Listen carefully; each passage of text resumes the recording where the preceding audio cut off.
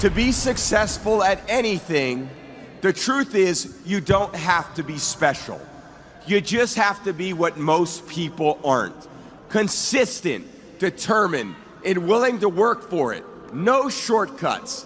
It's hard when you're young to wake up in the off season at 6 a.m. to go train and work out, knowing that all your friends are sleeping in and eating pancakes.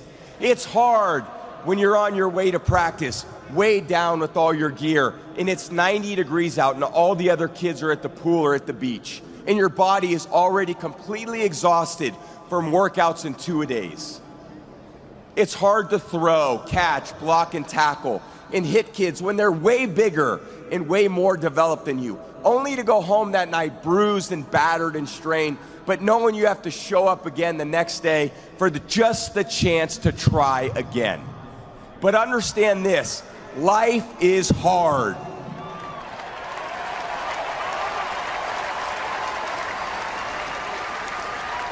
No matter who you are, there are bumps and hits and bruises along the way.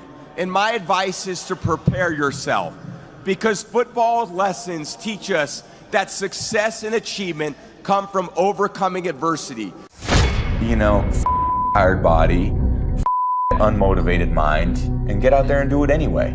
You know, you better fight yourself, because you're not only winning when things are going your way.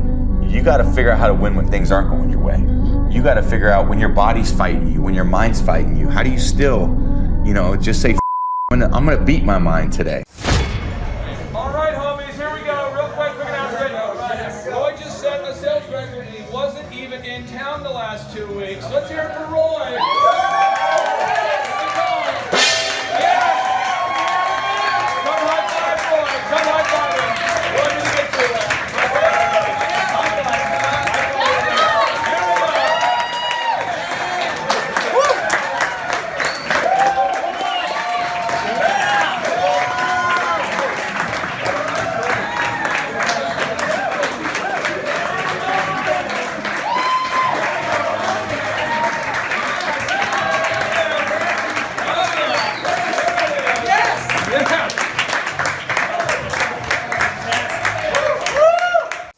What kind of growth have you had since you and I have been working together over these past few years? 3.45 million. I got those stats before I got on here. So you've grown by 3.45 million. Yeah, 3,450,000. Would that be like if you took the combined revenue and maybe doubled it? Have we gone up by about almost 3, not quite. Could you talk about just maybe the impact it's made on you, knowing that, okay, I'm going to pay this guy this amount of money. I'm not going to get a random fee or a random charge, or he's not going to, you know, go, oops, we had 2 calls, so it's more, or wow, we didn't meet this week, so it's less. Can you talk about just knowing in your mind that you got the graphic design, the photo, the video, the web, the search, the ads, all of that is a monthly thing? Yeah, not too long ago, I looked at what the average percentage of sales was spent on marketing, and I'm like half of the bottom number is what spent on marketing. Obviously, my marketing's working because we're tracking it, right, and the sales growth. And as far as the SEO and like I've messed up and didn't send money to the hosting service and crashed my website. Clay had it back up in half a day. It's really great to have somebody call, just fixes it. I can do it. I do. You do it. You do. So it's very powerful to me to have somebody that no matter what's going on, no matter what crashes, you can take care of it. And I'm very convinced that it's a great bargain. I don't know how you do what you do as cheap as you do, but it actually is super economical for me. Man, if you want change, you need to change, right? And if you knew what you needed to know to change it, you would have already changed it. So it might be good to get some knowledge. I always say this: you're stuck at your level of knowledge right now. So if you don't increase that, you can't go anywhere. And especially in the area of business, most startups are technicians, right? A lot of technicians are kind of arrogant and don't think they need any help. Never even read a book on business. That was me. And then wonder why you're having trouble running one, right? So it is a huge win to actually start learning about business. And I read books now, and I value knowledge. But it was a journey that really took the lid off of me, or I'd be in crisis right now at 65 and having to twist wrenches still and be in that mode I was in when I came to you. So I would encourage everybody, even for your health, your marriage, fix it. You need to fix it. Folks, on today's show, I'm going to tell you about a success story. I'm telling you a success story of a real diligent doer. Now, he could be a male model. You might say, come on, this guy's not real. He's an actor. He's a paid model. His website is RC Auto Specialists. RC Auto Specialists, that's his company number one. Company number two is thegarageba.com. This is a automotive repair business. And over here, the Ford business is a diesel repair specialty shop. And again, he could be a male model. He could be an actor. He could be a rapper. He could be an AI-generated example of perfection. But he's Roy Cockshaw. He's in the flesh. Roy, welcome onto the Thrivetime Show. How are you, sir? I'm happy. Thanks for having me on, Clay. Well, I wanted to have you on the show because I have a client that I'm working with right now. Great guy. And this is not a passive-aggressive testimonial, but he's in the automotive space, and he's kind of going, yeah, but my industry is different. So let's start off with the success, and then we'll get into how we've done it together. What kind of growth have you had since you and I have been working together over these past few years? 3.45 million. I got those stats before I got on here. So you've grown by 3.45 million. Yeah, 3,450,000. Would that be like if you took the combined revenue, maybe doubled it? Have we gone up by about almost three, not quite. Got it. So almost three times. Yes, 275% at least. Now, what happens with a lot of people, and this, I'm going to send this show right away to this particular guy, is okay. A lot of times we have a bakery, a dentistry, a law firm, a product, and a lot of my clients will say, you know, it's different in my industry because I'm sure you see the same thing in your business. People bring in a car and they say, look, I don't need a diagnostic. I think what it is this. Look, I don't need you to look at my car. I think it's this. Could you maybe just talk about when you and I first met, what were you thinking, or what was kind of going through your mind as you were being introduced to me by some of your friends? Yeah, you know, I was in a crisis situation on my second business. I was minus 250,000. Now, my first business went pretty good, but I was a mechanic trying to run a business. I wasn't a businessman, and that second one taught me a pretty good lesson. So a good friend of mine, Aaron Antis, recommended you, and so that's why I reached out to you. And when we and I first started working, I always tell people, they say, how do I grow a company? And I'm going to pull out my sheet, or at least how I look at it. I'm going to pull it up. I'm going to go to rumble.com. I'm going to pull up our recent business videos so people can see this. And if anybody out there, you want to follow along, go to any of my business shows. I always put the proven plan in those notes. So let me pull this up real quick. Yep. And I'm scrolling down, and here we go. So people say, what's the most important step I need to take to grow my business? I said, there's 14 steps, but let's go one by one. The first step is you have to know your revenue goals. Roy, every time someone comes in to service their vehicle, you're the kindest guy I know, and I know that you do this. If nothing else, you like undercharge for stuff. And if you're not intentional and you don't know your revenue goals, what's going to happen by default for a guy like you who frankly would give the shirt off your back to people, and you do that? What would happen if or I guess what was happening by default? Yeah, we were just going under, you know, and I was, like I said, I didn't have the knowledge to pull it out because I was a mechanic trying to run a business, and this one was going to require a businessman. So my journey with you was learning metrics, learning all 14 of those steps were foreign to me. I just thought, hey, I can do this. And like I said, the first one just kind of went by itself. The second one was the one that forced me to change. So that is how my journey began with Mr. Clark here. So. Now, second step is, you know, you have to know your break-even numbers. And sure. Break-even is just, you know, how much business do we have to do just to break even? And maybe for the listeners out there that don't have a context of what you do, could you maybe share about the kinds of services that you provide at your automotive businesses, just so listeners can get an idea of the kinds of solutions you provide before we get into the break-even numbers?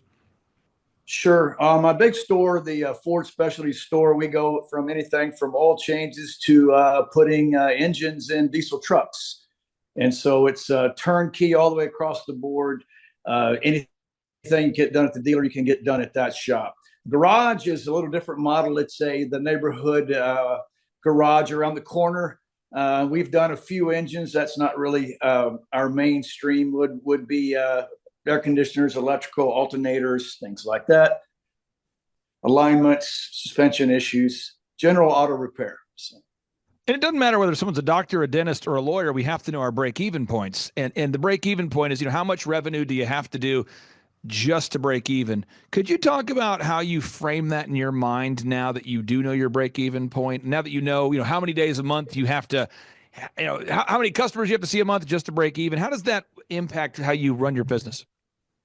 Yeah, I mean, you're behind, you're under until you hit that number, and so there's some urgency to get to that number. And I've found that with my employees, if they don't have a target either, then they don't really strive to hit it. And so I've structured my pay plans to where we're all on commission. And so we all are going the same direction for the same reason, and it works good for us. But they most definitely know where that break-even point is when we start making money. At this point, my break-even point is right at 48,000 gross profit per week, shops combined. And that, and I love how you mentioned the merit-based pay. Everybody on your team is getting paid based off what they produce, not based on how many hours per week that they occupy space and breathe air. Moving on to step 3, you have to figure out how many hours per week you're going to work. Now, this is one thing that's been interesting about you and the different clients I work with, is I have some clients that I work with that are 25 years old, and I say, how many hours a week do you want to work? And they go, ooh, 30 hours a week. And you go, really? Then there's a guy like you who you've been working, 6 days, 7 days a week for years, and you're a Bible believer. You always take your family to church, but you would do whatever it took, and you have done whatever it takes to be successful. And so you did that. But you knew in your mind that you had a vision that you wanted to get to a place where you could take your wonderful wife on dates and spend time with the grandkids and do that. And so you were willing to put in the work, but you also had boundaries on how many hours per week you're willing to work and what days you wanted to be free to travel. Could you talk about the balance of that? Because I do see a lot of young whippersnappers being unwilling to put in any work at all to grow the company. Then I also see grizzled entrepreneurs willing to work 7 days a week. Family, don't even worry about the family. We're just going to work 7 days a week. Sure. I want to get your thoughts on how you balance that. Yeah, I believe there's seasons of life. Starting a business, you're all in. There's kind of I would call it an adrenaline rush for at least the first 2 or 3 years where I'm working literally 70, 80 hours and not really even thinking about it. It's just what we have to get done here. And after you get some success, I've throttled that back some. I've got a couple of young 35-year-olds that are doing the heavy lifting, and I'm actually running it like a business. Thank you, Mr. Clark. And I was a mechanic attempting to do it, and I was in what I call micromanager hell. I didn't have systems, processes, so I was a fireman, and there was always more fires than I could put out. So hence the 70 or 80 hours, not real efficient. So now I can take off a week or two and not even get a phone call. But that was after many years of grinding and getting to that point. So powerful. I want everybody to take notes. What you're hearing, folks, is a real entrepreneur, a real grandpa, a real committed husband, a real committed dad, who's just giving you real information here. Okay, there's no BS here, folks. Now, step number 4, you got to figure out your unique value proposition. We have to figure out your unique value proposition, and there's a lot of automotive repair shops competing for business out there, a lot of diesel repair shops competing for the marketplace.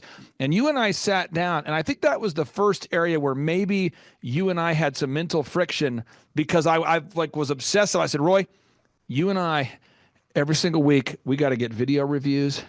We got to get images on that website. We got to write search engine content that no one's going to read. And we got to get more Google reviews. And then we got to run the same ads every week. We don't have to change them every week, but we keep those ads. So VISMD, for people taking notes, it's video reviews, images, search engine content, more Google reviews, and then run those ads, never turn them off.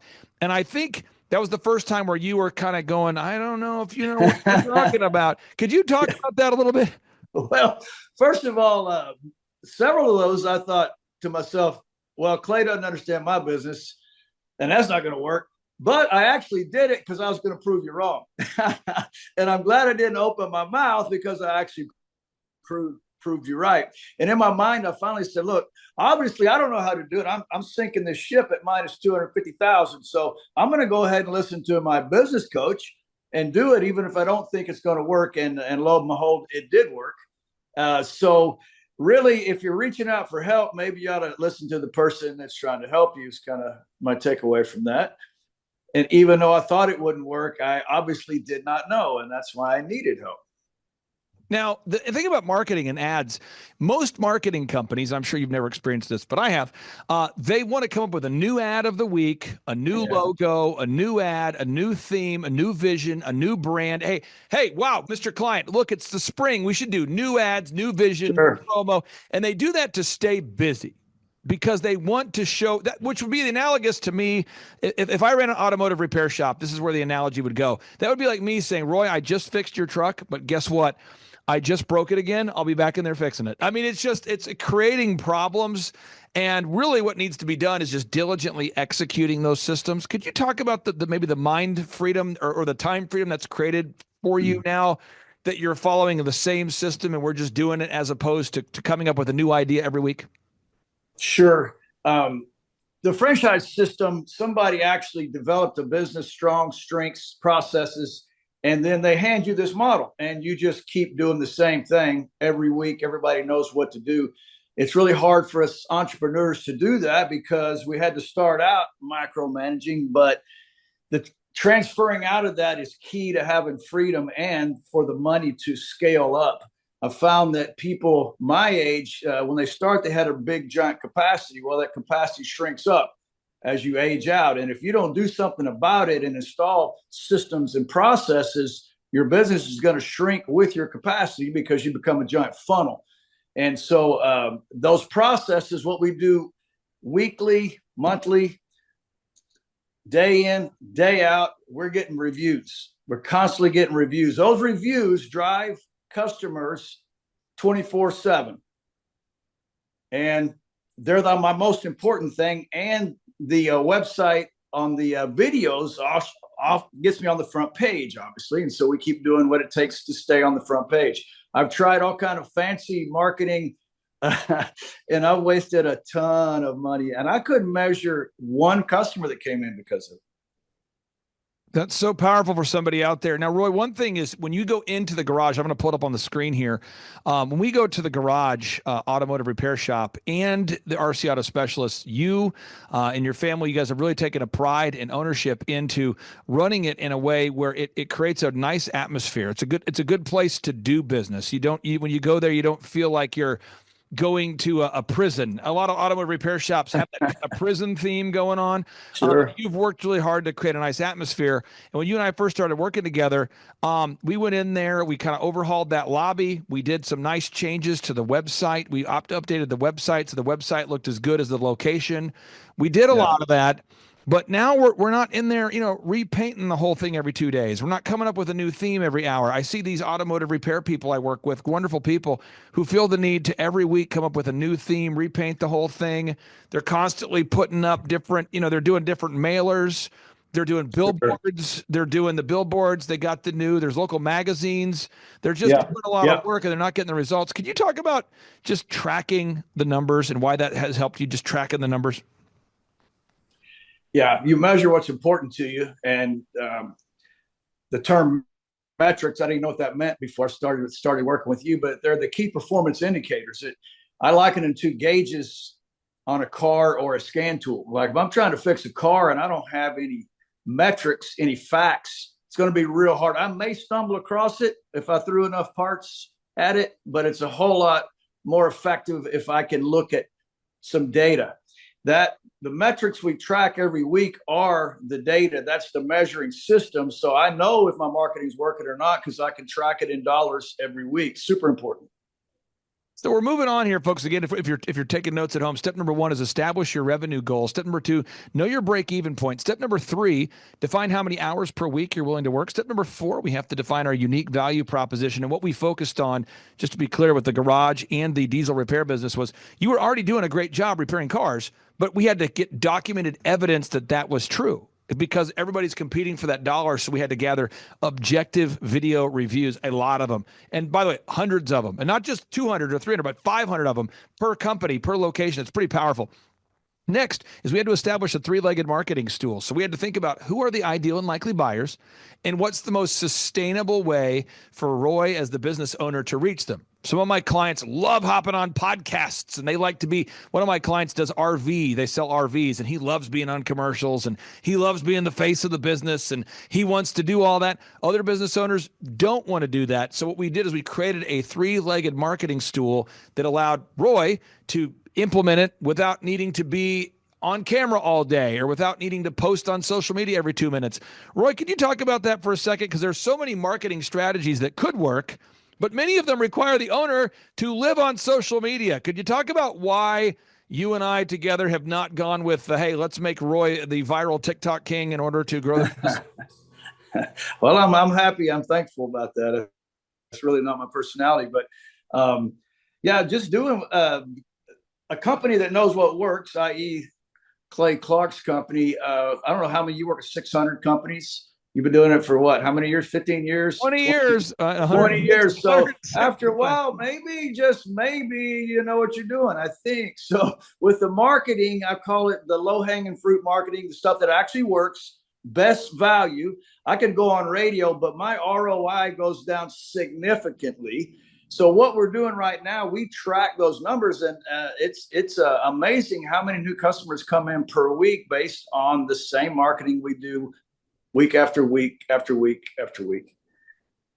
Now, Roy, you know, I remember this like it was yesterday, and I'll let you share as much of it as you want. But every client we ever work with, well, I always say, I tell the business owner, I said, we need to install call recording. Oh, man. I had a fantastic conversation with the dentist this morning. And I say fantastic. Okay. It did not go well. And I was on the phone with Mr. Dentist. I said, Mr. Dentist, I know you're paying me to help you. I really want to help you. And he says, I just have pushback on the call recording. I said, well, why? He goes, because if I play the calls, it's going to create an awkward culture. And we found out that his daughter is the one answering the phones. And so I said, can we just go in and just listen to a couple?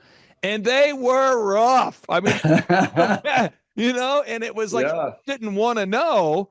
So I said, do we have anybody you're not related to? He said, well, one more, that we got a lady we know from church.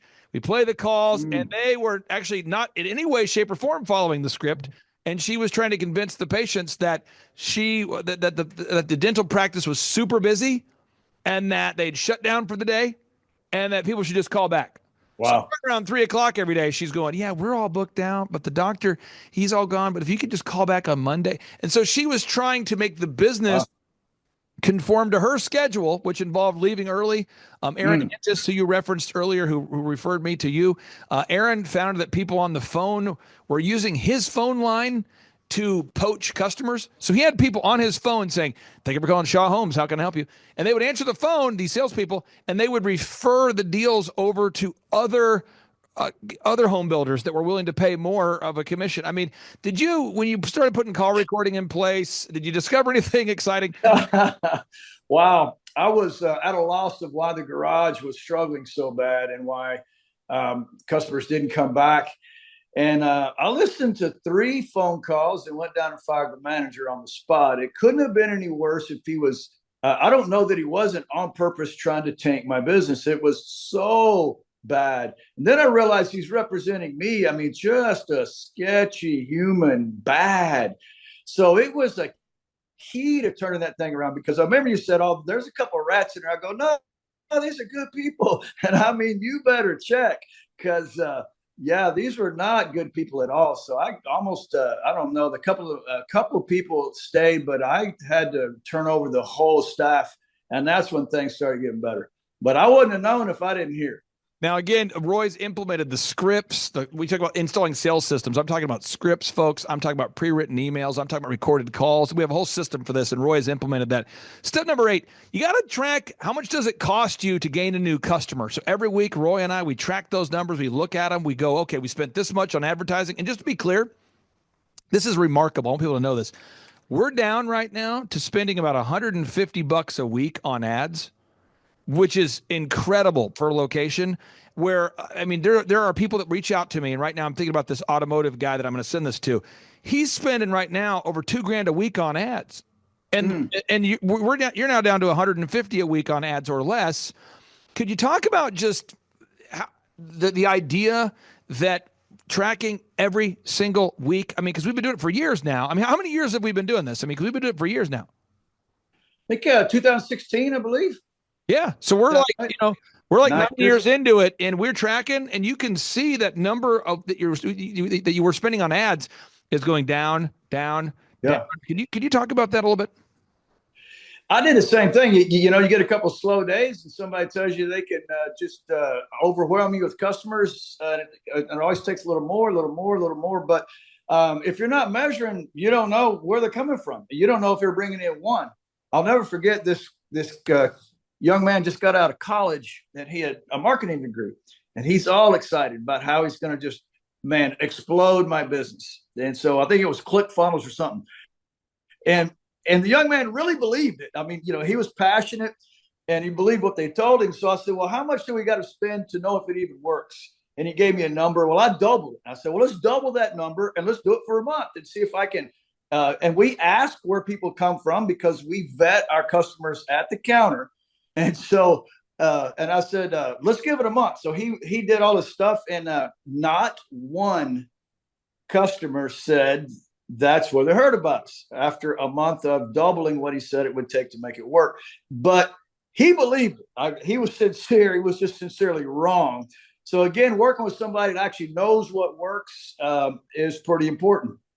Now, step number 9, I want to brag on Roy for a second, folks, for anybody watching this. We all have different strengths and weaknesses. One thing Roy does really well is he's organized. And it's hard to build an organization unless you're organized. And I would say 90% of the clients I work with are not organized. And so when you go to the garage or RC Auto Specialist, everything has a place.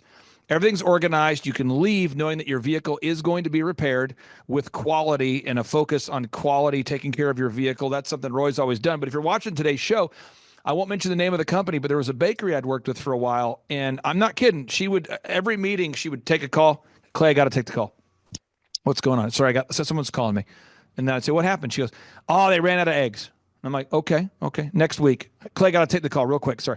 They ran out of flour. Got to take the call. They ran out of toilet paper. And I'm going, hey, we're focusing on the marketing and the accounting and the systems and the legal and the tracking.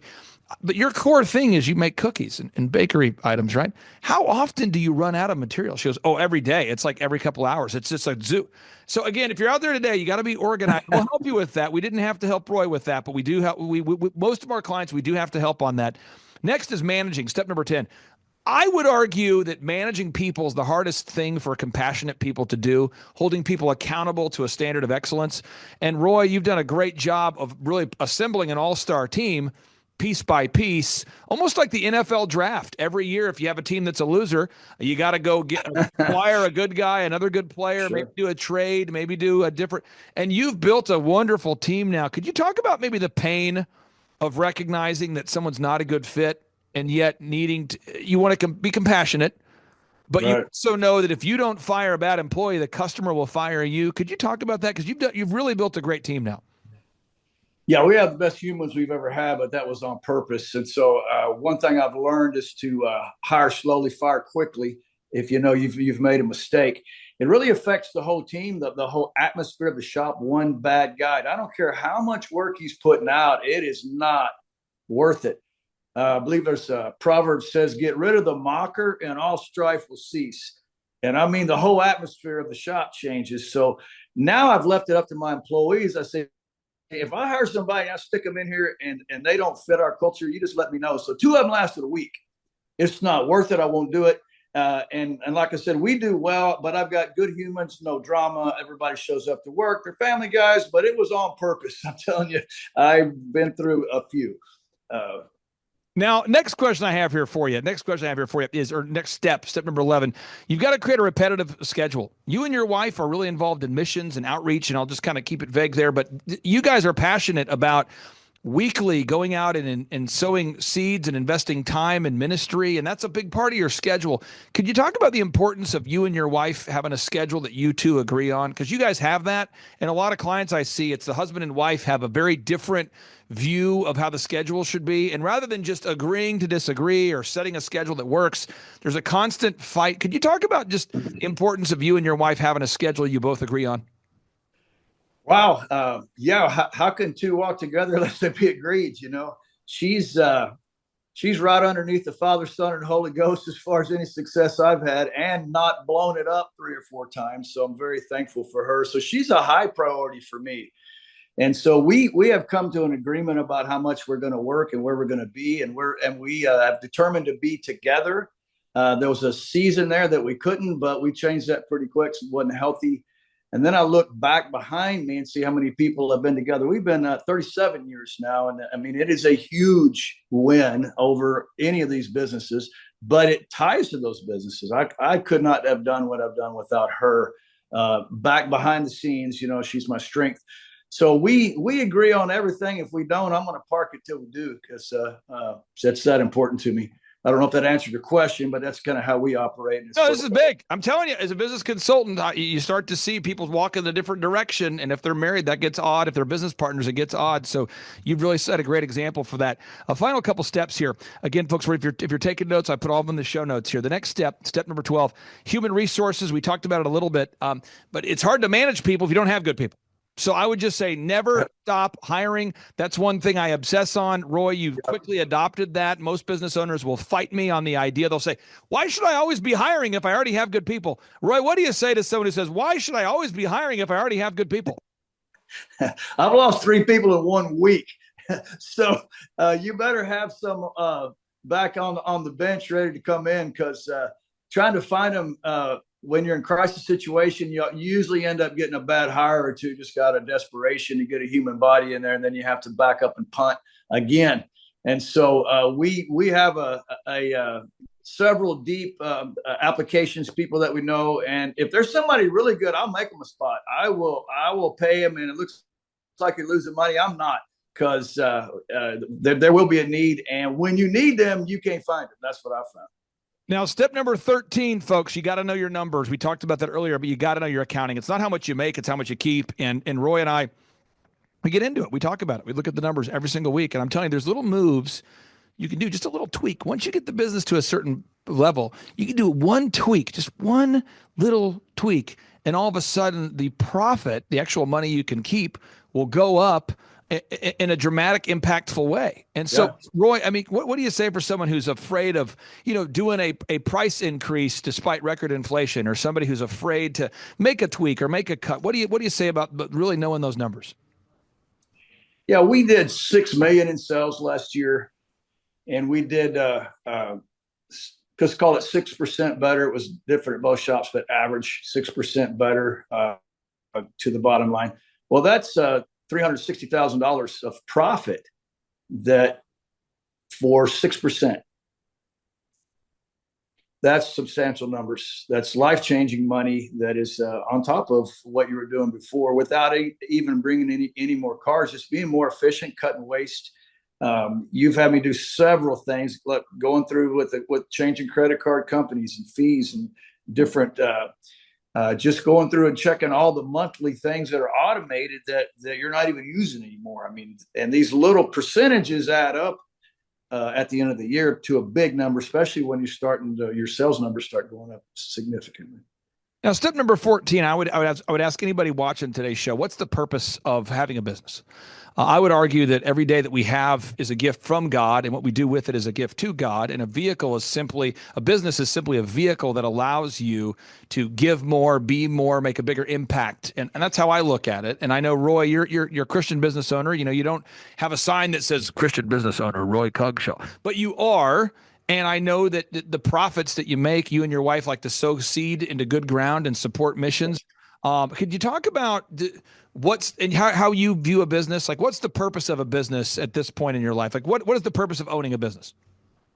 Yeah, at this stage of my life, I was just trying to get some money and get out of crisis, and starting the business. But we have a nonprofit that the businesses fund. It's closer to a foundation at this point. I always say you'll do more for a higher cause than you'll do for yourself. Like I work night and day in side jobs for my family. I wouldn't have worked that hard just for myself, but there's a higher purpose now with I call it doing some 10,000 years from now stuff. That's really what flips my switch now.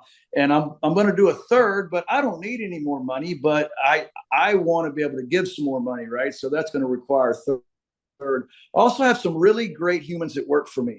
and they make really good money. They can work 5 days a week and enjoy their family. That's super important for me to have. Also, I actually enjoy being around these guys. So starting the third will give some room for movement, and everybody can move up and make more also. So that's what flips my switch. Okay, my final two questions for you. Here we go. Okay, all right. When you pay me, I pay. We deliver service for you. What I know is I know that you and I have a meeting every week, and at that meeting time, the purpose of that meeting is to make sure that we identify what needs to be discussed. We identify, we discuss, and we solve. What am I saying? We identify the biggest limiting factor, we discuss the best way to solve it, and then we solve it. So identify, discuss, solve, IDS. We do it every week. And so the meeting doesn't need to be 2 hours. It doesn't need to be 90 minutes. The purpose is to identify what needs to be discussed, discuss it, and then solve it. And for me, it's peaceful knowing that I'm working with 160 people that I actually care about, and knowing that they're going to go out there and take those profits and do great things with it. Could you talk about just maybe the impact it's made on you, knowing that, okay, I'm going to pay this guy this amount of money. I'm not going to get a random fee or a random charge, or he's not going to, go, oops, we had 2 calls, so it's more, or wow, we didn't meet this week, so it's less. Can you talk about just knowing in your mind that you got the graphic design, the photo, the video, the web, the search, the ads, all of that is a monthly thing? Yeah. Not too long ago, I looked at what the average percentage of sales was spent on marketing, and I'm like half of the bottom number is what spent on marketing. Obviously, my marketing's working because we're tracking it, right, and the sales growth.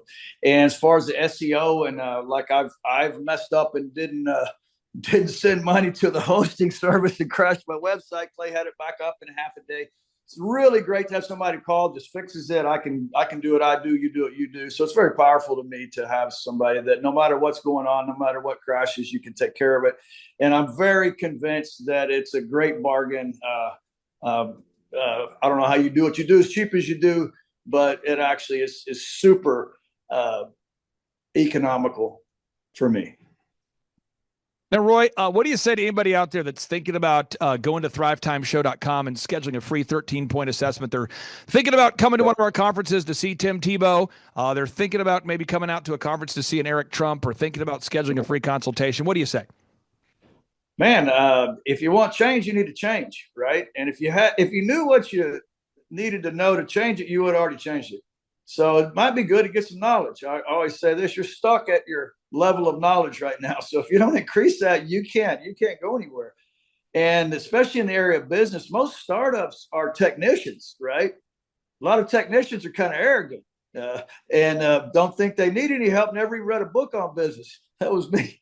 And then wonder why you're having trouble running one, right? So it is a huge win to actually start learning about business. And I read books now, and I value knowledge, but it was a journey that really took the lid off of me, or I'd be in crisis right now at 65 and having to twist wrenches still and be in that mode I was in when I came to you. So I would encourage everybody, even for your health, your marriage, fix it. You need to fix it. Roy, you're the best joke giver I've ever seen. You have a delivery. It's a mastery. I'm not trying to paint you into a corner. I know you have a good joke. And okay. Give yourself a moment to get ready for that joke. If you're watching this right now and you don't find this funny, there's something wrong with you folks psychologically. Roy's the best joke. Every week he has a different joke. So, Roy, I'm ready. What do you call a man with a toe growing out of his knee? Tony. Yes. Does your wife feed you these jokes? Where do you get this endless source of jokes? She rolls her eyes. She's not one of my biggest fans on the jokes at all, but it doesn't slow me down much. Well, thank you. He's a comedian. He's an entrepreneur. He's a husband. He's a great dad. He's a committed Christian. I encourage everybody out there, check out his websites. He's a real guy. Roy, thank you for carving out time for us today. I really do appreciate you. All right. Thanks, Clay. Have a great day, brother. Take care. Bye-bye. All right. Bye. One of our accountants had said, you've got to meet this guy, Clay. So we ended up meeting with Clay, and he's helped us go from right before we opened the 3rd location now to 6 locations. And so we've more than doubled our revenue. And these are ground up build gyms. And so it's not, the barrier for entry is pretty high. It's 20 plus staff at each location. So yeah, it's been a lot as far as running systems, checklists, workflows, who does what, when and how, training us on that. Clay's helped a ton. We would not be where we're at without him. So huge win. Charles, from an ROI perspective, if someone's going to look at it and go, return on investment, I pay you $1,700 a month. Will I make more money than I'm paying you? How would you maybe tackle, or how would you respond to, what kind of return on investment have you seen for the $1,700 a month you're paying? Well, for example, Clay has got, there's no better business coach in the world that has the way he works, the way his mind works, but he's also got a team of other business coaches that have worked in lots of different industries. So he's worked in every industry. His staff has worked in every industry. He's got videographers, web designers. I mean, just for the fact of like just the website alone is worth the 1,700. Just the ability to take any of their proven systems, whether that's a marketing thing or whether that's a staffing thing, like one thing done in the month it pays for itself. And then to understand this, there's a part of where, some week you may be like, well, you know what, I'm not getting a whole lot out of this call. But the bottom line is, it's like when you read the Bible, there's times you're just reading it and then you're like, you know what, and then you read it that one time and it's like God really speaks to your heart. And the whole truth is, it's like there's no way that you can get that kind of value for $1,700 to have a whole team of coaches, graphic designers, web developers, anybody that has that type of knowledge, in your back pocket. And then the whole thing is run your business with being somewhat conservative. Make sure you don't run it to the edge all the time. But by doing that, you have that skill set. You have those tools on your tool belt. Yep. And I just think it's just like the cost of doing business. Like just understand it. That's what I think sometimes the payment we make, I feel like, is peace of mind, even because there have been multiple times throughout the years that we will either be butting heads on something. We're super confused about something. We're fearful about something in the market's changed, and it's a quick call to Clay. Well, Thrive Nation, it's a very special occasion because a lot of times on the Thrivetime show, I get to interview people that I am friendly with or have an acquaintance with, that kind of thing. And I enjoy that. But it's really an honor whenever I get to interview someone who I consider to be a friend or people that I consider to be friends of our family. And it's awesome when we can celebrate a success story because it's a life-giving thing. And for somebody watching today's show, if you feel you need like a checkup from the neck up, if you feel stuck, if you feel like you don't have the resources to get started, but you have the resourcefulness, maybe today's show is the show you need to hear, because this is a couple. They started this business together out of their house, and they've now grown it into a multi-million-dollar, super successful company. And I've had the opportunity to work with them in a consulting or coaching capacity over these past 5 or 6 years, and I am so excited to have them on today's show. And with that being said, Amber and Charles Kola, welcome on to the Thrivetime show. Amber, how are you? Great. Thanks, Clay. It's awesome to be on here with you. Yes, we are excited. Okay, so I got to ask this real quick because people think you're a hologram. How long have we had the opportunity to work with you, or how long have we worked with you guys together from a kind of a coaching relationship? We probably started back in 2017. 2017. Yeah. So yeah, we're looking at 7-8 years. Yeah, I mean, it's coming up on 8, probably. It's a little over 7. And from that time, I mean, you guys have experienced tremendous personal growth and business growth. I mean, could you, Charles, maybe talk about, I'm not looking for your specific financials, but could you maybe talk about maybe the size you guys have grown over these past 7 or 8 years at kolafitness.com? Absolutely. Yeah. We started off, we were getting ready to open our 3rd location.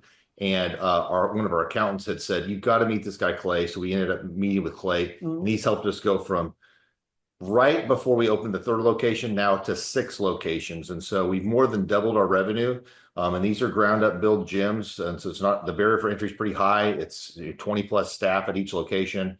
So yeah, it's been a lot as far as running systems, checklists, workflows, who does what, when and how, training us on that. Clay's helped a ton. We would not be where we're at without him. So huge win. Now, I'm going to ask you guys this story because I want you to be able to encourage somebody. I'm not sure who's going to watch this show, but I view every show as kind of a message in a bottle. So somebody's watching this show and they're going to relate to this story. And I'm going to let Amber go first because I think she'll maybe have a less rosy view of how it was. But you guys started kolafitness.com doing personal training to individual clients in your actual home. So like your living room was where the squat rack was, or the bench press was in the kitchen, or Amber, what was that like when you started kolafitness.com? Well, I think when you're starting something like that, you don't see bigger picture. You're not thinking that far ahead. You're just kind of thinking you have to work, you have to survive, you've got to make money, you're doing what you love. Um, and so with that, it was kind of more as a survival. And also, we couldn't afford furniture to go in our formal living room and formal dining room. Yes. And so we were kind of stuck in a situation where Charles needed a place to train and he had a full clientele. And so we just were, well, why don't we find like a big universal piece, stick it in the living room because it's just an empty room. And the dining room became more of the office. And so we bought a big universal piece and threw down some rubber flooring, ripped up the carpet and put some big mirrors on the wall. And we just started doing what we needed to do at the time with I definitely did not think it was going to be in my house for a couple of years for sure. But Yeah, a lot of it was fear of failure. I was like, I want to Yeah. make sure that, I can provide for my family. And we were trying to every lead I had, I'd follow up with every client I trained, want to make sure that I gave them good results.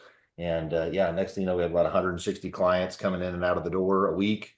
And it's me and about 4 or 5 other trainers training out of our living room. And so it became a revolving door of fitness. And then Amber also did some hair. So she had a hair salon in the back of the house. So it's like a training studio in the front of the house and then a hair salon in the back of the house. So Yeah. Now, the win. Now, I want to share this story because I don't know if I've ever shared this story with you, but I think our listeners need to hear this because your story is better than mine. But let me just show this to the listeners real quick here. If we go to 111th and Memorial in Tulsa, Oklahoma, my wife and I, we were 20 years old-ish, and I remember I was so excited to be able to build our house. I remember telling my wife, honey, we can afford to build a house. We are going to build a house, a brand new house. She was so excited. I remember we were driving down Riverside. She was like, we're going to buy a house. I go, yeah. She's like, we're going to build a house. I'm going, yeah, because we're, young couple. We'd just been married a couple years. Right here at 111th and Memorial, I found a builder named Rob Brewer who did a phenomenal job. I would hire him again. And this is a true story. So I built this house from scratch. And so my neighbor comes by, Wendy, God bless her. I'm not going to mention her last name. Wendy comes by and she's like, hey, what are you doing? I go, what do you mean? Because I'm having like 40 couples a week that are walking up to my front door, hanging a right at my office. And there's, not kidding, there's probably 8 DJ vans in my backyard. And she's like, what are you doing? And I'm going, well, what do you mean what I do? She's like, this is a residential neighborhood. What are you doing? And I said, well, I'm running a business. She said, you can't run a business here. So I had back here in the backyard, no kidding, I had 8 different vans back there. And then neighbors kept asking me if I was running drugs. I mean, people were concerned because the first DJ would come to load up gear at 4 in the morning, and our last guy would come home at 3 in the morning. And it was just a wild thing. So I got to ask you with the gym, Amber, how early were people coming to work out, to do squats and bench press and cardio? What time were they showing up? How many people were showing up? Oh yeah. So he's relentless and he'll fill any hour he can. And so he would start as early as 5 a.m. with his first client. And, sometimes it would last until about 10 o'clock at night. And so it was just a revolving door. And we always blocked out the middle of the afternoon at 2 o'clock every afternoon. And him and as we added staff, we would all work out together. So it became this big, workout session together. It was awesome. And this is a real thing. Now, Amber, I'm not looking for anything super salacious, but I mean, did you ever have awkward situations? I mean, because you're sleeping there, you're living there. Do you guys ever have just like, Yeah. I remember with the DJ business, my wife about once a week there for a while, she would come downstairs and one of my DJs would get, Clay, where's the bathroom? I'd say, right there. And they would walk into our master bedroom and I'm like, get out of there. That's my bathroom, you sicko. I mean, did you ever have just weird client interactions? Oh yeah. Totally. Our kitchen became like the staff break room. And so all of a sudden I've got everybody's lunches in my fridge. And I remember one day a guy had went to get the barbecue sauce out of the fridge and just drops it. And it just shatters all over the kitchen floor. But his client was here. So he looks at me kind of like, and I was like, just go. So I'm cleaning up barbecue sauce out of the kitchen. One morning I had gotten out of the shower and I come out of the bathroom, which is at the top of the stairs. And I'm just making that short little jagged over to my bedroom door. And so I have my hair in a towel and a robe on, and I open the door, and right there at the bottom of the stairs, Charles has one of the clients doing calf raises. And they just, good morning. And I thought, get this out of my house. So Yeah. the trainers napping on the couch between clients. And our middle son was in pre-K at the time. And so he'd come home half the day and he'd sit on the couch. He was just so little, his feet would just stick straight off the couch. And he'd try and watch cartoons. And there would be someone on like a ab mat on the floor right in front of the TV doing crunches. Right. And so he's just watching his little cartoons as someone's doing crunches in front of him. And so, oh yeah, the whole family was in on it.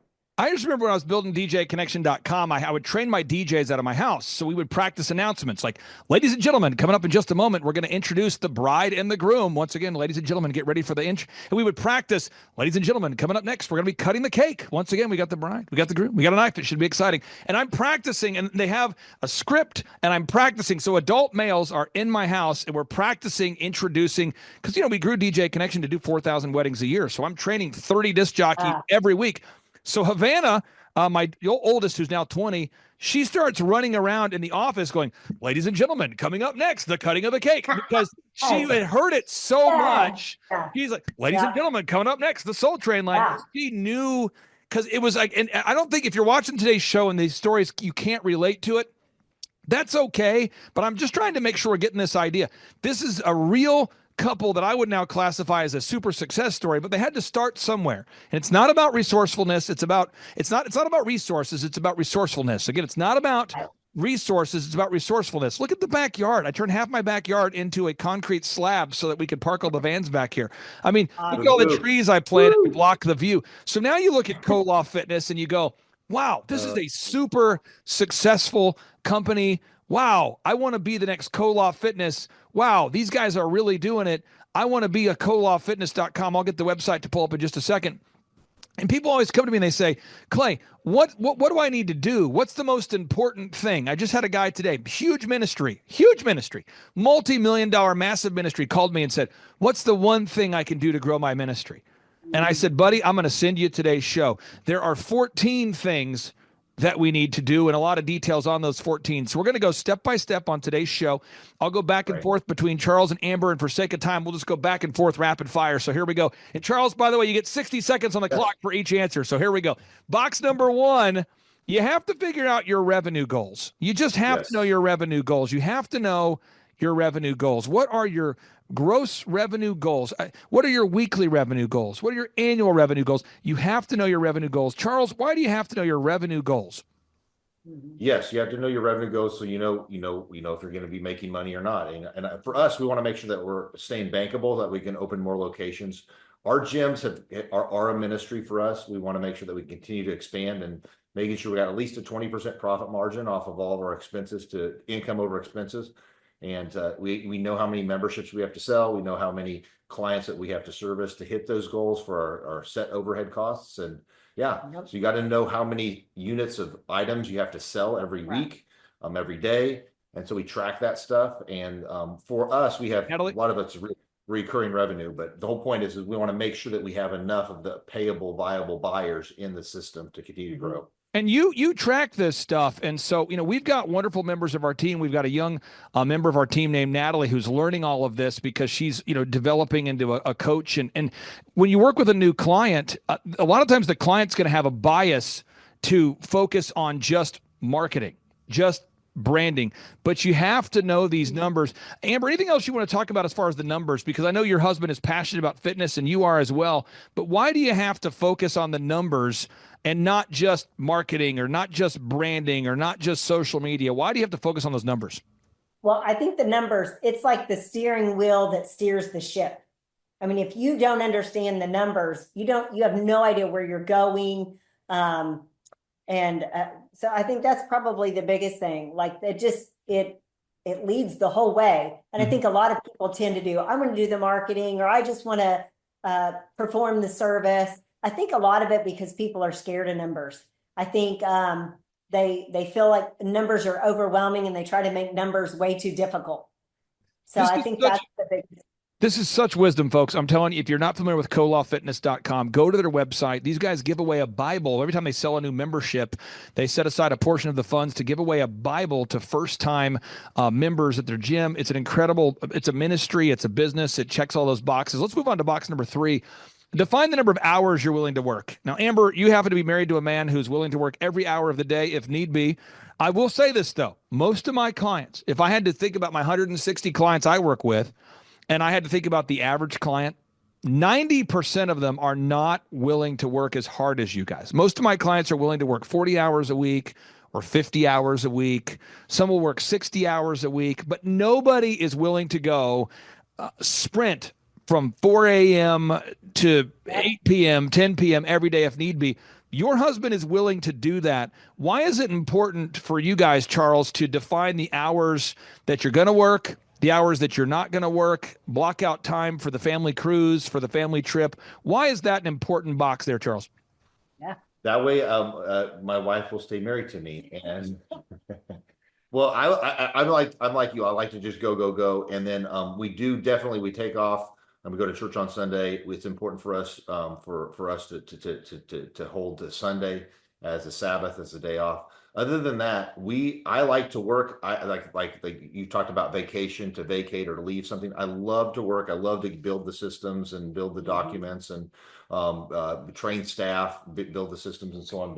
But we do have to make sure that once a quarter we try to look at taking time off. Go ahead. Right. Well, I would say the biggest thing that we always talk about in marriage, family, and work, expectations and boundaries.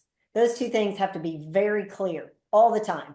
So as long as he understands what my expectations are, and I need him to fulfill a husband role in addition to working, as long as he understands that these are my expectations and then these are my boundaries, and as long as we communicate that, then we're good. I'll say one more thing is that for us, we've kind of at the spot to where, we just work on the business, not in the business. So we don't actually do the day-to-day stuff, but we work on the business systems, checklists, workflows, training, coaching people remotely, because we do live in Florida. Our clubs are in the Midwest, Oklahoma, Texas, Missouri, and Kansas.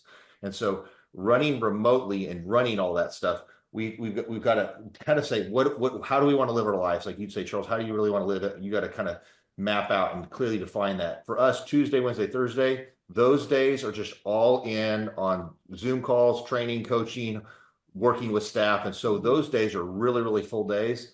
And then the rest of the time, like on Friday, Saturday, Sunday, Monday, those are all lighter days that we don't block in a lot of meetings. It's like no meetings that we plan, but I'm still working on things that I want to work on, but I'm not leveraged to having to. So I've kind of created my 3-day work week that's like super long, and then the rest of the time I don't have meetings, I don't get held hostage on a lot of stuff, and people have to kind of have a gatekeeper to get to me. But other than that, that's how I've tried to map that out so that I can continue to mastermind and kind of grow the brand and have some meta perspective on how I want to continue to grow. So there's so much. Again, for folks, if you want to learn entrepreneurship, this is real people.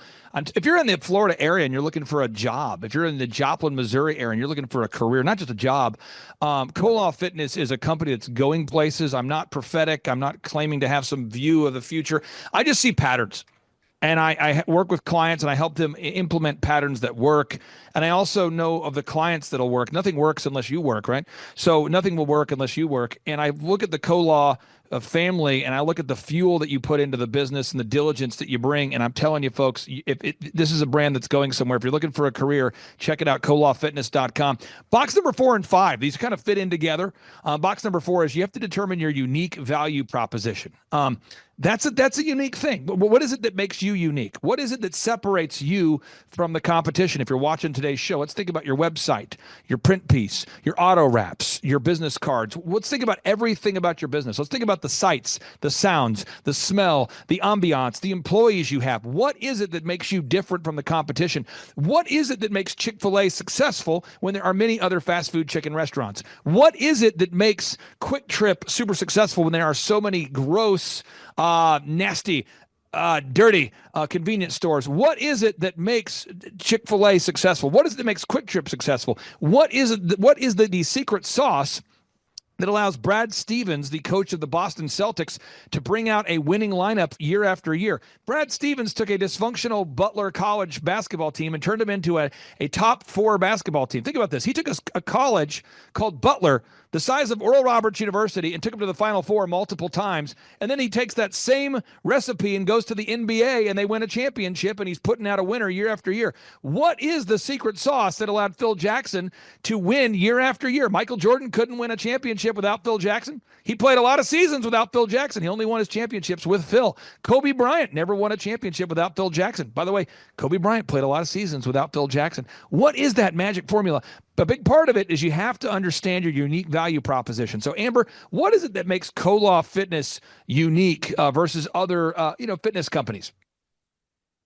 Oh, for us, it's culture, hands down. It's culture all day long.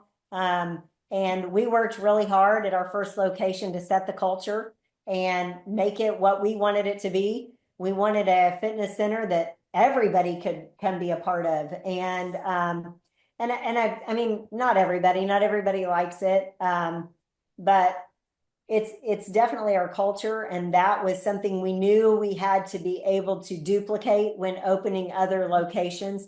And so that is probably the number one piece that we train, develop, encourage, that we're the biggest part of the company that we are still a part of is the culture part. Yep. And that's the big part. I'm going to just kind of jump on a little bit more. We're unapologetic in our Christian component to that. Think if Planet Fitness is the McDonald's of gyms, Kolaw Fitness is the Chick-fil-A. And what I mean by that is we are a strong Christian culture. We hire and we look for people that match that. They don't have to be a Christian, but they do have to align with those values. All of Christianity summed up in one word is the word agape. That's an unconditional love. We want to make sure that we actually hire people that are into customer service, that likes people. Serving. Who'd have thought customer service? We're going to find people that actually like to serve people.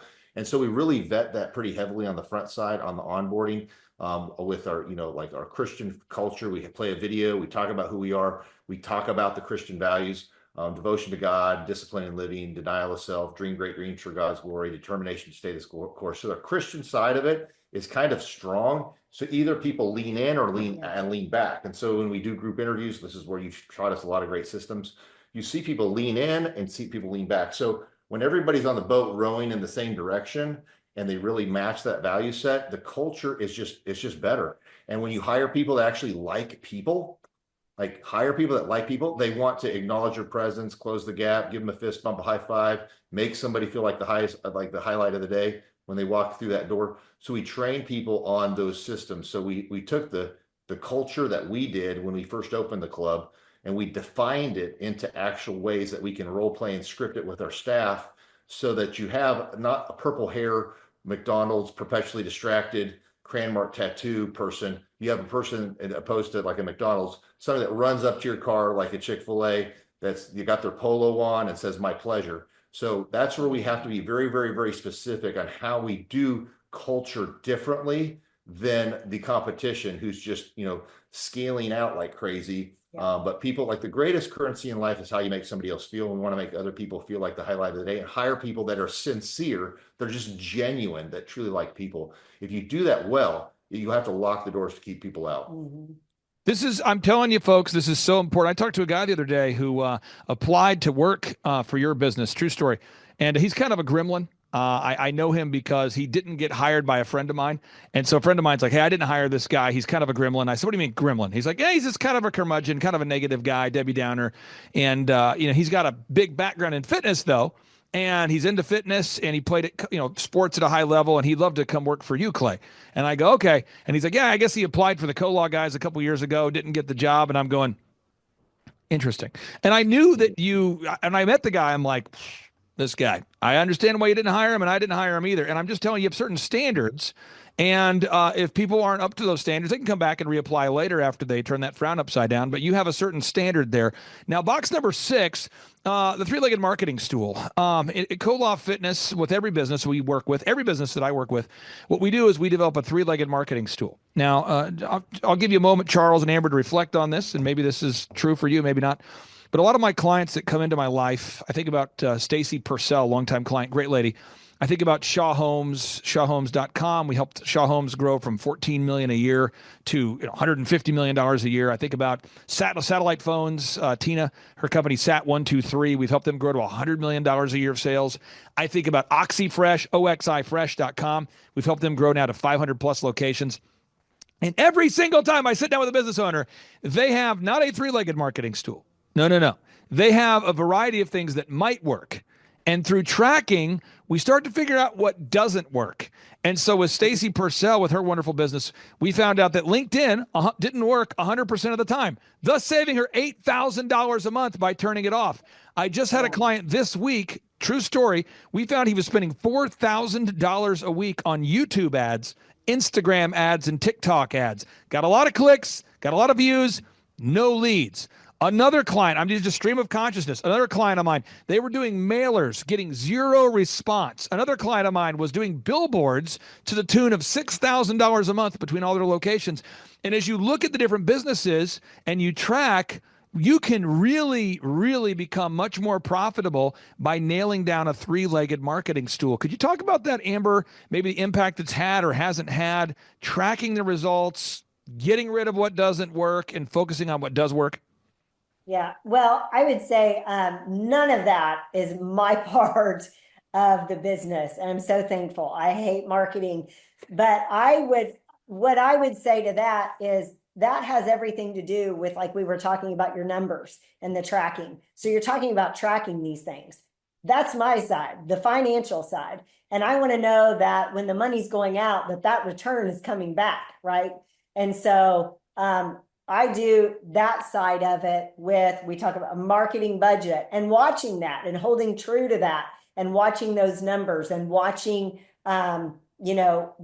the revenue that comes back from that marketing. So you may be able to talk more on the marketing. That's your. Yeah, no, absolutely.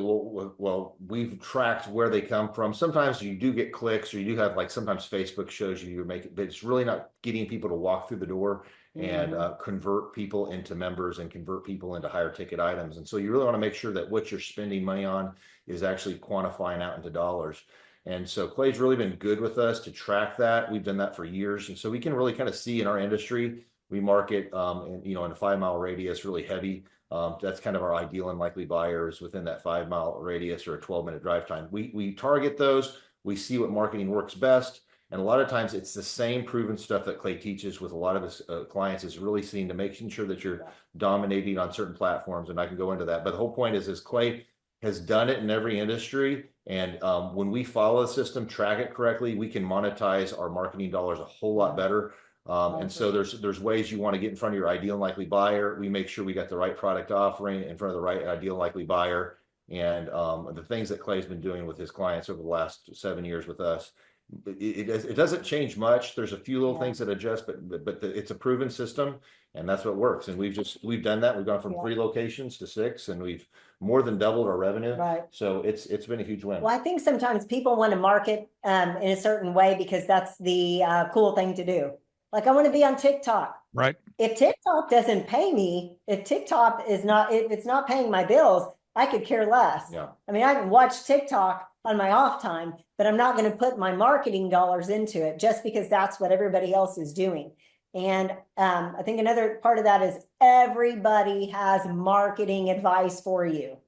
Everybody thinks they're some marketing guru, because they see ads, and I don't think that's true either. Now, I'm going to ask you this, Charles, and I'm not ready for your answer yet. I got to mentally prepare myself for this, but you do not have the ability to not be honest here. Okay. So a guy called me here today, and I thought, man, I'm going to send this to him right away. Okay. Guy reaches out to me. He's in the construction space. Okay. And he goes, this happens every day, by the way, but he says, what would a relationship look like if I hired you guys as my coach? If I hired you, Clay, and your team, what does that look like? And I said, well, we charge you $1,700 a month. So it's less money than hiring a minimum wage employee. That's what it is. We have a weekly meeting, and we follow a proven system. And anyway, and I said, we know there's accountability. There's so there's kind of three parts to it. One is we have a team that helps you get your photography, your video, your web, your search engine done for you, all those things. The second is we provide coaching down a proven path, and then the third is we have workshops every a couple months so you can kind of get a tune up. And I said, I said, Mr. Client, Mr. Potential Client, who I've known forever, I said, Clay Stairs describes me as the ass man, and he's like, the ass man. And I said, yeah, Clay Stairs, longtime client of mine. He's been a client of mine for like 15 years. He literally tells people that I'm his ass man. And they go, what? He goes, Clay, Clay has helped me grow my company, claystairs.com. He's helped me get into political office. But he kind of is like an irritant who follows up on the same things every week until they get done. So I wanted to ask you, Charles, how would you describe what the coaching relationship looks like for somebody out there that's saying, what is it like to work with, specifically me and my team? Well, to shoot you straight, I mean, Clay's highest desire isn't always your comfort in that coaching. His highest desire is your continued development, that you do hit your goals for financial. And a good coach, think of a good coach. A good coach tells you what you need to hear, because he doesn't just care about the comfort in the room or the comfort of the conversation. He cares about your character development, your personal development, to becoming the better leader. And if you want to run a great company, you have to be a great leader. You have to be the avatar. You have to be the great person. And Clay has really pushed that in me. And for me, like I thought I've always needed that. And I was just like, okay, Charles, stay humble, stay coachable. And that's the biggest thing is most business owners, they don't have the ability to keep a humble, coachable heart and be willing to grow. When you work with somebody that has a proven system, they've worked in every industry, they've got a team of videographers, graphic designers, web developers, people that will help you build the back end of your business correctly, the proven systems of continuous hiring, of staff team, like group hiring, that you always have staff ready to go. Somebody in the bullpen, so I'll take it. You always have continuous training, staff. You're never held hostage because there's somebody that doesn't know a skill set. You can always replace somebody. Because if you don't create a system, you're going to be a limited resource. And Clay creates the systems, helps you with document creation, file organization, and make sure you got that stuff so you have a proven template. It's really more like a franchisable prototype that you can handle the lowest skill set. So great people are great, but Clay's been really good at shooting me straight. If you have a humble, coachable heart and you're willing to grow, and you take 2 or 3 action items every week, next thing you know, 50 weeks, 52 weeks in a year, you've got a bunch of systems. You got a way better website. You got checklists, workflows. You got staff following systems. You got backup for each position. Because if you don't have people in the bullpen, you're going to be held hostage. And so you want to make sure that you got the right systems, checklists, and personnel ready to go.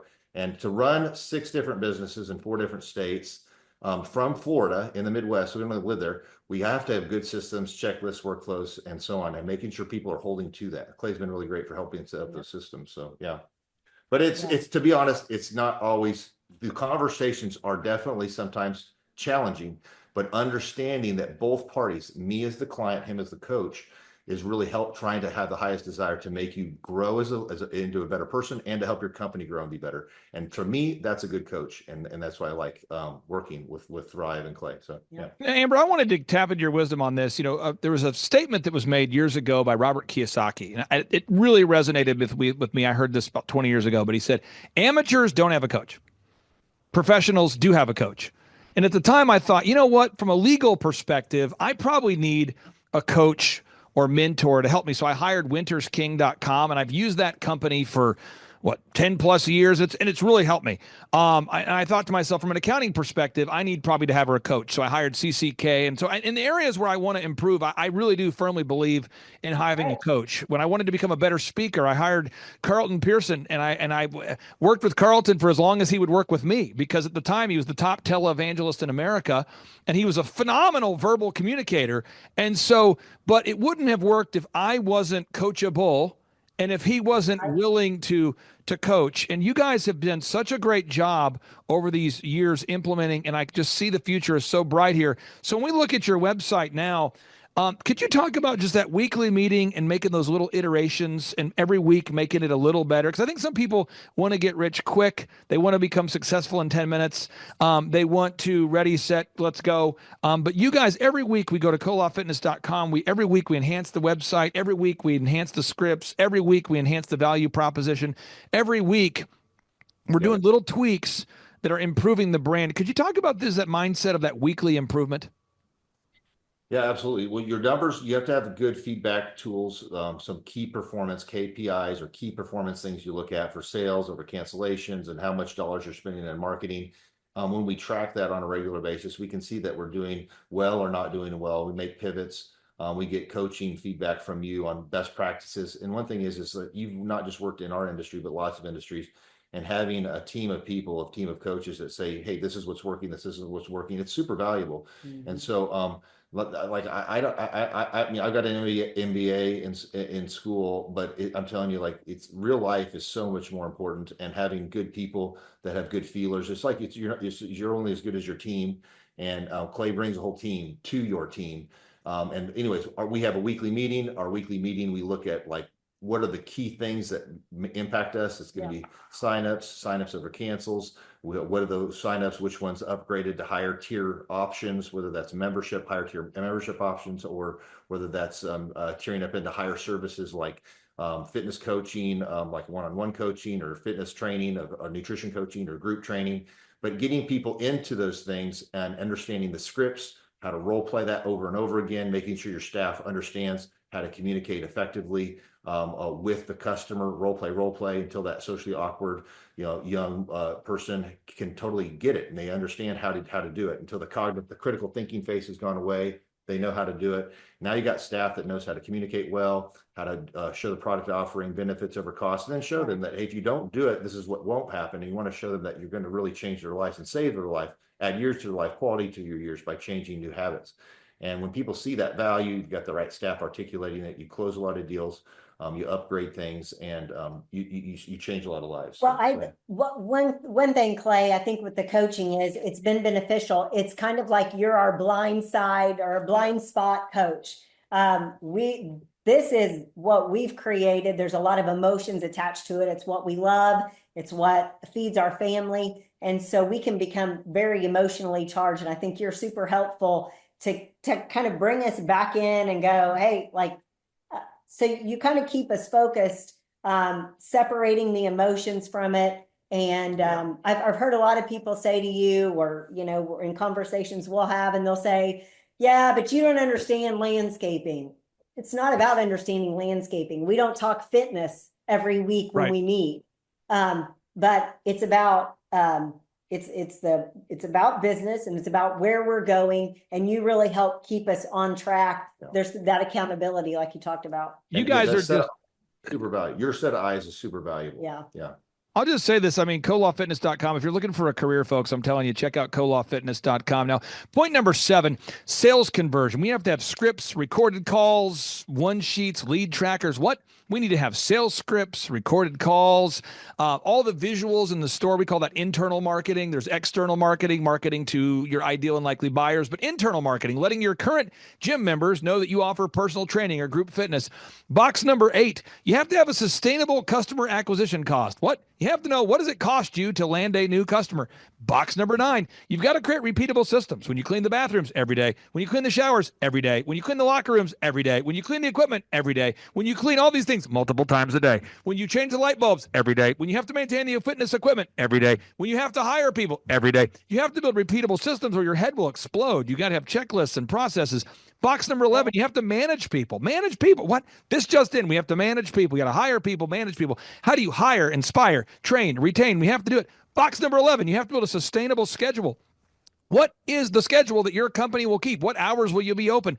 What kind of shifts do you have? What kind of org chart? Who's in charge? Who isn't? How do you deal with somebody that doesn't want to follow the systems? Because this just in, a customer will fire you if you won't fire your bad employees. In box number 12, you got to have a high standard with the A players, the B players. You got to coach up the B players to become A players. You got to coach those A players to become future leaders. You got to coach the C players out into another job or to the local bus station. You got to get them out of your life or they will ruin your business.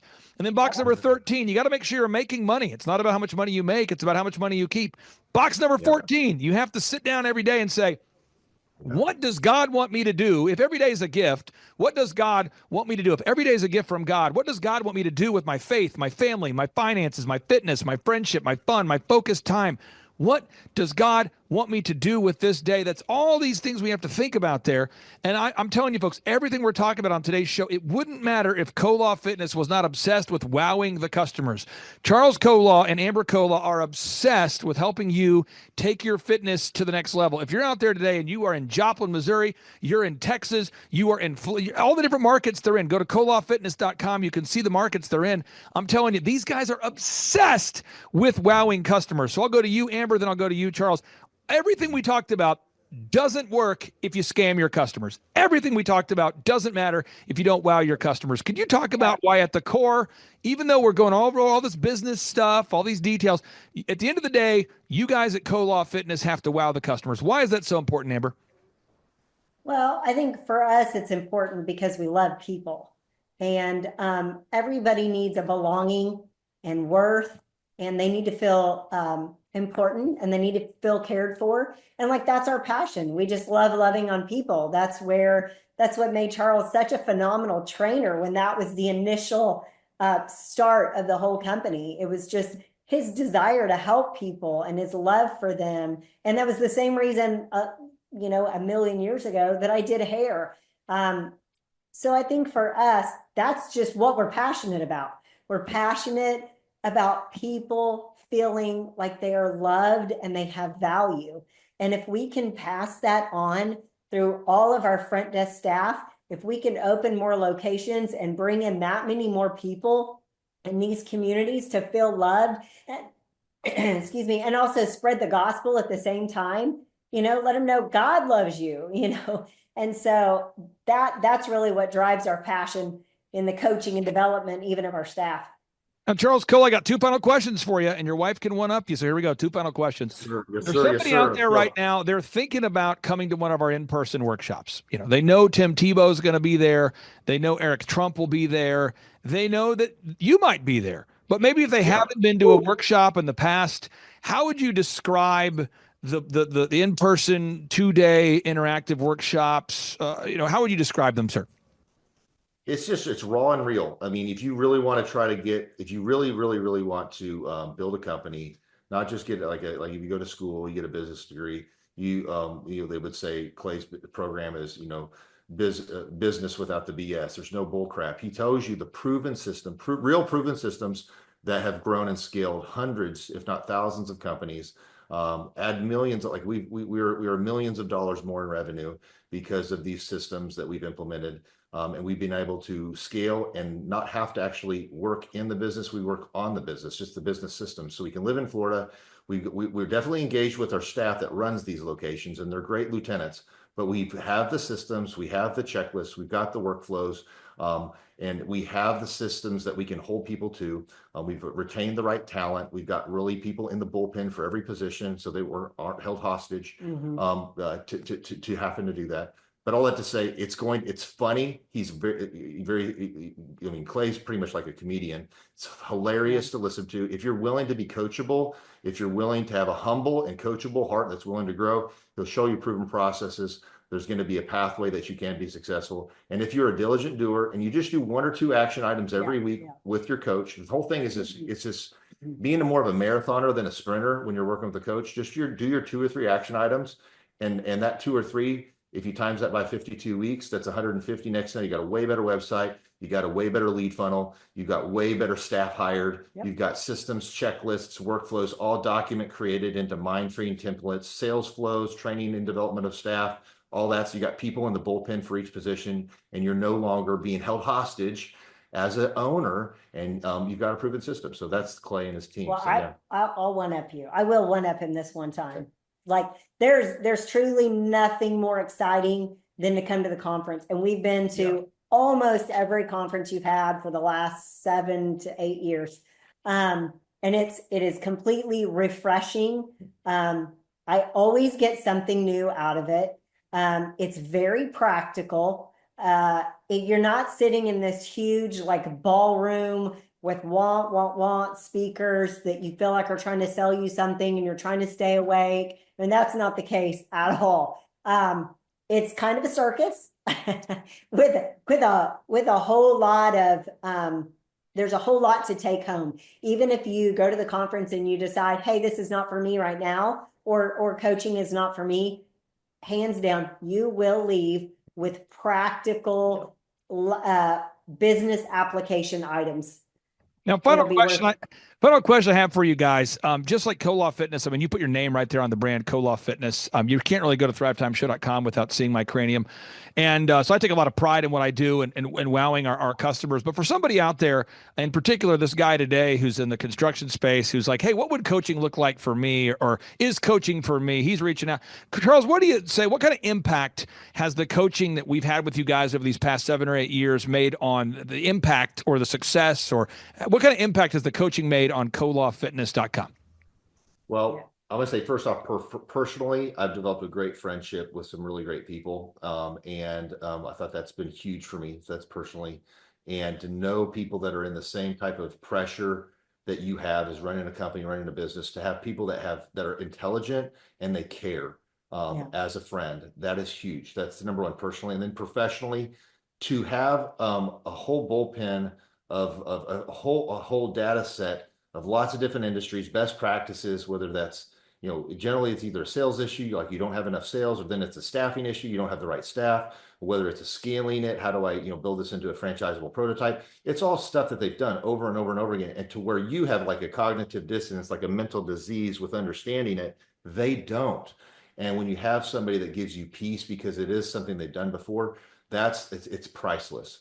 So, yeah. Yeah. Oh, I would say that you were talking about it hasn't just affected us in our business, but it has affected us in our personal life too, because all of these things that you learn can be rolled over into your personal life. Yeah. So that's been huge. And like Charles was talking about, the connections that we've made with other business owners. Clay, you said at the very first conference we went to, your network is your net worth. Amen.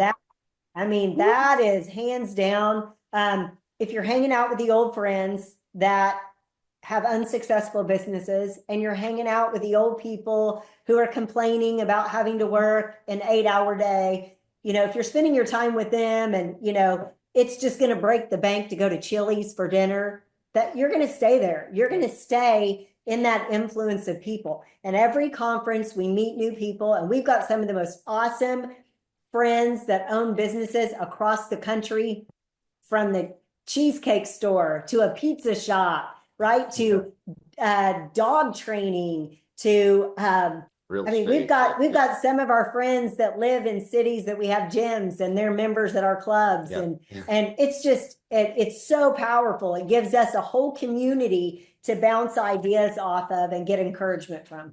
Charles, from an ROI perspective, if someone's going to look at it and go, return on investment, I pay you $1,700 a month. Will I make more money than I'm paying you? How would you maybe tackle, or how would you respond to, what kind of return on investment have you seen for the $1,700 a month you're paying?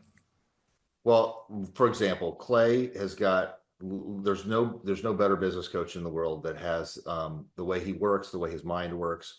But he's also got a team of other business coaches that have worked in lots of different industries. So he's worked in every industry. His staff has worked in every industry. He's got videographers, web designers. I mean, just for the fact of like just the website alone is worth the $1,700. Just the ability to take any of their proven systems, whether that's a marketing thing or whether that's a staffing thing, like one thing done in the month it pays for itself. And then to understand this, there's a part of where, some week you may be like, well, you know what? I'm not getting a whole lot out of this call. But the bottom line is, it's like when you read the Bible, there's times you're just reading it and then you're like, you know what? And then you read it that one time and it's like, God really speaks to your heart. And the whole truth is, it's like, there's no way that you can get that kind of value for $1,700 to have a whole team of coaches, graphic designers, web developers, anybody that has that type of knowledge, in your back pocket. And then and the whole thing is run your business with being somewhat conservative. Make sure you don't run it to the edge all the time. But by doing that, you have that skill set. You have those tools on your tool belt. Yep. And I just think it's just like the cost of doing business. Like just understand it. That's what I think sometimes the payment we make, I feel like, is peace of mind, even because there have been multiple times throughout the years that we will either be butting heads on something, We're super confused about something. We're fearful about something. Something in the market's changed, and it's a quick call to Clay. And so that quick call to Clay, and he's outside the situation and he has other data points. I mean, we've had times that Clay, you got a quick response and you can tell us and direct us real quickly, and we're right off the phone. And there's other times you'll go, I'll call you right back. And Clay will jump in and he'll call his other contacts and get back with us. Sometimes it takes longer, but there are times when you feel that way, when you're like, is this worth it? You know, I don't feel like we're doing much right now, or we're not growing. Inevitably something like that'll come up, and like, that's our peace of mind. Like you're like a crucial team player, you know? Yeah. Well, you know, it's an honor to serve you guys, and for everybody's watching right now, I encourage you, if you're looking for a career. Now, if you're looking for a job, don't fill out the form, but if you're looking for a career, go to colawfitness.com, because if you live in Joplin, Missouri, Charles, Dallas, Texas, Bartlesville, Oklahoma, Amber, we live in Topeka, Kansas. If you're out there, Arlington, if you're out there, to go to colawfitness.com if you're looking for a career and not just a job. Thank you two for carving out time with your busy schedule. Yeah. And I'm so glad to have you here today. Thanks, Awesome. Clay. Thank you, Clay. Awesome. Take care, guys. Bye-bye. I'm yelling something like this is a sexy Lamborghini. Some shows don't need a celebrity narrator to introduce the show, but this show does. In a world filled with endless opportunities, why would two men who have built 13 multi-million-dollar businesses altruistically invest 5 hours per day to teach you the best practice business systems and moves that you can use? Because they believe in you, and they have a lot of time on their hands. They started from the bottom, now they're here.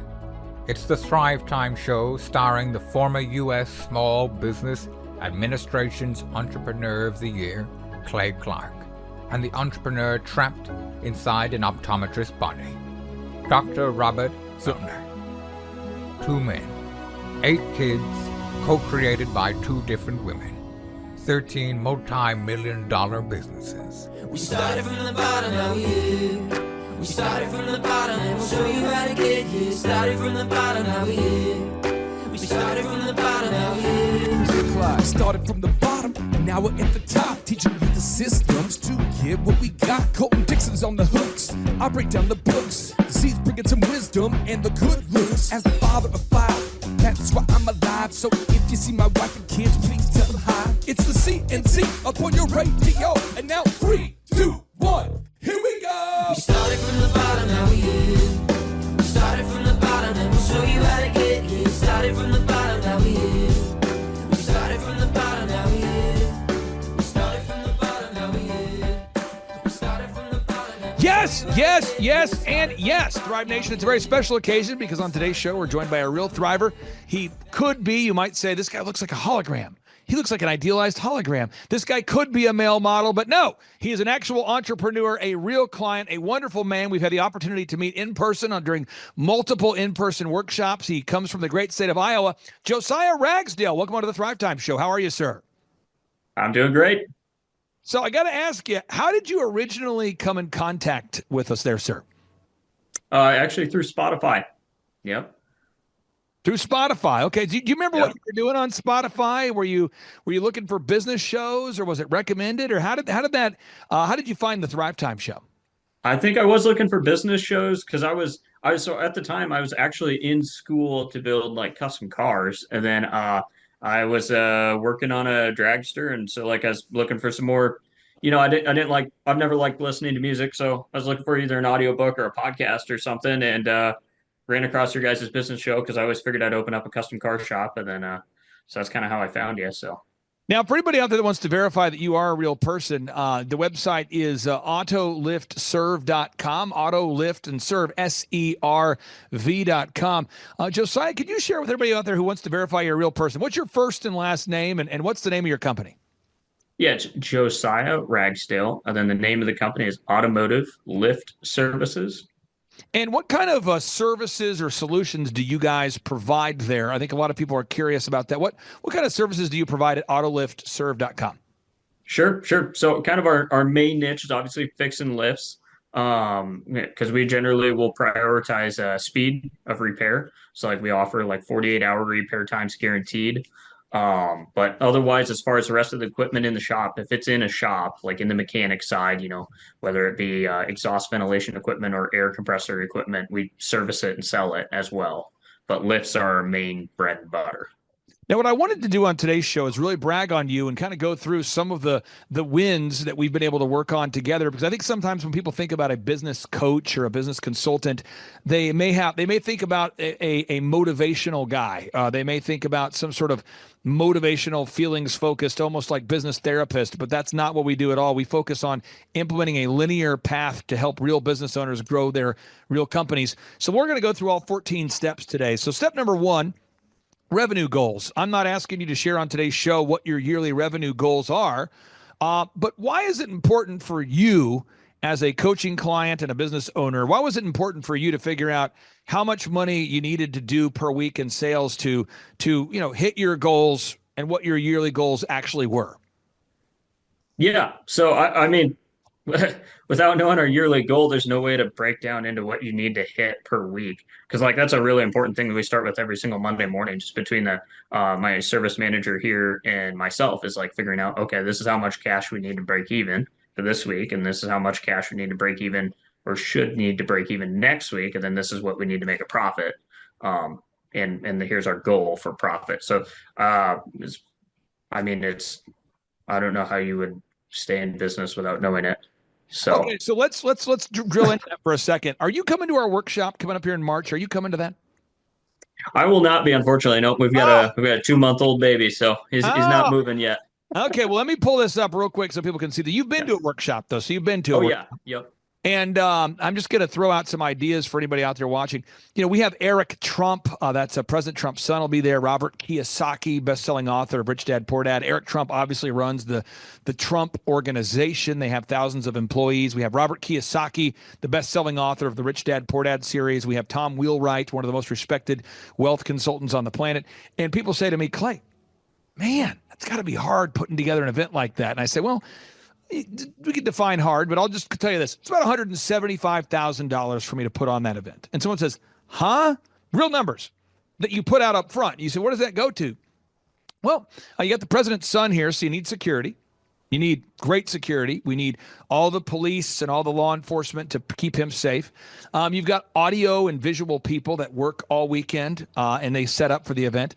We've got food. Anytime you try to feed a small army of people, which will be 400 people, think about it. Even if the average person, if we only invested in $20 over 2 days to feed them, that would quickly add up. But it's not $20. So you're talking about $50 of food per person. You've got the security. Then you got the flights, the hotel, the accommodations for the various speakers. And I can go on and on boring people with details, but you end up spending quickly about $150,000 to put on the event. And so because we only sell 400 tickets, you kind of do the math and you go, okay, that's what you need to do to break even. And I think everybody out there needs to have clarity on that. You mentioned it. I want to go back to this workflow for a second. The break even point, box number 2. Most people do not know how many customers they need to break even. Why is it absolutely essential for you and for any business owner, especially at autoliftserve.com? Why is it important for you to know how much you have to sell to break even? Yeah, I mean, if you don't break even, you're going bankrupt. So that's about as important as it gets. I mean, I don't know how else to break that down.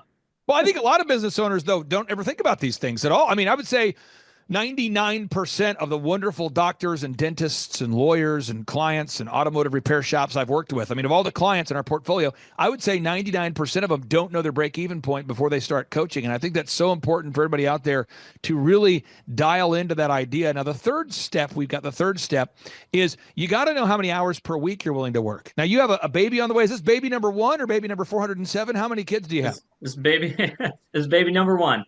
Yeah, and I remember when I first met you. You were baby free. Yep. You might have even been girlfriend free. I think you came to the conference with a friend, and I think one of the work vans stopped working, and you guys helped us fix the van or got it working. So a lot has changed in your life. Why is it important that you and your wife, you and your partner, that you guys that you're on the same page with defining your schedule? Oh, definitely, that's huge because I mean. if like we want to be happily married and have a good home for our future kids and whatnot because we want to have more kids too. But I mean, if I was just like always working, she would not. We probably wouldn't be married for very long. So like my curfew moved up from like 6:30 p.m. and being able to start as early as I wanted to like now I quit at 5, and then I don't get to work all day and all night on Saturdays anymore. So my Saturdays start earlier, and we've kind of changed when his bedtime is to kind of make it match too. But This is yeah, I mean that's really important. So real if stuff. you This get divorced, you lose 50% of what you built. So too. All right, now box number 4, defining your unique value proposition. What is it that makes your company unique? So that's one thing we do with every client. We help you achieve that. But let's talk about autoliftserve.com. What do you guys do differently, autoliftserve.com, from your competition? What do you do that makes you unique in the world of business? Yeah, so we guarantee that we'll fix the lift within 48 hours or it's free. Like we'll try and get people over to our maintenance plan right away. That's kind of our biggest thing because most people you go to, you're going to go ahead and you're going to call them. They're going to come out, diagnose it, bill you for that, and then they're going to order parts. You're going to go through. It's like a 30 to 60-day lead time on a lot of repairs. And kind of what we do is we'll go ahead of that and we'll go, okay, hey, for let's say $100 a month, whatever, we'll cover your lift. And then if anything breaks, we'll come out and have it fixed within 48 hours where you don't have to pay for it that month. So again, you've thought through this, and you have a coach that works with you every week. Let's talk about this here. Moving on to box number 5, branding. That's the website, photography, video, logo, print pieces, video testimonials. How has improving your branding impacted your ability to go out there and sell in a competitive marketplace? Oh yeah, that's impacted a whole lot. I mean, like even when I was first showing up, like we were like right after starting up with you guys, like the difference between me going in and Dream 100 marketing beforehand and afterhand was huge. Because like before I'd go in, they'd be like, okay, this is just some guy off the street, clearly. But afterwards, I went in, like we got into the Gabus group here in Iowa, and I was talking to one of them there, and they thought we were part of like a franchise. They were like, oh wow, are you a franchisee for this company or whatever? And I was like, that was the point that made me think like, oh wow, our branding's like really jumped quite a lot, and that's helped a lot because now they weren't as worried about like, oh, do you know specifically how you're going to fix this or what you're doing? Now it's more so like, okay, this is a legit company. We're not worried about it. Just book them. I'm telling you, folks, people do judge a book by the cover. People do judge you based upon your branding. It's so important you nail it down.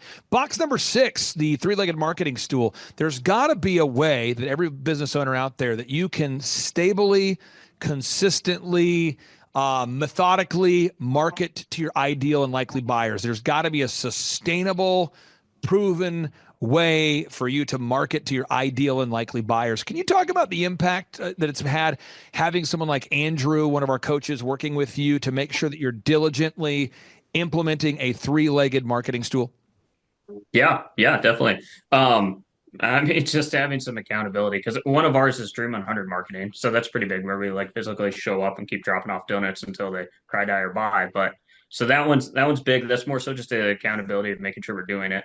And then obviously like getting top of Google is our other main one. And then we're kind of we run a lot of retargeting ads, stuff like that. We're cranking that up. So like those are 2 boxes that I really know nothing about. And so Andrew kind of takes everything from there. Like we have Lucky Orange on the website. Him and I go through it on our coach calls every week, and we kind of scroll through and see if there's stuff that could be have people hanging up on or getting caught on and whatnot. But that's pretty much. I mean, he's pretty much taking on all that. Like we write some content too. You guys write a ton of content. But yeah, that'd be huge. I would have no idea what the heck to do with that without you guys. So if you didn't have a team helping you get to the top of the Google search results, A, could you do it? And then B, what kind of impact has it made on your business being top in the Google search results? Sure. Yeah. Could I do it? I probably could. It'd be horrible though. It'd take me way longer, and cost a lot more money because I would have screwed it up royally many times. Um, and the impact is huge because obviously people find us on Google. We've got like several of our largest customers have came from a simple Google search, and they're like people that we've been trying to Dream 100 market to before that for years, and they basically didn't know who we are. And then one of these days, somebody's just Googling at their company and finds us, and they book us. And That's so much easier too when they find us on Google and they call us to book it. Like it's light years easier because now it's like they're looking for us. It's not we're cold calling them and trying to get them to buy something. So it's more so like order taking at that point instead of having to sell. So I mean, it's a huge impact. Now, next area here, and again, this is all people. People always say to me, they always say, Josiah. Josiah. People will say to me, they'll say, Clay, what is the most important thing I need to do to grow my company? And I would respond rhetorically, not in a difficult way. I'm just saying, well, what's the most important ingredient that makes cookies? Is it butter? Is it eggs? Is it chocolate chips? They say, what? I said, well, what's the most important part of the house? I mean, is it the framing? Is it the tile? Is it the countertops? Could you skip the footings? Could you skip the rebar? Could you skip the framing? Could you skip the shingles? It's all of those things working together. And I think a lot of people really don't think about business that way because of our educational system and the biases that are presented there. So box number 7, you got to create a sales conversion system. It's a sales conversion system. You have to have a system that we're talking about: scripts, recorded calls, one sheets, pre-written emails, lead trackers, tracking the results. How has tracking the results and having a turnkey system in place impacted your business? Yeah, tracking results is absolutely huge. The lead tracker is probably the biggest, most game-changing thing we've done is with you guys, is because now we've got like one spot all of our notes are in, and it's nice and simple. We went through with Andrew, so it's just like if it's a white box, that just means we need to keep calling them. They haven't booked. If it's green, they're booked. If it's red, it's they said no. But that's simplified everything. I mean that's definitely the biggest one. The script, that's kind of always a work in progress. We go through that with Andrew relatively consistently too, because there's a lot of different steps and a lot of different questions that customers have depending on what they're calling on. But it's huge without what we have now. And I would say our stuff right now is nowhere close to being done. Like it still needs a lot more revisions, but without having it right now, like we definitely would have sold the wrong equipment into many shops, and that would have been a big problem. Now we move on here to the next box here, folks, going 90 miles an hour. This is how you do it. Box number 8. You have to determine your sustainable customer acquisition costs. What does it cost you to get a new customer? You have to know, what does it cost to obtain a new customer? Do you have a tracking sheet? Do you know how much you're spending on advertisement? You have to know that. Box number 9. You've got to create repeatable systems, processes, and file organization. Repeatable systems, processes, and file organization. Now, this is not a fitness advice to anybody out there, but I'm going to give you an example. One of my clients is unbelievably fit. I mean, this guy is looking incredible. And he made the comment to me years ago. I said, "You look great." And he said, "Thank you. I pay for it." And I remember he said that he said it like he'd been thinking about it. And I said, "Man, you look great." And he goes, "Thank you. I pay for it." And I was thinking, he was ready for that response. And so I said, "Can I ask what that means?" He's like, "Oh, I pay for a trainer 7 days a week. So 7 days a week, I have a trainer, somebody who's a coach who pushes me." And I said, "You look great. You've had a trainer?" This is a guy in his mid-40s. I'm like, "So you have a trainer 7 days a week?" He said, "Yeah." I said, "Can I ask why?" And I kind of knew why, but it helps to hear it from somebody else. And he said, "Because if I don't, I'm going to go to the gym.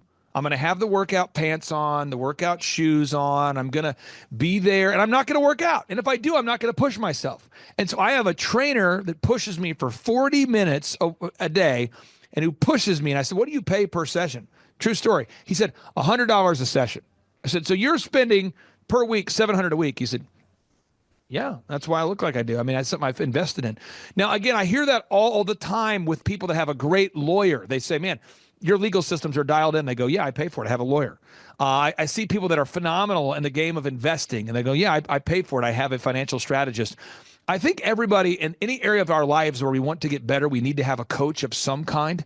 Could you talk about the impact of having a coach, what that's done for you, having somebody like Andrew that actually gives a crap about your business, that actually is 100% focused on he meets you every week, knowing it's a flat rate, but also knowing that you have somebody that each week is going to follow up with you and make sure that all these systems are being implemented? Can you talk about the impact of that? Yeah, it's huge. I'd say the biggest impact is probably every week, kind of pulling me out of turtle view and back up into kind of a looking further out. So like I commonly like for a long time, especially in the beginning, I was still doing a lot of technician work. Not so much anymore, but I was doing a lot of technician work. So it was like every Wednesday was like our call. That's like what got me back up to the point of thinking about, oh, okay, I'm actually building a company. Eventually we're going to have somebody in this role. I'm not going to have to do this forever, that kind of deal. But it's big. I'd say a lot of it's just like, of course, the accountability and getting numbers in your tracking sheet and stuff like that, so you know where you are and if you're gaining or not. But I'd say the bigger thing is like helping you get out of your own head and kind of see, at least for me, helping me get out of my own head and see that, oh, okay, I'm not trapped, and here's the next step I can do to get us a little bit further down the road. And he really kind of pulls that out because a lot of times I'll feel like I have no idea what to do next to keep growing the company. But in my conversation with him, a lot of times he can kind of pull that out just through us talking, and then it's like a lot more clear on how to keep growing. I find it very interesting that all of the people I've met in my life who are very successful, they all have a coach, an advisor, or somebody that pushes them. The guy that I meet that has like the jacked up haircut is normally the guy that cuts his own hair. The guy that I meet that has a really, really nice car typically did not hand make the car. They typically reached out to someone who was proven to be an expert in the car making, and they bought the car from the Ferrari dealership, from the Lamborghini dealership. The guy who has the great haircut typically has a professional they're hiring. And in business out there, if you feel stuck, you've got to implement all these systems. So box number 10 and 11, box number 10, you've got to learn how to manage people. And that's not something that's normal, managing people. Do the people on your team know what their jobs are? And are they being held accountable for doing those jobs? Do the people on your team know what they're supposed to be doing? And are they doing those things? Could you talk about the impact of having a coach, how much that's made on your ability to manage people? Yeah, that's another area that's really helpful because, I had no management experience prior to this. I don't connect with a lot of people very well either. So I don't, yeah, it was like basically every single week I just have a problem we go over with Andrew on like some kind of crazy thing that I didn't think people did, which is probably the most common thing. That's like, why is this like this is the job, this is all you got to do. Like, what's the problem here? But Andrew's very helpful in helping us figure out, how to manage people. I'd say a big part of helping me manage was helping me get the group interview going and rolling properly, because that has probably been the biggest influence on helping me manage people better, is maybe kind of moving some people out sooner and or moving some job shadows in, which kind of speeds people up then a little bit too. Yeah, but like none of that, I wouldn't have figured out any of that without him. Now we move on here to the final couple steps here. Is you have to create a repetitive weekly schedule. You have to schedule a time every week for the group interview like we talked about, or your daily huddles. And that's something we work with, teaching our clients how to time block and build a schedule that works for them. Box number 12, teaching you how to hire and recruit great people. How do you hire, inspire, train, and retain great people? Box number 13, step number 13, you got to create an accounting system so you're actually aware of your money. Where's it going? But all of this, the whole point of doing all this, box 14, is so that you can achieve success in the area of your faith, your family, your friendship, your fitness, your finances, your fun, your focus. And so I encourage everybody out there, make a list today. What are your goals for your faith, your family, your friendship, fitness, your finances, your fun, your focus? What are your goals for faith, family, friendship, fitness, finances, fun, focus? What are your goals? And then the business exists just to help you achieve those goals. And so my final two questions I'd have for you, the listeners out there know that we've helped you with accounting and branding and online ads and search engine optimization. But my final two questions for you would be this. If you could explain to somebody in 60 seconds or less-ish, what kind of an impact has weekly business coaching made on you and your business? Yeah, it's made a huge impact. I mean, like I said, I don't think we would be anywhere close to where we are right now if even still in business without it. It's like you guys have really helped just continue growing, because like without you guys, we wouldn't have our website cranking, we wouldn't have a bunch of leads, I'd probably be stuck in my own head. I'd probably still be stuck as a self-employed technician, and not have really figured out how to get out of that phase. Like I really think I'd be stuck there for many years without a weekly call. Final question. There's somebody out there that is a big statistic guy. They want them to see stats. I'm not asking you for your private numbers, but as far as a percentage, how much have you grown since we met you? Are you up like 2%, 7%, Yeah. 10%? What kind of a percentage, or how would you quantify that? Yeah. When we met, we were probably at, I don't know exactly know what the percentage, but you could probably figure it out. When we met and first started with you guys, we probably had done like maybe 60 grand in a year. And we probably now do more like 2 million to 2.5 million in a year. So you would say let's just do some math here. So if I take 2 million and I divide that by 60 grand, we could say you're up 33 times. Yep. That's an accurate number. You guys have grown 33 times. That's powerful. So I encourage everybody, go to thrivetimeshow.com. I have 2 calls to action for everybody out there today. First off, I want everyone to go to autoliftserve.com. And even if you don't know why, share this link on your socials, because what it does is it helps my wonderful client, Josiah. It helps Josiah to rank higher in the search engine results. So if you just share a link to autoliftserve.com, it does help him rank higher on the search results. Second thing, if you want to come to one of our in-person workshops, you just go to thrivetimeshow.com. The tickets are always $250 or whatever price you can afford. So we've made it affordable for everybody. That's thrivetimeshow.com. They're $250 or whatever price you can afford. How would you describe the workshops? You've been to the workshops. You've done the 13-point assessment. How would you describe the free 13-point assessment and the workshops? Oh, the workshops are a blast.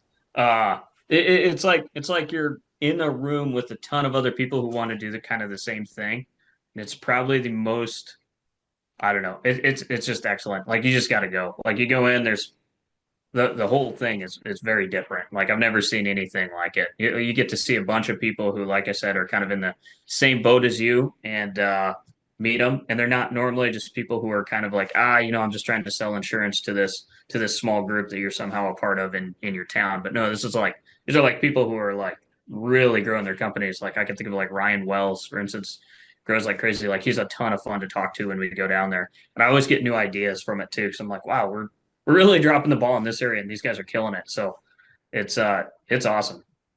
Well, congratulations on baby number 1. Thank you for carving out time for us. I encourage everyone one more time, folks, if you haven't checked out that website, it does help our wonderful client, Josiah Ragsdale, to rank higher if you visit that website. So you might say, how do I do it? All you got to do is just go on over there to AutoLift. Let me pull it up again here. It's the domain is AutoLiftServe, AutoLiftServe.com, Auto, L-I-F-T, Serve, S-E-RV.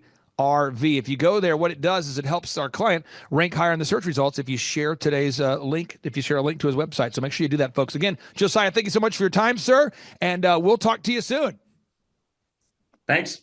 Bye-bye. Clay, my honor to be on your show, and thank you for all you do. I hear the ripple effects from you are good ripple effects. You know what I mean? People rave about what they learned from you. So congratulations. Sean, guess what's happening June 5th and 6th right here in Tulsa, Jerusalem? We are probably going to have an amazing business conference here at Tulsa, Jerusalem. Yes, we're joined by Tim Tebow. Tim Tebow is going to be joining us right here at the Thrivetime Show World Headquarters, June 5th and 6th. He's a very successful football player, obviously a Heisman Award winner, but he's also a very successful entrepreneur. Now, when you work with real clients, Sean, clients you really work with to help them grow their companies, do you ever hear a business owner tell you that they didn't have time to get something done? Every day. How often is not having enough time a problem for business owners? All the time. It's like maybe 90% of the issues as people are trying to grow their company. Well, Tim Tebow is going to come join us here at the in-person Thrivetime Show 2-day interactive business workshop, and he's going to teach us time management and his approach to personal self-discipline and getting things done. Also at the workshop, I'll put up on the website so people can see it here. Also at the 2-day interactive workshop, Sean, we are going to be, there it is. We're going to be teaching accounting, systems creation, marketing, human resources, how to hire, inspire, train, and retain great people, accounting, social media advertising, search engine optimization. Sean, what's the area where most clients ask you for help the most? Is it generating leads? Is it hiring people? What's the biggest issue that most business owners have by default before they come to one of our workshops?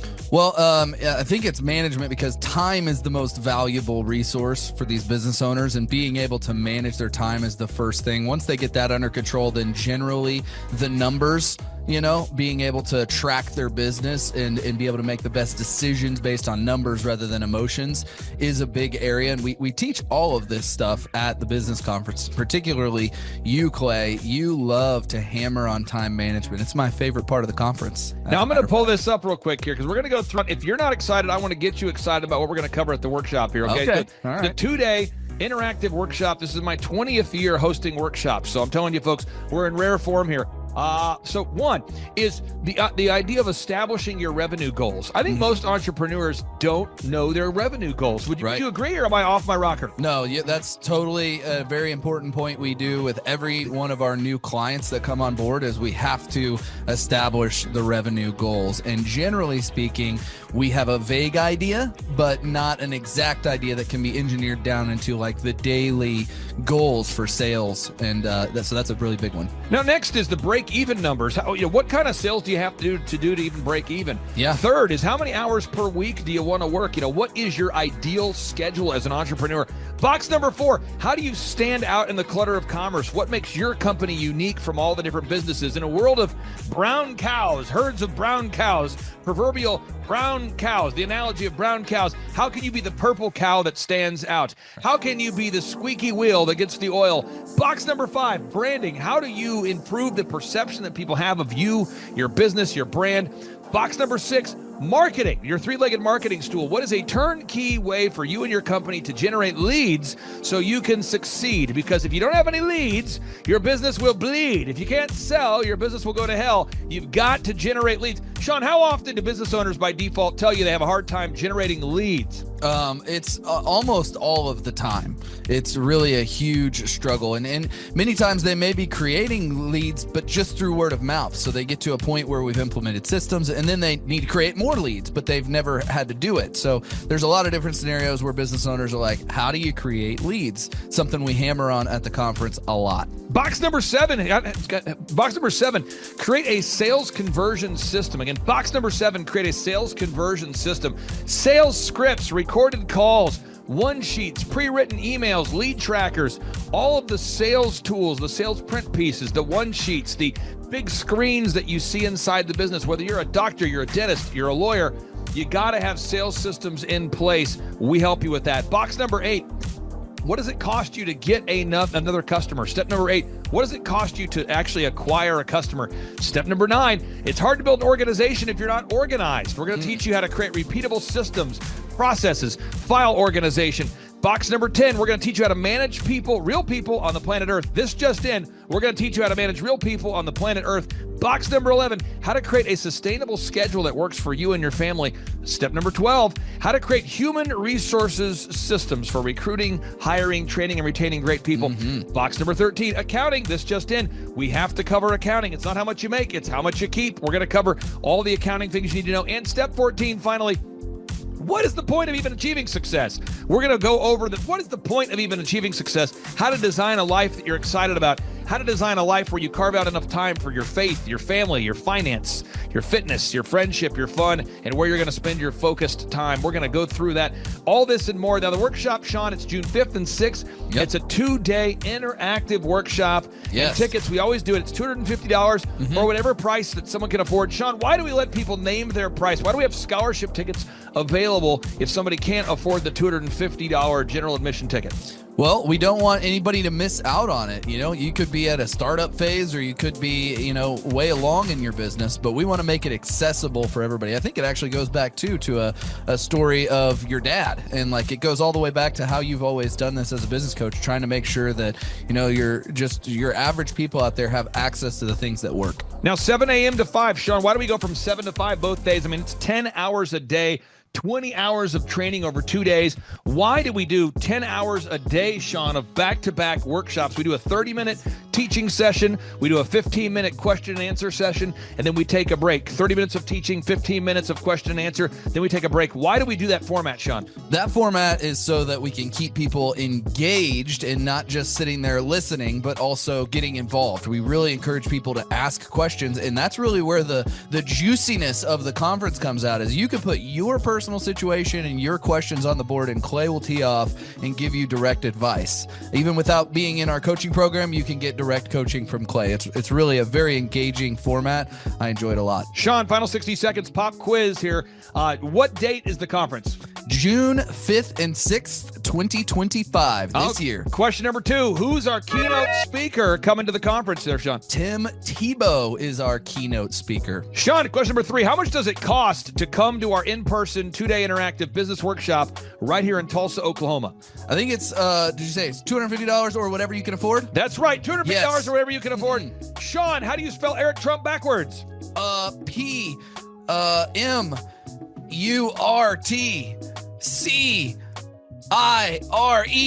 Ooh, that took a long time. I'll have to listen to this. And you did it right.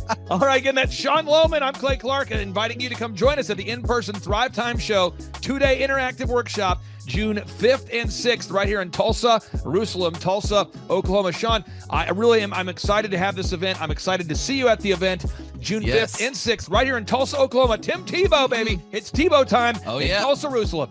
You could be anywhere doing a lot of different things, but you chose to be here. Clay Clark is here somewhere. Where's my buddy Clay? Clay's the greatest. I met his goats today. I met his dogs. I met his chickens. I saw his compound. He's like the greatest guy. I ran from his goats, his chickens, his dogs. So this guy's like the greatest marketer you've ever seen, right? His entire life, Clay Clark, his entire life is marketing. I heard about it on the podcast. Started listening to the podcast, became a fan, and then figured out about the workshop. I own an insurance and financial services agency, and I was hoping to learn from the workshop systems and processes. I'm big on systems and processes, and always learning better ways to run a business more efficiently. The atmosphere's second to none. It's a high energy, really cool atmosphere to be around. Contagious, I would say. Just something every entrepreneur, I think, would appreciate and love. I'd say humorous, high energy, and full of substance, which I think is the key. A lot of business coaches or seminars maybe are high on motivation and making you feel good, but don't have a lot of substance that you can take back and implement, the following Monday, where his does. Man, there's a lot of valuable things. I'm gonna say, this is my second workshop. The first workshop I took back really the importance of a group interview. I used to spend hours and hours interviewing people, screening resumes, and that saving my time on that part is valuable. It was that and then the sales scripting that have been two major things just so far. Man, I think they're missing out on, expert advice from somebody who's been there, done that, built companies, has learned a lot of lessons. That's what I'm always looking for, is somebody that I can learn from that's ahead of where I am. And I think if you choose not to come, you're missing out on a lot of good advice that could help your business. Hi, I'm Aaron Antis with Shaw Homes. I first heard about Clay through a mortgage lender here in town who had told me what a great job he had been doing for them, and I actually noticed he was driving a Lamborghini all of a sudden, so I was willing to listen. In my career, I've sold a little over $800 million in real estate. So honestly, I thought I kind of knew everything about marketing and homes. And then I met Clay, and my perception of what I knew and what I could do definitely changed. After doing $800 million in sales over a 15-year career, I really thought I knew what I was doing. I've been managing a large team of salespeople for the last 10 years here with Shaw Homes. And we've been a company that's been in business for 35 years. We've become one of the largest builders in the Tulsa area, and that was without Clay. So when I came to know Clay, I really thought, man, there's not much more I need to know, but I'm willing to listen. The interesting thing is our internet leads from our website has actually, in a 4-month period of time, has gone from somewhere around 10 to 15 leads in a month to 180 internet leads in a month. Just from the few things that he's shown us how to implement that I honestly probably never would have come up with on my own. So I got a lot of good things to say about the system that Clay put in place with us, and it's just been an incredible experience. I am very glad that we met and had the opportunity to work with Clay. So the interaction with the team and with Clay on a weekly basis is honestly very enlightening. One of the things that I love about Clay's perspective on things is that he doesn't come from my industry. He's not somebody who's in the home building industry. I've listened to all the experts in my field. Our company has paid for me to go to seminars, international builders shows, all kinds of places where I've had the opportunity to learn from the experts in my industry.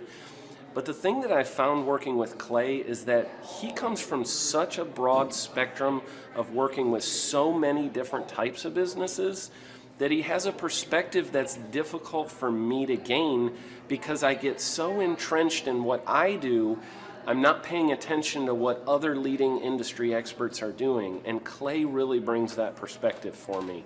It is very valuable time every week when I get that hour with him. From my perspective, the reason that any business owner who's thinking about hooking up with Thrive needs to definitely consider it is because the results that we've gotten in a very short period of time are honestly monumental. It has really exceeded my wildest expectation of what he might be able to do. I came in skeptical because I'm very pragmatic, and as I've gone through the process over just a few months, I've realized it's probably one of the best moves we've ever made. I think a lot of people probably feel like they don't need a business or marketing consultant because they maybe are a little bit prideful and like to think they know everything. I know that's how I felt coming in. I mean, we're a big company that's definitely one of the largest in town. And so we kind of felt like we knew what we were doing. And I think for a lot of people, they let their ego get in the way of listening to somebody that might have a better or different perspective than theirs. I would just really encourage you, if you're thinking about working with Clay, I mean, the thing is, it's month to month. Go give it a try and see what happens. I think in the 35-year history of Shaw Homes, this is probably the best thing that's happened to us. And I know if you give them a shot, I think you'll feel the same way. I know for me, the thing I would have missed out on if I didn't work with Clay is I would have missed out on literally an 1,800% increase in our internet leads. Going from 10 a month to 180 a month, that would have been a huge financial decision to just decide not to give it a shot. I would absolutely recommend Clay Clark to anybody who's thinking about working with somebody in marketing. I would skip over anybody else you were thinking about, and I would go straight to Clay and his team. I guarantee you're not going to regret it because we sure haven't. My name is Danielle Sprick, and I am the founder of D Sprick Realty Group here in Tulsa, Oklahoma. After being a stay-at-home mom for 12 years and my 3 kids started school and they were in school full-time, I was at a crossroads and trying to decide what do I want to do? My degree and my background is in education, but after being a mom and staying home and all of that, I just didn't have a passion for it like I once did. My husband suggested real estate. He's a home builder, so real estate and home building go hand in hand, and we just rolled with it. I love people, I love working with people, I love building relationships. But one thing that was really difficult for me was the business side of things, the processes and the advertising and marketing. I knew that I did not have what I needed to make that what it should be. So I reached out to Clay at that time, and he and his team have been extremely instrumental in helping us build our brand, help market our business, our agents, the homes that we represent. Everything that we do is a direct line from Clay and his team and all that they've done for us. We launched our brokerage, our real estate brokerage, 8 months ago. And in that time, we've gone from myself and one other agent to just this week, we signed on our 16th agent. We have been blessed with the fact that we right now have just over 10 million in pending transactions. 3 years ago, I never would have even imagined that I would be in this role that I'm in today, building a business, having 16 agents. But I have to give credit where credit's due. And Clay and his team and the business coaching that they've offered us has been huge. It's been instrumental in what we're doing. Don't ever limit your vision. When you dream big, big things happen. I started a business because I couldn't work for anyone else. I do things my way. I do what I think is in the best interest of the patient. I don't answer to insurance companies. I don't answer to large corporate organizations. I answer to my patient, and that's it. My thought when I opened my clinic was I can do this all myself. I don't need additional outside help in many ways. I went to medical school. I can figure this out. But it was a very, very steep learning curve. Within the first 6 months of opening my clinic, I had a $63,000 embezzlement. I lost multiple employees. Clay helped us weather the storm of some of the things that are just a lot of people experience, especially in the medical world. He was instrumental in helping with the specific written business plan. He's been instrumental in hiring good quality employees, using the processes that he outlines for getting in good talent, which is extremely difficult. He helped me in securing the business loans. He helped me with web development and search engine optimization. We've been able to really keep a steady stream of clients coming in because they found us on the web. With everything that I encountered, everything that I experienced, I quickly learned it is worth every penny to have someone in your team that can walk you through and even avoid some of the pitfalls that are almost invariable in starting your own business. I'm Dr. Chad Edwards, and I own Revolution Health and Wellness Clinic. Clay, my honor to be on your show, and thank you for all you do. I hear the ripple effects from you are good ripple effects, you know what I mean? People rave about what they learned from you, so congratulations. And we went from expecting maybe 250,000 this year to we're at 400,000. Hi, I'm Kelsey with K&D's Woodruff Finishing, business owner at 23. So I've been working this K&D's company for about 5 years now, and we started working with Thrive not too long ago. And we went from expecting maybe 250,000 this year to we're at 400,000. That's what we're going to hit or exceed. So we're pretty excited about that. It's been pretty much just listening to what they have to say. Their hiring process has just really been incredible as far as finding good quality help, and the just the accountability of meeting up with them weekly, and like such good insight, the resources that they have for specific business questions. It's all been really incredible. It's been a great experience, so I would recommend it to anybody. What I've seen from Clay and his group at Thrive is they'll give you a simple system, and it's the simple systems are the ones that people can wrap their brain around. They're the ones that people can work with on a day-to-day basis. Hi there, my name is Stephanie Pipkin. I am 24 years old and I own Black River Falls Cleaning Services. We opened in April of 2019 and it is now mid-June of 2020. So I wanted to talk today about the success and growth I have achieved by implementing the Proven Path with Clay Clark's team and my business coach Luke from Thrivetime. It has been insane to say the least. I started working with them in mid-February of this year, so we're about 4 months in of working together, and it has completely transformed my business in pretty much every facet. So I'm gonna check my notes here. So in 4 months, my leads have tripled. I was getting probably like 2 leads a week. Now I'm getting more in the like 10 to 15 leads a week. I have doubled my number of employees. I'm now hitting the highest revenue weeks in the history of the company, week to week it seems like. We went from about 6 appointments today as our highest in February to now 14 to 15 appointments a day. And hiring quality employees has become much simpler and less stressful by using their systems for hiring.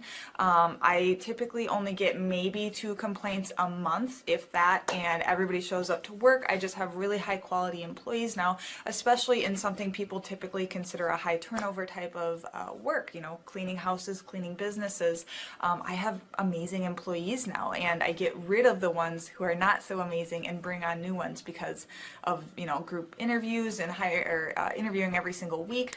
It's just been great, and such I don't waste as much time on low quality candidates anymore. And your coach will hold you accountable. I mean, which I love. Again, the tough love is really great. You know, Luke's like a stern father figure, but he's also nice, but also stern when he needs to be, when I'm being lazy and not doing the things that I know I need to do because I don't want to do them. So that's just great.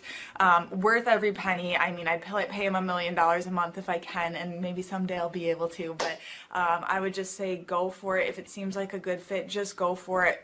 Do what they say, even if you think it's stupid or ridiculous, just do what they say because it'll work.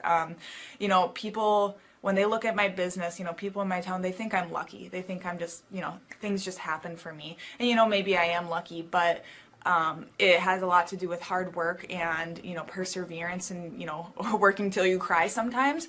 That's just being an entrepreneur, which if you're a business owner, you understand that. But it's having these systems in place of, you know, of course I'm going to be successful. It's an absolute because I have all this stuff in the background happening, and I have Luke and Clay and everybody on their team working really hard to make sure that I'm a success. And I can tell that they are just so excited every single week when I'm having all these wins and things like that. They're so excited for me. So it's the best thing ever, and I would suggest to anybody to work with them. So sorry for the long-winded reply, but I just had so much to say, and I could go on for hours probably about how amazing they are. But thank you to Clay and Luke and the entire team there, everything you guys have done for me, and I am so excited to continue to work with you for years to come. Thanks so much for watching. My saying is, if it's important to you, hire a coach. And I think that's one of the reasons people are not successful is they eat a cheeseburger instead of hiring a coach, you know what I mean? And so my coach pushes me. They're younger than me. They push harder. They're trained. And as my rich dad always said, you know, amateurs don't have a coach, but professionals always have coaches. So I've always had coaches for whatever is important. You know, my rich dad was one of those persons. You're on it, man. You're on it. You're on it. Everybody listen to this guy. He knows what he's talking about. Mm-hmm. You have the macro picture. Very few people have that point of view. Clay, you're an entrepreneur. I'm an entrepreneur. And as they say in Stoic, the obstacle is the way. And so if you let these pinheads get in your way, you're in trouble. Hi, my name is Tim Johnson. I'm the owner of Tuscaloosa Ophthalmology, as well as Southern Eye Consultants, 2 ophthalmology practices in Tuscaloosa, Alabama, and I'm a client of Clay Clark. He asked me to answer a couple questions. The first question was, how did I hear about Clay Clark? I am a big fan of business podcasts, and his podcast popped up as a recommended listening, so I started listening to the podcast. I was a little suspicious or skeptical because I thought there was going to be like an upcharge or an upsell, but the idea of the month-to-month canceling really appealed to me, and I kept waiting for the shoe to drop and for the upsell or for the scam to come in, but it never did. It's very legitimate. Since working with Clay, I've gotten a much firmer grasp on how business works. Even in medicine, business is business. I've learned a lot about marketing, especially how Google reviews work and how important that is. And that's very important even in medicine. At least once a week, if not every day, I get a new patient because somebody Googled eye doctor in Tuscaloosa or ophthalmologist in Tuscaloosa. And you'd be amazed how many patients just look for an eye doctor that way. And so he's really changed our business. Our business has grown a lot, maybe 15 to 20% this year. And so we're really grateful for the things he's done for our business. And the last question was, when did I perfect the laugh? I would say that you can never perfect the laugh. You just keep working at it, and just keeps getting better and better each day. But you got to keep working at it. Thanks.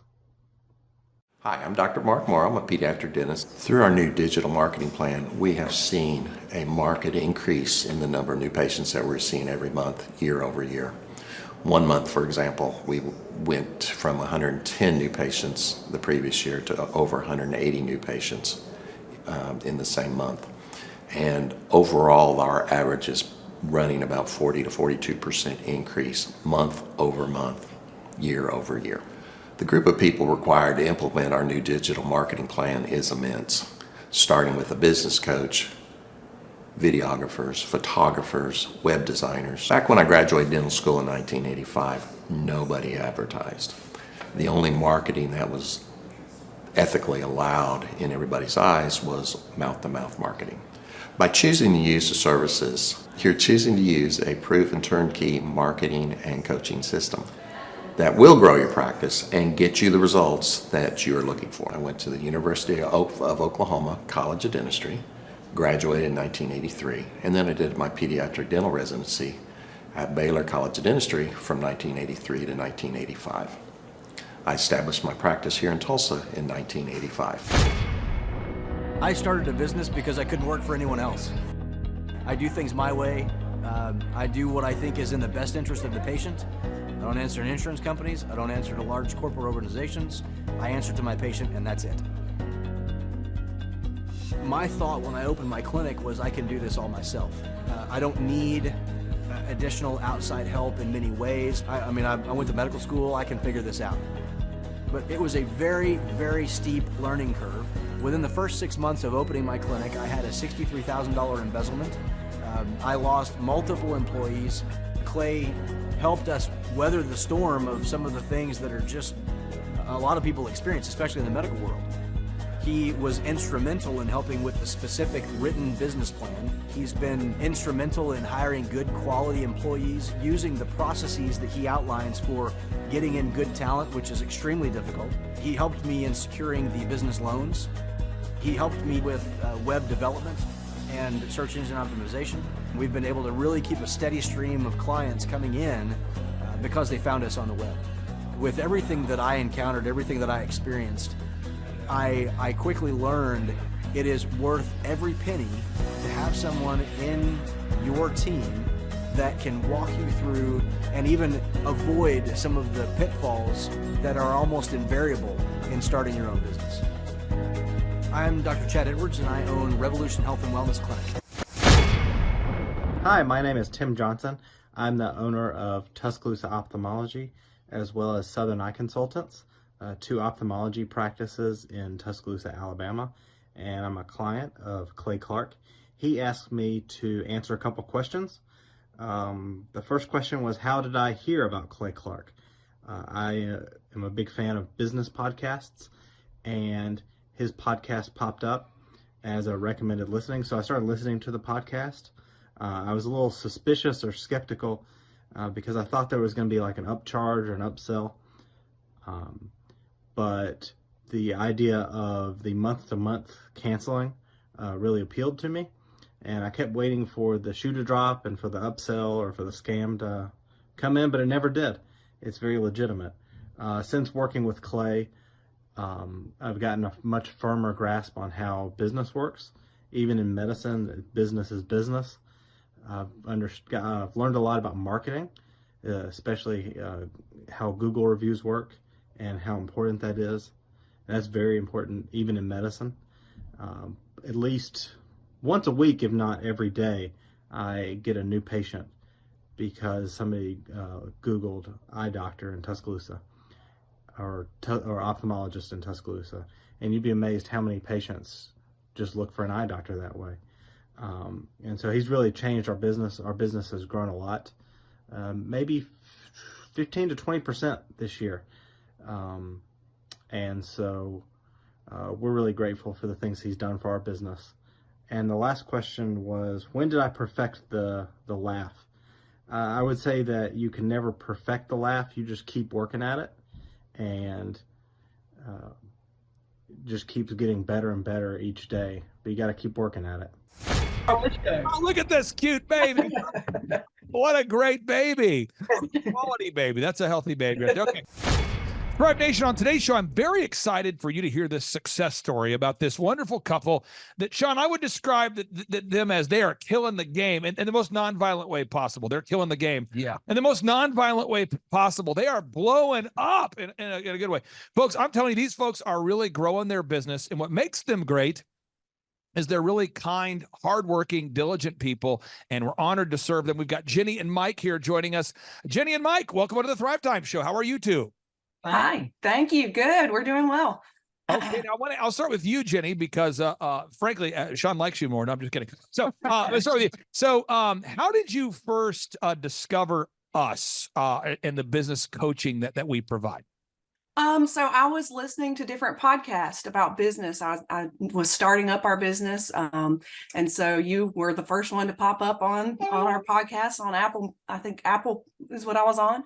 And so I started listening to you. I got on your website, and I was just a little girl starting a business. And I said, I'm going to ask this guy to be my coach. And I don't think I'm going to get a shot, but sure enough, within a week you called me. Now, who is this cute child here? But Micah, who is this cute kid here? It's Lennon Rose. She is about to be 10 months old. I hate to do this to you, but can you kind of hold up the baby to the camera a little bit?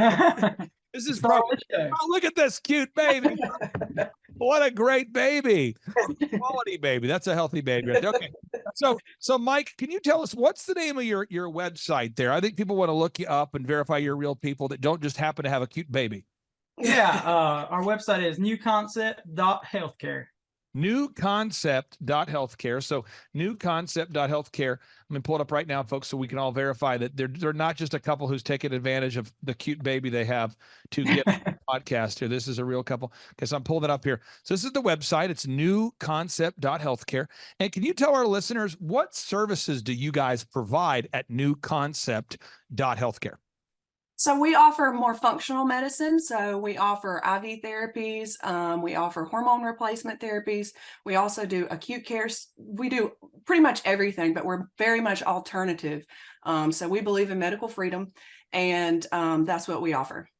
And you guys, you reached out. Do you remember that initial consultation there? Do you remember, Mike, that initial consultation? Do you remember what that was like? Yeah, it was actually pretty overwhelming that we were starting this business with absolutely nothing, and we had the opportunity to work with Thrivetime Show. Well, you know, the one thing I always try to do is, you know, my father, great guy, may he rest in peace. He worked his tail off like so many people do, and there was no real economic result that was achieved from it. There wasn't any, you know, he had the college degree. He's working 2 jobs. I remember he's late 30s. He's working at Domino's, delivering pizzas, working at Quick Trip. He worked at furniture stores. And I always try to look at every new client we have as though I'm talking to my dad, you know, because like, what would my dad, you know, what could he have learned at the age of 37 that could have changed the financial trajectory of his life? You know, and I try to look at it that way.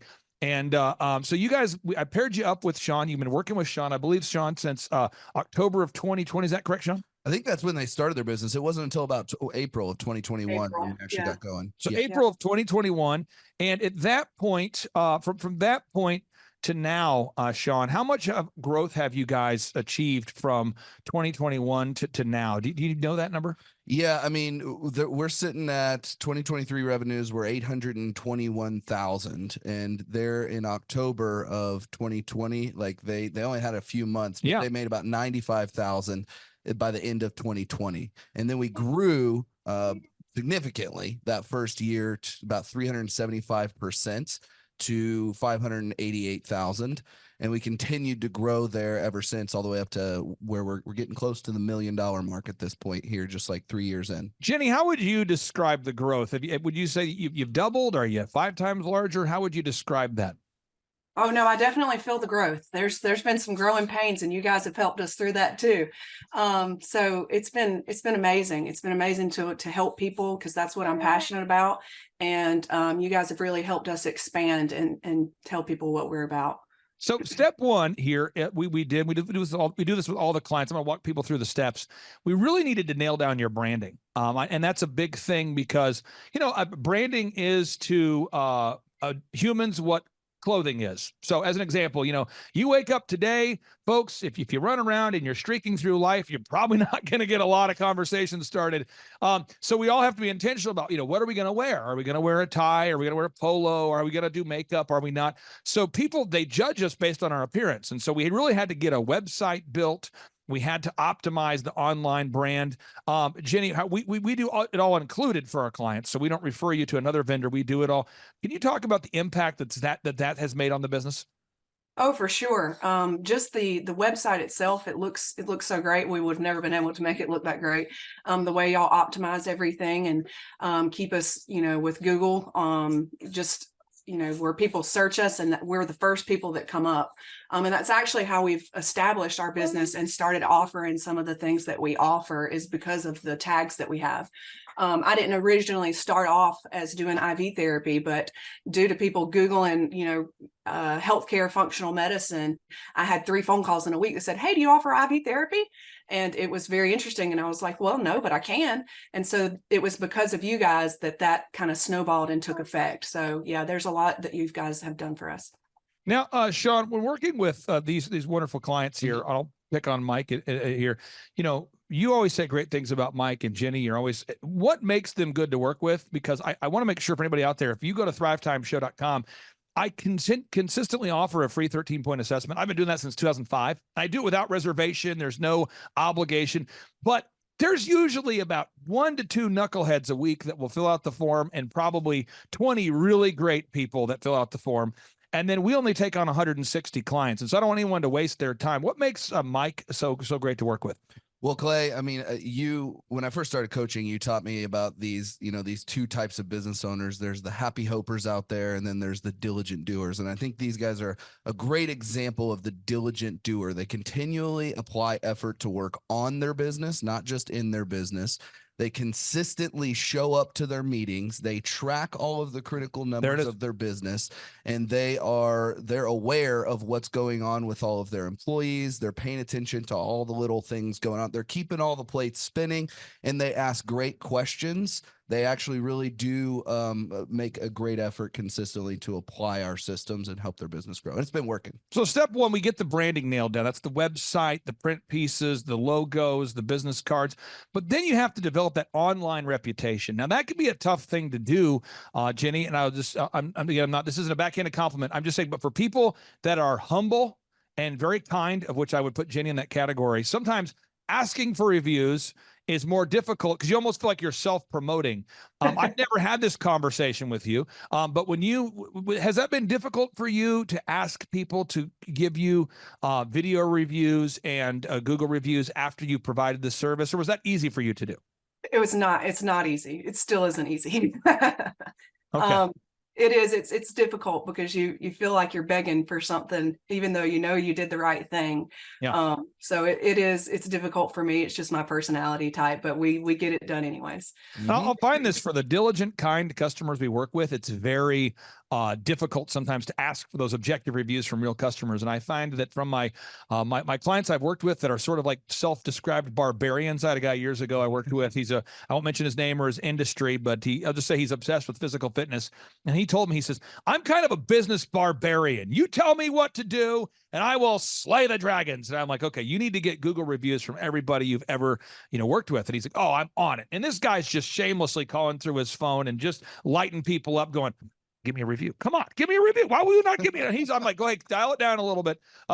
So again, you guys are humble, diligent doers. You're the ideal person here. So I appreciate you sharing that. The next thing we had to do is we had to create a no-brainer. Now, a no-brainer is an offer so good, so amazing that people simply cannot say no to it. Now, I won't mention the name of the company, but I worked years ago and I still work with this company. They're a medical company. They're doing well now.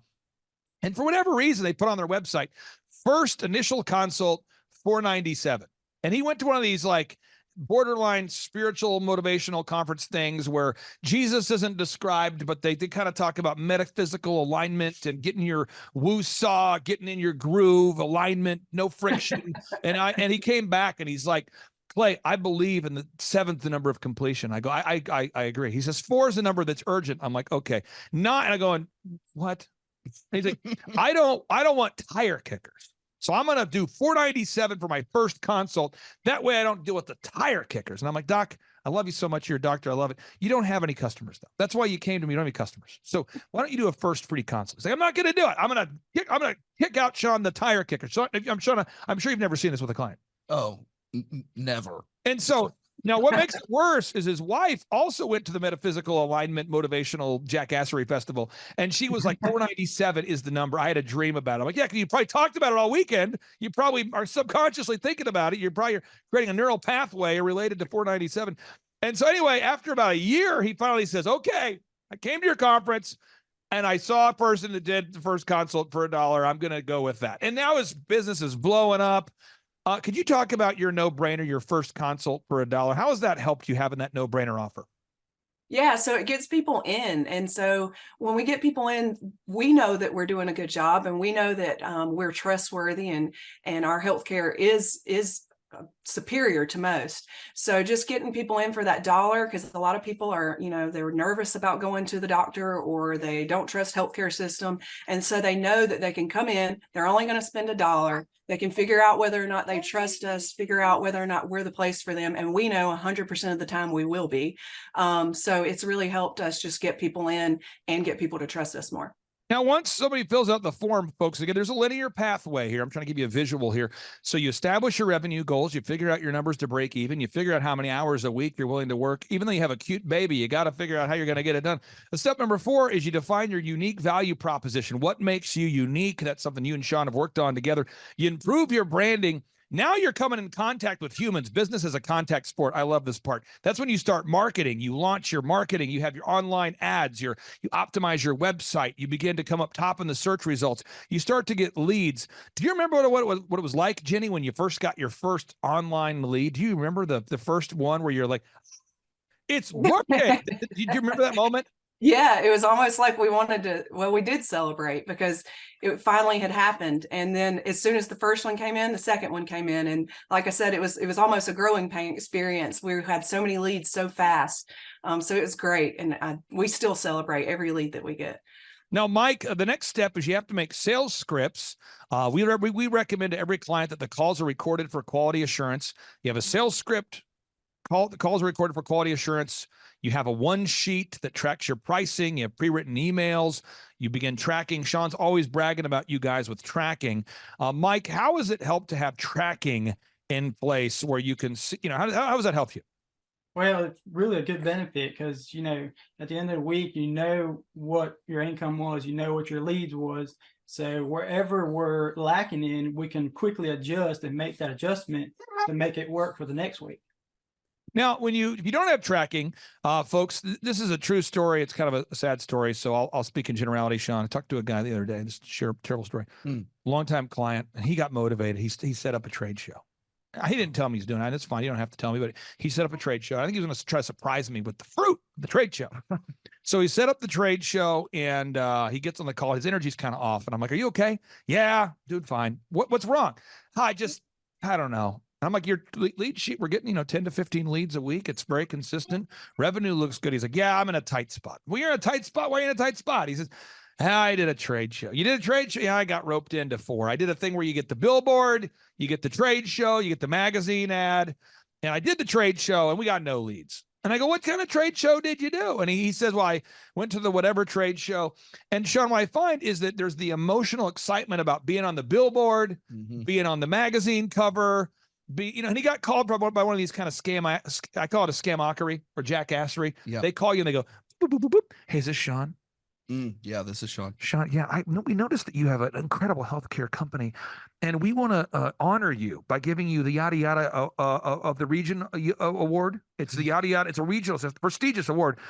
We'd like to meet with you. Can we meet with you?" Yeah. So now I meet here. Now, Sean, again, we're on the phone, but I still like the phone voice here. So now Sean, so because we're so honored, we're inviting you to a plated dinner to honor your honor, your honoredness, your greatness, your humbleness. And it's going to be $1,000 a plate, for you and your wife. And did you want 4 seats or 8? Because most people do 8. Oh, I guess just four. And that does include a glossy magazine feature in, we'll just call it like Missouri local top doctor jackassery. It's a great magazine. Oh. And you're also on you'll be on a billboard. We've teamed up with the billboard. It rotates through. You're going to see your face. Oh, hey, don't get too excited. And just because we're honored, we're not, again, we're just honored. Now, did you want to do the four tickets, sir? Yeah, absolutely. Now, the way it works is it's going to be 4 payments of $4,000 for a total of $16,000. And that's, no, I'm serious. And now they're in the trade shows, and he's going to the trade show, and there ain't nobody there. There is nobody there. To be technical, nobody was at this trade show. I mean, everybody was not at the trade show. No, he's got photos of like him and his wife and his team in an empty booth, and he's got a magazine and no leads are coming. And he was so excited to tell me. I'm sure you've never encountered this sort of thing, Virginia. Have you, Jenny, have you ever seen a situation where that sort of shamockery advertising has been entered into your world in some capacity? I've been there. I've been exactly what you're talking about. And I've set up everything and paid employees. And I felt like I was nothing more than a free pin show. The only people that were there were people looking for free pins. Oh, I know. And it feels terrible. And then you kind of have to sell it to yourself all day. But, guys, we're getting our name out there. Sean, can you pass the megaphone back there? Right behind you. Yeah, because I tell people, if you want to get your name out there, what you do is you just run outside and say, right, come visit New Concept Healthcare. And people go, why are you yelling at me? I'm trying to shop for my groceries. New Concept Healthcare. Get my name out there. Like, is this effective? Of course it's effective. I'm getting my name out there. And then that leads to buying frisbees, branded frisbees, koozies. You know what I'm saying? Branded pins. Yes. And all of a sudden, you buy these things. Sean, you know what I'm talking about. Oh yeah. Okay. Yeah. So now we have to do, and I'm going to show you. This is kind of the back end of one of my companies called Elephant in the Room, and you do a search for eitrlounge.com. And then you go to /staff. I'm not going to give you the password, folks, but you log in. And these are all the systems needed to run the haircut chain.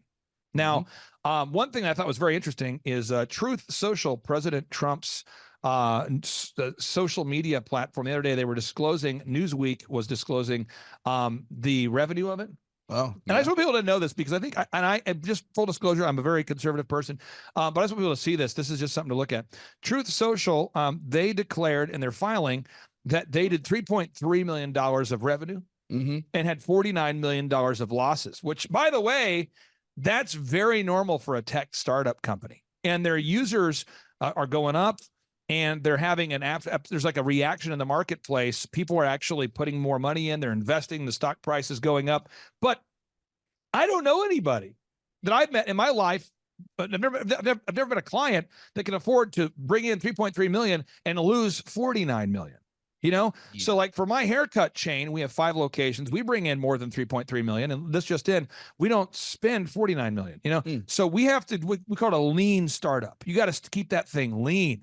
And so when you go to eitrlounge.com/staff, every document needed to manage the business is here. So the opening checklist for the manager, you click here, boom, this is what the manager has to do to start the day. Everything is documented.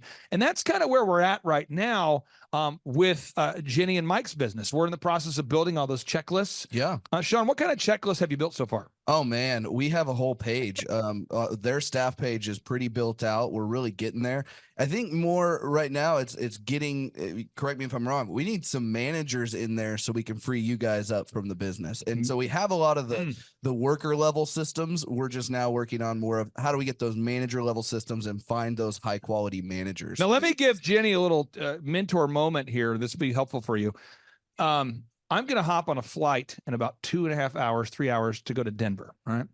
And I got to go to Denver to meet with the founder of oxyfresh.com. This is a brand we've worked with and helped them to grow to 550 locations now. 550 locations. Okay. And if you type in carpet cleaning quotes, we're the world's highest rated and most reviewed company in the world. Okay. 274,000 reviews. We've been holding this idea in our mind for 15 consecutive years. I've been working on this, Sean, before I met you. We just were grinding, okay? Yeah. And the biggest challenge that the locations have is managers, finding good manager. And I tell people this, and it never goes over well, but hopefully eventually it will. I'll keep refining the idea. The kind of person that enjoys conflict, but also likes people, is a good manager. Let me try that again. The kind of person that enjoys conflict, but also likes people is a good manager. And I have found it's not so much trainable as it's findable. So as an example, where we're getting ready to head out to Denver, Sean, you know my personality type, and you know that I have to pack all this stuff to get ready to go. You saw my suitcase out there? Yep. How many times do you think I've followed up with the people involved in the trip so far before leaving? Oh man, it's probably on your to-do list, and you've checked it off like probably at least 5 times today, I would think. And what kind of things do you think I might have put on my checklist to travel to Denver? First off, just making sure that the timing is working, making sure that you have all the stuff that you need, making sure that you have double of the stuff that you need in case something gets broken, making sure that the people who are there know you're coming and when you're going to be there and what to expect from you. What do you think I'm checking a bag? Oh yeah, you're probably not checking a bag. There it it would get is. lost. All right. No. And you think I'm catching a flight a lot earlier than I need to be there? Way earlier. Yeah, if I'm having a meeting tomorrow, which I am, I'm leaving today at 12:30. Yeah. So this is, but that's the sort of paranoia that makes management possible. So I have literally called. I said, "All right, I'm getting on the 12:30 flight. We're meeting tomorrow. I should be in by like 4 o'clock Denver time. Our meeting's tomorrow. If that flight gets delayed and the next one gets delayed and the next one, I'll still be there. I've got backup phone chargers. I have a rule. Everybody going with me. You cannot check a bag. I want to check a bag. Can't check a bag. Why? Because it could get lost. This is real. I'm not. I am completely paranoid, and that is the paranoia is what makes the businesses run. Yeah. Yeah. And I ask my staff every day, guys, elephant in the room. Did you guys get a review? And they say, well, yeah, we got a review. You asked me 10 minutes ago. Okay, well, I'll talk to you in 4 minutes. You heard me say that. I'll say, I'll talk to you in 5 minutes. Yeah. And I'll do it. And it's a follow-up of, because I have to make sure that the checklists are being followed, the reviews are being followed. We're a licensed business. People don't know that. Hair care, you're licensed by the state. So we have certain cleanliness standards. We could have random people from the state show up. So we got checklists. And I follow up, and it doesn't bother me to follow up with the same adult who's in their 40s 6 times within a 50-minute span of time. It doesn't bother me. But most people, that bothers them. Yeah. And so have you found that, Jenny, that a lot of people don't like to follow up? Have you found that, or is that just something unique to me? I found that they don't like to follow up. No, people don't like to follow up. It's almost like an awkward communication thing that people try to avoid. Yeah. And it's not necessarily that you're being mean or any type of way, but I feel like that's probably the way that we feel when we continuously follow up, like we're having to step on people's toes, but really we're not. We're just getting the job My done. mentorship moment for you is it's probably the same feeling you have when you ask for reviews. Yeah. It's probably the same. So, and I'm just saying, and if you, Mike, did you ever play football or a sport of some kind? Yeah, I used to play soccer. Okay, soccer. So like when you, what position did you play? Goalkeeper. Goalkeeper. Okay. So this is a great example. I didn't know you were a goalkeeper, but when you're a goalkeeper and someone's kicking that ball at you fast, I mean, just the ball's coming in there. I mean, people can really kick a soccer ball fast. Yeah. There are certain people that want to be a goalkeeper, but they kind of avoid the ball. They try to hide from it. They flinch. You know what I'm talking about? But you actually would lunge into it. Am I correct? Right. I mean, you're aggressive, right? I mean, you're like, for some reason you enjoyed it. Yeah. Yeah. Right? I enjoy getting 100 miles an hour fastball. Did you ever see somebody who tried to be a goalie? I'm not looking for a name here, but somebody who would kind of hide from the ball. Yeah. This is the same thing for management. Like as a manager, you have to sort of seek out conflict, but like people. So I'll say things like, okay, hey, it's 8 o'clock. I need to make sure you put out the flags in front of the elephant in the room store today, Mr. Manager. Put out the flags that draw the attention by the road. Put out the flags. And I'm going to call you in 10 minutes to follow up. Call them in 10 minutes. Are the flags up? Can you send me a picture? They're like, do you not trust me? Absolutely not. I trust nobody. Go ahead and send him. And then I'll call him back 30 minutes later. Hey, did you get Google reviews? Yeah, we got 1 Google review. You know, the quote is 10. Yeah, I'll call you back in 2 minutes. You know, call him back. Hey, did you get a review? It's been 2 minutes. I know. Oh, hey, I'll tell you what. I'll call you back in an hour. And my whole day is just following up. And then over time, the culture happens where people go, he's going to follow up. And now the people that like the follow-up like to work there, and it's become a great thing. And that's where we're kind of at right now, I think, is we're getting into the follow-up phase. Do you have call recording in place there, Mike? Do you have the call recording for quality assurance installed yet? Yes, we do. And are you learning some things? Yes. it is very hard to train people on recording scripts. Yeah. Okay, that's something we got to do. Now we're just going through the workflow. And then the wowing the customers. What Sean is saying is that your patients are consistently wowed. Now, I don't know if that's because Sean is your hype man or if that's a real thing, but it seems like people are actually wowing. They're being wowed right now. People, when they come in, this is, if you look at the workflow, they buy something right here, we have to wow them. You've got to create that wow moment. And again, if you want to download this diagram, folks, just go to thrivetimeshow.com/millionaire, thrivetimeshow.com/millionaire. You can download it from my newest book called A Millionaire's Guide to Becoming Sustainably Rich.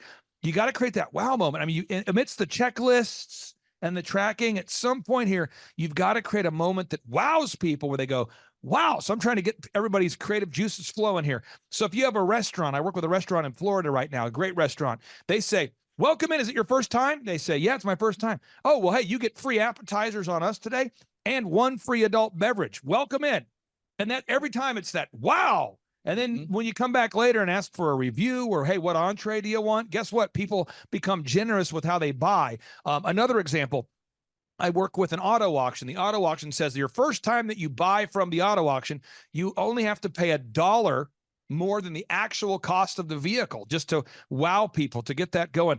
I happen to work with a carpet cleaning business. And what they do is they say, hey, the first time we clean your carpet, we'll beat any competitor's price and it will be at least half off of our normal price. And they go, okay, great. You got to have that wow moment. What are you guys doing, Jenny, to wow your customers there? Well, there are things that we do. We will oftentimes like give samples of certain things because we know they work. We have a lot of supplement sales that we do. Again, the dollar consult is a wow moment because we will spend some, 10 to 15 minutes explaining how we're different. And I feel like they're wowed because of that.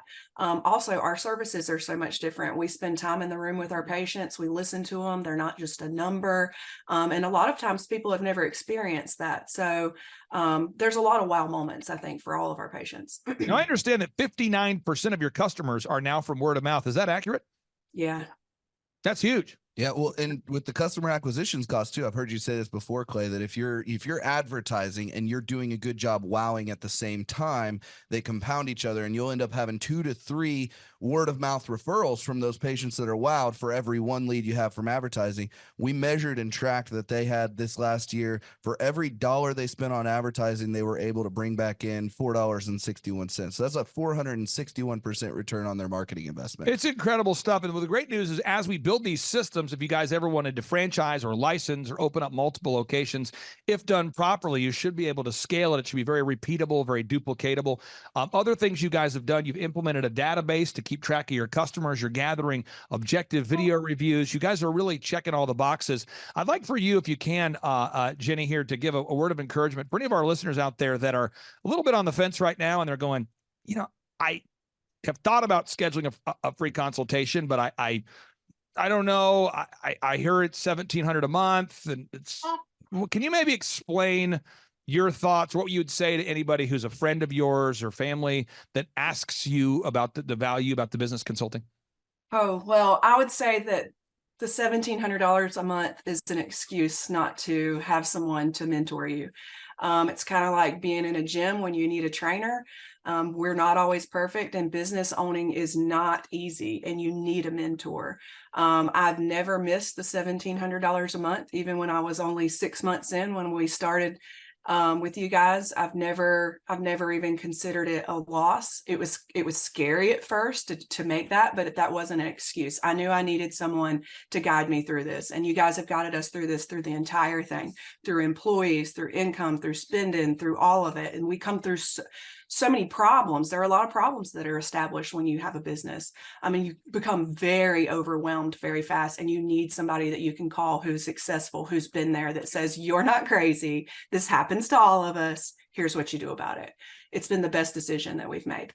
Final question I have here for you, as far as having like a one-stop shop. Years ago, I hired a business consultant who was great. And he would say things like, and I'm not ripping him, I'm just telling you what would happen. He would say, Clay, you got to work on your business and not in it. I'm going, that's true. He goes, you got to delegate to elevate. That's true.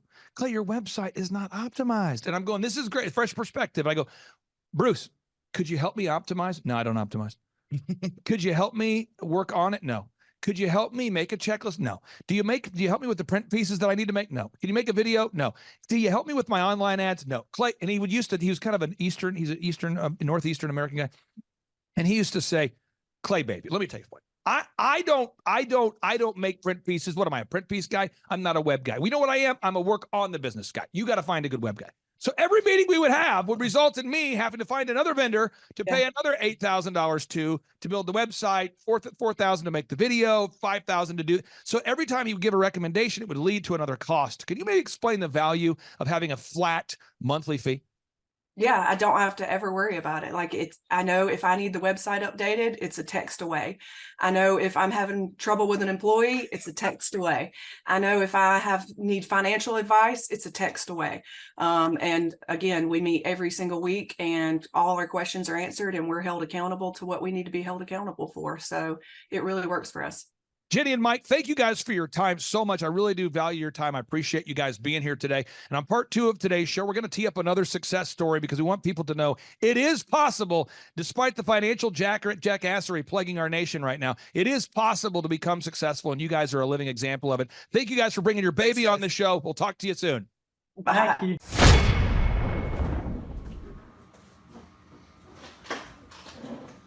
Hey, this is Dr. Jay Schroeder from HealthWorks Chiropractic here in Franklin, just outside of Nashville, and just wanted to record kind of my experience with Thrive over the last 16 months. I think it's been almost 18 months with these guys.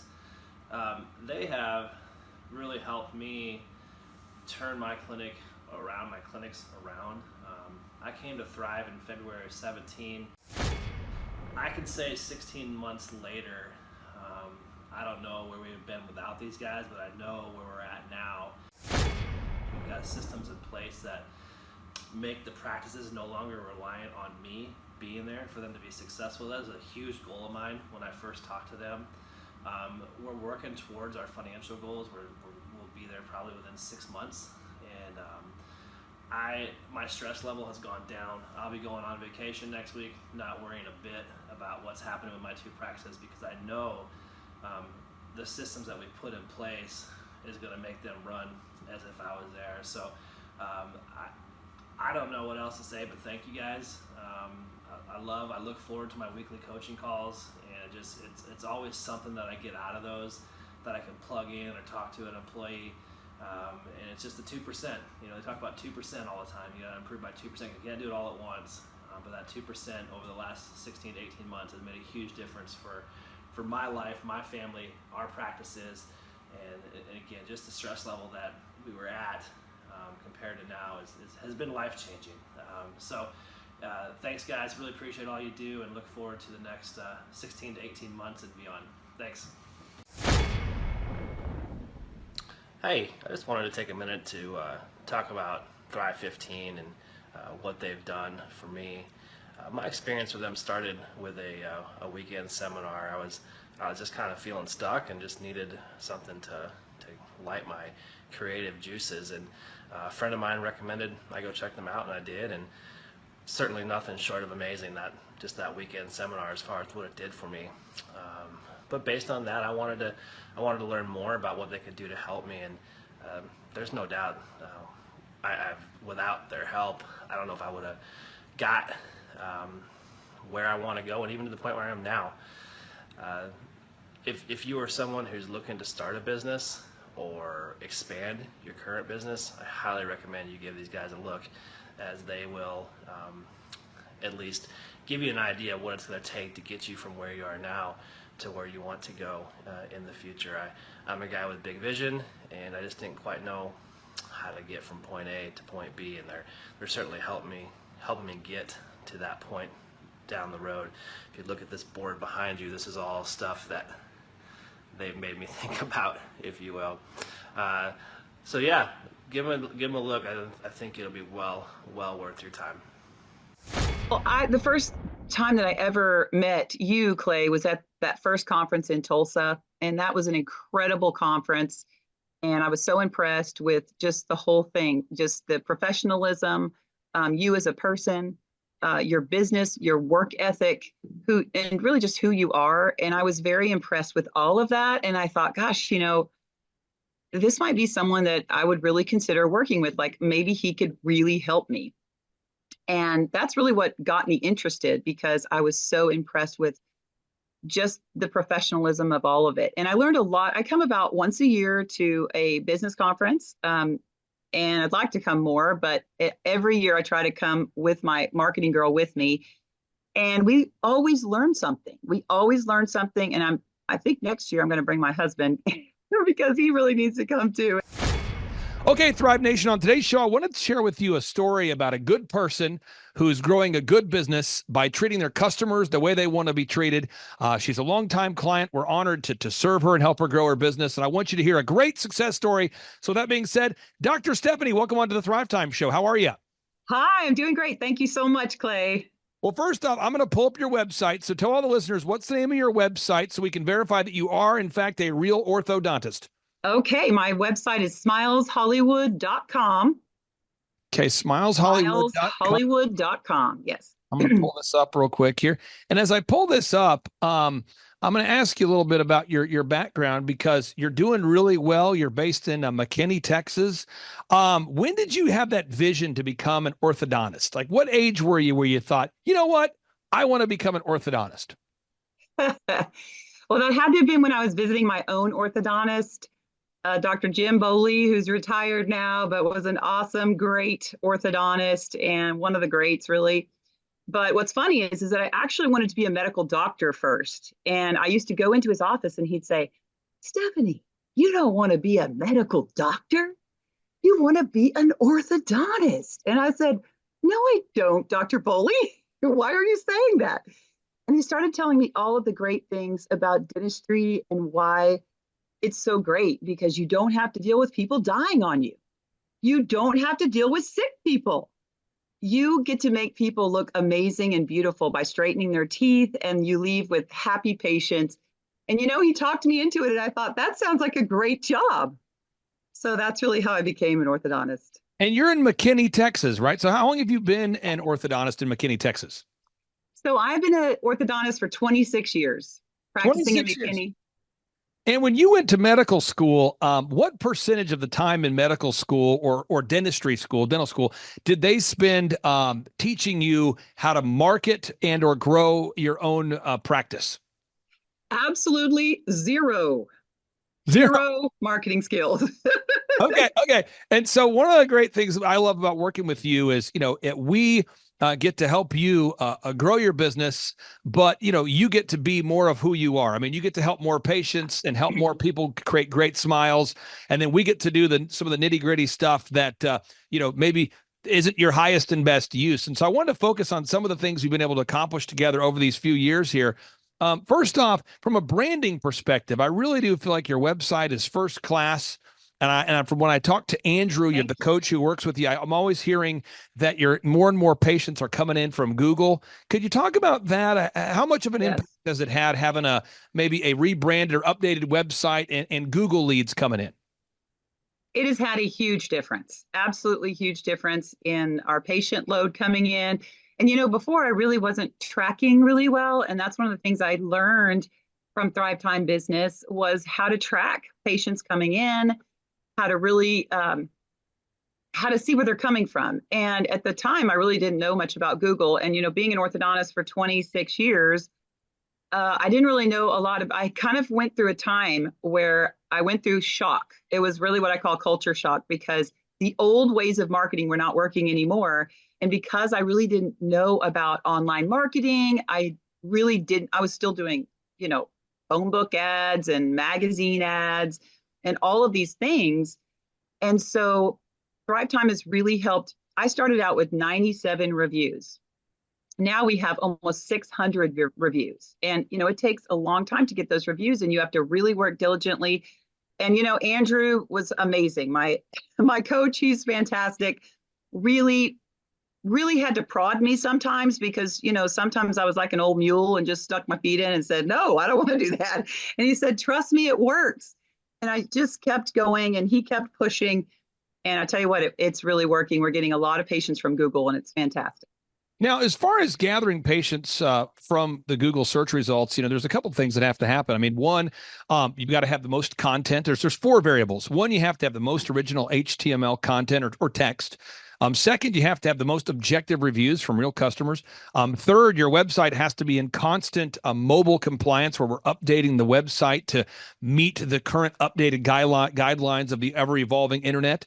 And then we've got to make sure your website is canonically compliant, where it basically follows all Google's rules. How much has that helped your peace of mind, knowing that you have a team that's helping you update your website every month and that you don't have to do that? It is a huge relief, an absolute huge relief, because I know that these things are being done. The SEO is being done properly. The backwriting under the website is being done properly and increasing, and we're relevant every single day. We're relevant because I know these things are happening. And before, I actually was trying to do some of these things on my own. And, I'm not the best writer. And then I realized, why am I doing this myself? Because honestly, I don't have the time. And so it's really a great relief to know that these things are being done and that they're working. And I saw when I first started with Thrivetime, I was probably 11 or 12. I was working with an SEO company at the time, and I was probably coming up 11 or 12, which is really the second page when somebody brings you up on the computer. But now I'm at 2, I'm at 3, I'm at 4, depending on the keyword. So I couldn't be more happy. And, again, if we do a search for orthodontist in McKinney, Texas, we can find you right there in the top 3. Also, after you move past the 3-pack or the top 3 there, we can also find your site in the search results. And again, it's not a result of luck. It's not a result of some sort of woo-woo plan. It's specific actionable processes. The next thing I want to talk about is just overall lead tracking and Dream 100 marketing. I think a lot of times people... Okay. Not you, but other people, entrepreneurs, none of our listeners, we might market based on feel. So if we feel like we're not getting enough leads, we might feel the need to go market. And if we feel like we're overwhelmed with leads, we might feel the need to not market. But one of the things that we try to teach to our wonderful clients like yourself is the importance of implementing a consistent and implementable plan, a consistent and practical plan. Could you talk about the importance of tracking your leads and then also just consistently doing those marketing systems like the Dream 100 that do produce fruit? So the Dream 100 has really been a great addition. We were doing something similar to that, but really not with the concerted effort and doing it on a regular basis. We were kind of doing it a little more haphazardly. And I really have noticed a difference, because when you are visiting dentist's office and you're developing a relationship with them and they are seeing you on a regular basis every week or every 2 weeks, the staff starts to remember you. And so, you never know, a patient may come in tomorrow and you just drop by their office with a goodie today, and then they are going to think of you whenever it's time to refer for an orthodontist. And that's really made a big change in our practice too. And we track every single one of those. So we know how many Dr. X sent over, and we know how many Dr. Y sent over. So we know our top referrers, and we know the ones that we need to kind of get to know better and help them send to us too. There's somebody watching this right now who's a doctor, a dentist, a lawyer, and they're going, I don't know if the Dream 100 works. What do you say to that person who's sitting down with you right now and they go, I just don't know if that works? I say it definitely works. And you definitely do have to get out and meet the dentist yourself at least one time. Even if you just, some of the dentists I couldn't actually just go meet. To have lunch. They didn't have lunches. So I just actually went by the office myself. I took a little goodie with me, a muffin or something, and I'd go by maybe right before lunch and just introduce myself. And then when my gal would come by every week or every other week to deliver things to their office, they at least knew who I was. I had introduced myself, and we found that we started getting patients that way. So it definitely helps. Now, next thing I want to talk about is hiring. And I don't know if you've ever felt like this. I'm sure you haven't. It's probably just me. But whenever you have a garden that you plant, I'll pull up a picture of a garden so we can all picture it in our minds. Whenever you plant a garden, there's probably some initial excitement. You go, you know what? I'm going to plant these tomatoes. I'm going to do it. I'm going to get after it. This is my year. I'm going to get the garden going. I'm excited. I'm going organic. Let's go. Well, what happens is over time, people stop pulling the weeds. They stop tending to the garden. And over time, the garden becomes like an overgrown monster garden. The garden starts to become something that looks like a mistake, something that looks like something where your neighbors say, are you going to mow that thing? And it gets bad. And the same thing is true with employees. If you have a team of people that work for you on your payroll and you're a business owner, it turns out that the average American today, for whatever reason, and I'm going to pull some stats here so people don't think I'm crazy. The U.S. Chamber reports that 75% of employees steal from the workplace. What? That's the U.S. Chamber reporting that 75% of employees steal from the workplace. And you might say, really? Yeah. And 85% of employees lie on resumes, meaning that they just make up some statistic and they throw it on their resumes. And 85% of employees are lying on their resumes. I'm pulling this up here, folks. But there's a certain group of employees that they just lie on the resumes, called 85% of job applicants lie on their resumes. And 75% of employees steal from the workplace. So in your business, you have a great staff and you want to keep it that way. So you can't hire the thieves. You can't hire people that lie on their resumes. So that 85% of the population that lies on the resumes, they can't work for you. And that 75% of the population that steals from the workplace, they can't work for you either because you want to wow your customers. Can you talk about embracing the processes that we teach of the ongoing hiring processes and just always recruiting new people? Absolutely. So we have taken on really the task of making sure that we have every single day at any one time, there is going to be an ad out there for any position in our office. And, occasionally we'll have somebody come in and we'll have them, just do a little half a day or something. And what's really interesting is that even my employees, even when I'm not needing someone, my employees will be like, why are we having somebody come in, do a working interview? And everybody gets really nervous, but it actually also helps them get on their best behavior again. So, but it's like, if you always have someone waiting in the wings, then should you have someone that drops off, maybe their husband gets transferred and they're a wonderful employee, but it's just, now they have to move and now you've got someone that you can hire. Or if you have someone that's like what happened in my office where, it was a inventory day and doctors weren't there and she decided to go work out and hang out with her boyfriend for 5 hours and then forgot to clock out, so that's called stealing. Yeah. And and recently, and these are just real examples I'm sharing with people. I've had some of my really, really nice employees. 2 of them decided to have a baby and start a family. And so I'm not going to hold an employee hostage. I'm not mad that they decided to move on, but you get to a place where if you're not careful, folks, you're going to find yourself in a kind of a defensive posture where you're not going to be able to cover the appointments, the obligations, the customers that are reaching out to you. So if you're out there today, hiring has got to be a process and not an event. So again, just recapping: the branding, the marketing, the search engine optimization, the hiring, the tracking. I want to talk about retargeting ads. Retargeting ads, whenever somebody goes to your website, we've got to have ads that follow people around the internet. So that way people constantly see Smiles Hollywood, Smiles Hollywood, Smiles Hollywood. Yes. And that creates top of mind awareness. Can you talk about how important it is for you to know that you have a team of people thinking about those kind of things? So again, you don't have to. Absolutely. And I think just being a Thrivetime customer really makes you feel like you're taken care of in so many different areas, because I didn't even know what those ads were when I first became a client. I didn't even know. I remember thinking, I wonder how you get to have an ad when you're going to your bank account and then all of a sudden this thing pops up, for some brand of sunglasses that you were just looking at. I thought, how do you get those ads? How do you even find out about them? And so these are the ads that you guys fixed us up with, and they're fantastic. And I do know that they do bring in patients. Now, coaching is an ongoing process. Every week, Andrew meets with you. Every week, I know this might sound shocking for folks out there, but every single morning, our coaches have to meet with me at 6 a.m.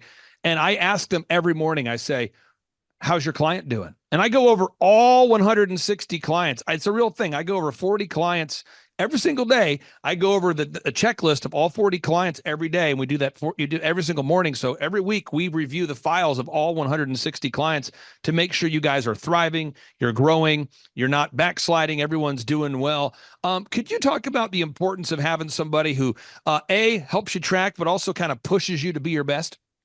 Well, that has been a lifesaver because honestly, well, I kind of learned it on myself because Andrew was good about pushing me, and he would say, okay, well, did you meet with your staff about this or that? And I said, oh, yeah, I didn't quite do that.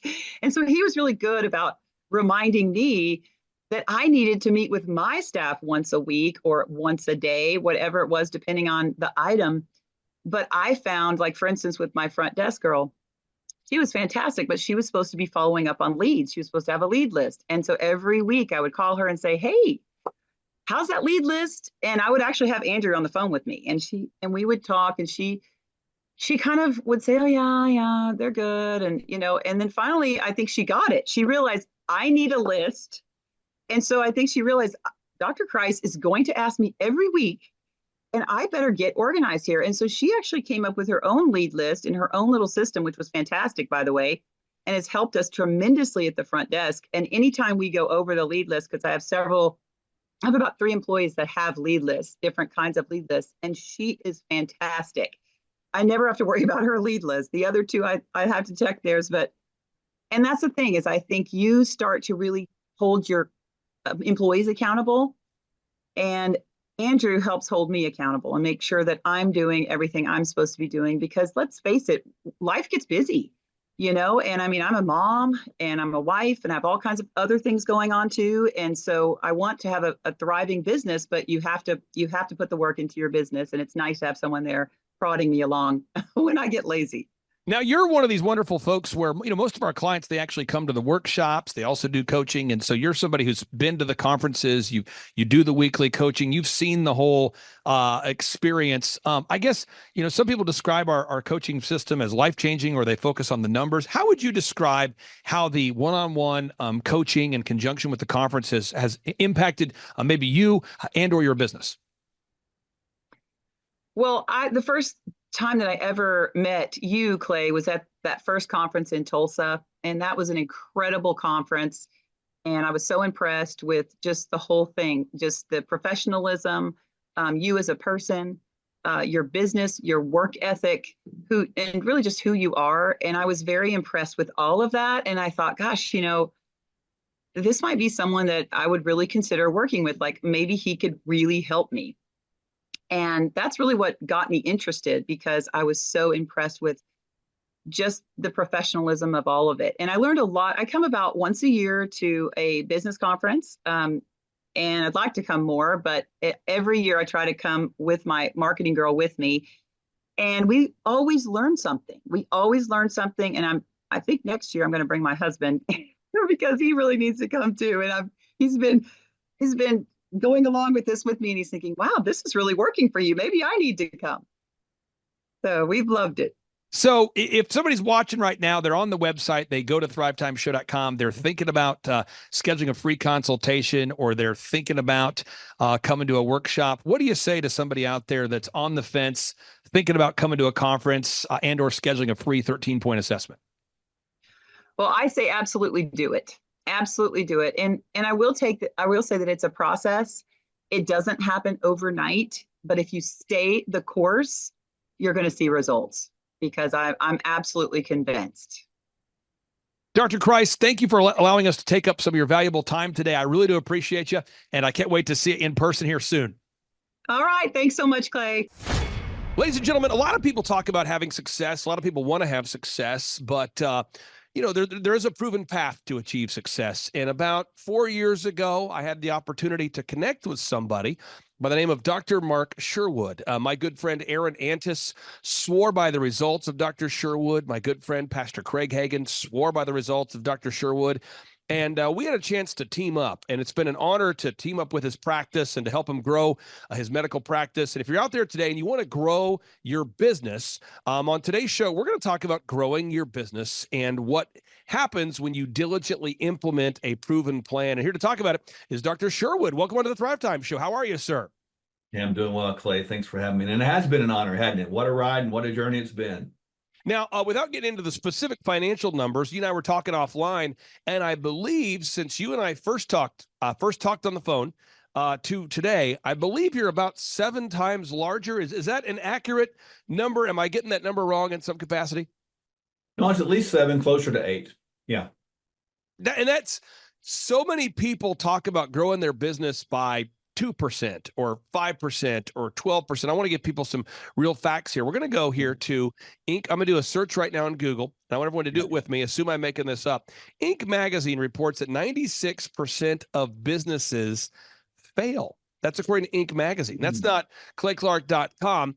96%. Now, if you go to usdebtclock.com, which is, by the way, a great way to get depressed. If you go to usdebtclock.org, you'll see that in America today, we only have 9.3 million self-employed people and a country of 336 million. So just if even 10% of our country was self-employed, that'd be 36 million self-employed people. But we only have 9 million self-employed people. So we're talking about, it's like less than 3% of our population is even self-employed to begin with. And so if less than 3% of our population is self-employed, and 96% of businesses fail, by default, folks, you've got, it's a very, very small percentage chance of being successful by default. And so what I want to focus on is the implementing a proven path and a proven system. So step number 1, since you and I have connected, I didn't teach this to you, but you do it. You diligently implement a plan. Can you talk about that? Because every week, you and I, we connect every week, in this case, there's a plan that you do, and I won't get into all the details, but you do it every single week. You do it in the gym. You do it in your business. Talk about implementing a proven routine every day. Well, I think the end of the story of a routine is it produces predictability. And so I look at it like this, good habits done consistently over time provides reliability, which gives you consistency, which gives you faithfulness, which gives you trust. Now, trust is a big deal. Does that trust mean you trust yourself?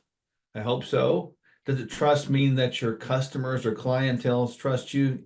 They do, because it's predictable.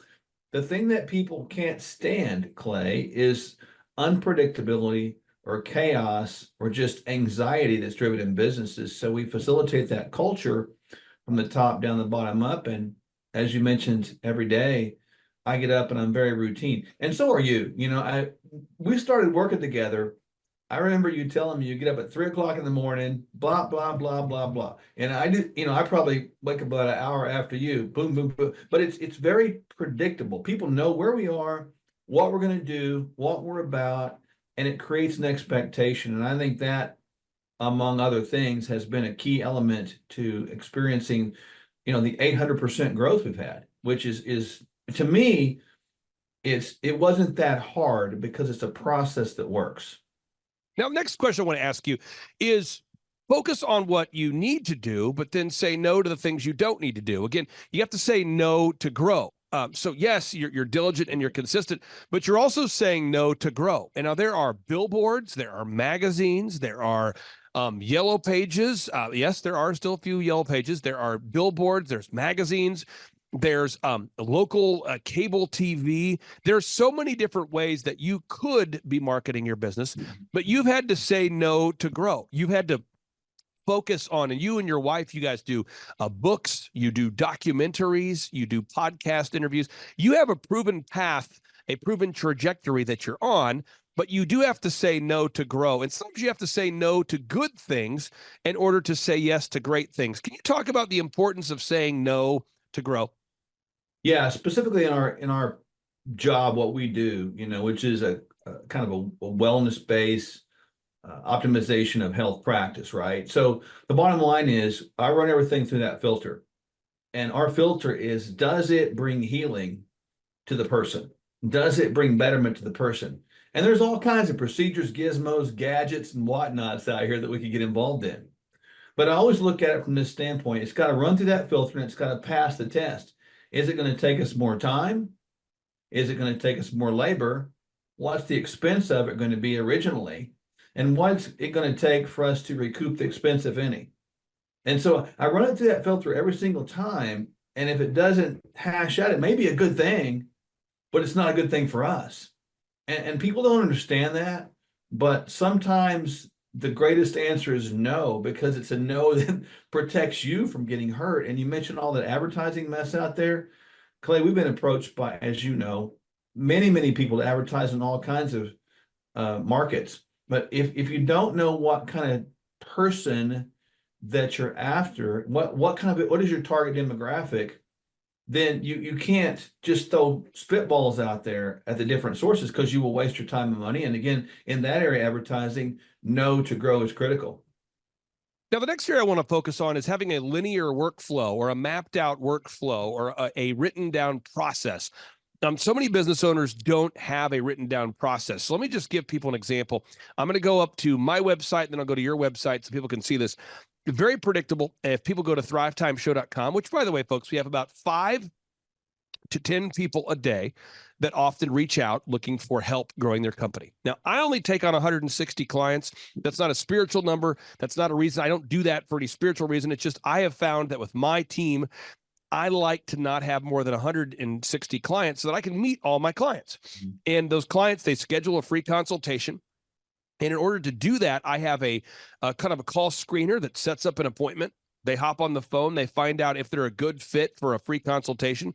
Then my team books the free consultation for me. And because our average client is with us for 6 years or longer, if you do the math, we have an opening for a new client about every month or so. So if you look at TWA Photos, this is one of my longtime clients based in Chicago, him, and we're going to hear his success story on part 2 of today's show. He reached out. He filled out the form. A member of my team called Tim to see if he was a good fit. I then coached Tim on the first call, found out he's a good fit, did my assessment, found out he's a good fit, coached him through what we're going to do, laid out the proven plan. True story, and you're going to hear it on part 2 of today's show. Tim went on to build a very, very successful company, and he sold his business. Well, when he sold his business for a big-time exit, guess what that did?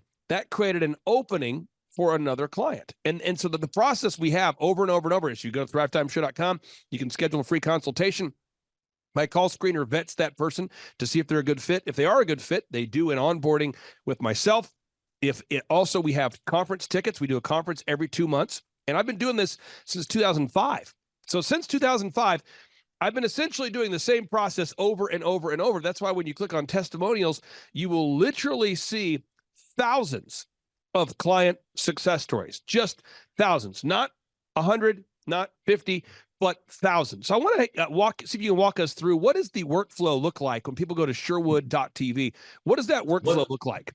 It's fascinating. And again, you and I just kind of hit it off because we think the same way. So we have, we have an opportunity. People visit our website and we get, hundreds of visitors every day.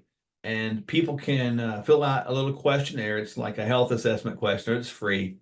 And they get put through a series of, funnel emails to sort of qualify what they want to do. And it sort of kind of vets them at the outset. But if they want to work with us, just like yourself, we have a free webinar that they can go to. At that point, after attending the webinar, Clay, they then have the opportunity at that point to schedule a one-on-one assessment intake appointment with my wife and myself. At that appointment, we determine whether or not they're a good fit. If they're a good fit, we develop a plan for those and execute the same plan with the same formula. It's more personalized for their lives, much like you personalize that plan with the same general processes for that business. We personalize that plan of the same general processes for their life. Now, when people work with me, with my business, and I'm not a medical business, I have a proven process and a proven system. And so when people go and they go to thrivetimeshow.com and they look at the different success stories. We have companies like oxyfresh.com. We've helped them to grow now to 570 locations, 570. And I could go on just listing examples all day. We take companies like Shaw Homes, help them grow from $15 million to $150 million of revenue. And we just have so many success stories. It truly is epic. And that's why the parent company is called Make Your Life Epic. That is what we do, make your life epic. Dr. Sherwood, I would say what he does is very analogous to what we do for business, he does for your body.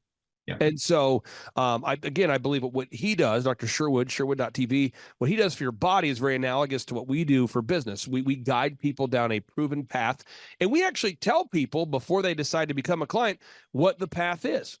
We tell people, this is what we're going to do to get you from where you are to where you want to be. Now, I know a lot of people, I would say specifically 3 people that I see on a weekly basis who have lost over 40 pounds since going to Sherwood.tv. So 3 people that I see on a weekly basis have lost over 40 pounds as a result of going to Sherwood.tv, learning about the protocols you offer, and then following those. You tell people in advance what the protocol is going to be. That's very different from a lot of other medical programs that kind of hide the program or the protocol from the potential customer, from the potential patient. They hide it and they say, once you sign up, then we'll teach you the protocol. Why are you so transparent with teaching people what your protocol is going to be before they become a patient? I think it produces trustworthiness, Clay, because a lot of times with what we do, transparency is key, because my wife and I do it too. And again, I'm not knocking anybody else. I just know that what you just said is very true. It is analogous to you making someone's company greater.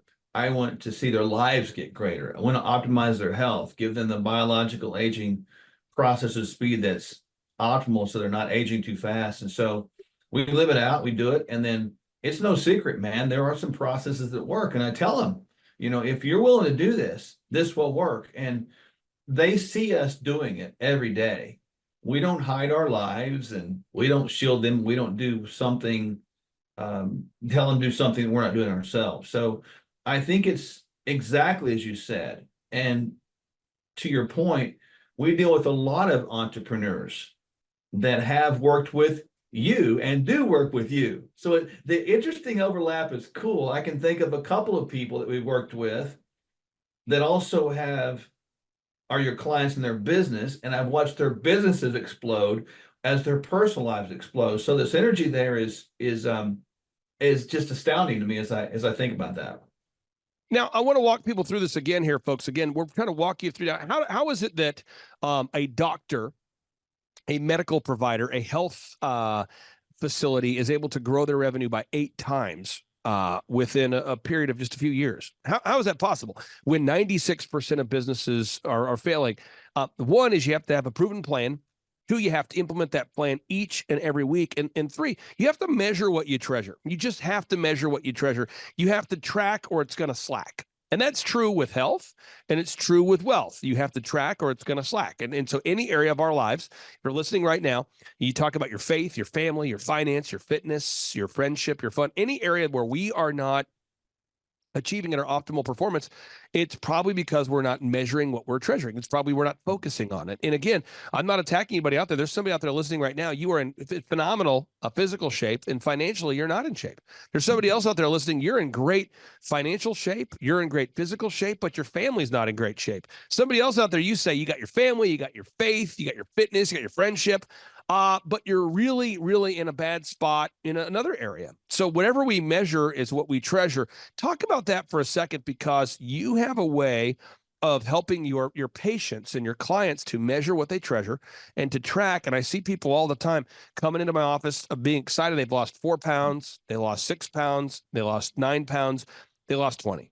They lost 21 pounds. They lost 27 pounds. They lost 30. They lost 40. And you see people gaining confidence every week as they begin to take this massive goal they have and they start to see success day after day. Talk about measuring what you treasure. Yeah, one thing I forgot to add too in the process, we have quarterly events. I mean, and I didn't, we have those things too, which are kind of cool. That's kind of a culmination of stuff that people can celebrate. But when we talk about measurables, we talk about this all the time.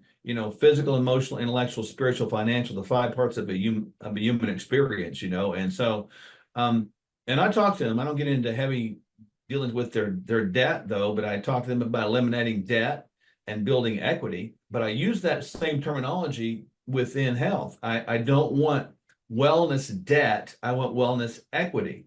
So in other words, if you can't measure it, don't do it. I never do a test unless I know what I'm asking, what questions I'm trying to get answered, and why I'm measuring it. I don't do that. You mentioned weight loss. We have a unique way to measure that, not just about what the scale says, but I'm measuring their body composition, Clay. I'm measuring their percent body fat. I want to know how much muscle they've maintained or grown and how much fat they've been able to lose.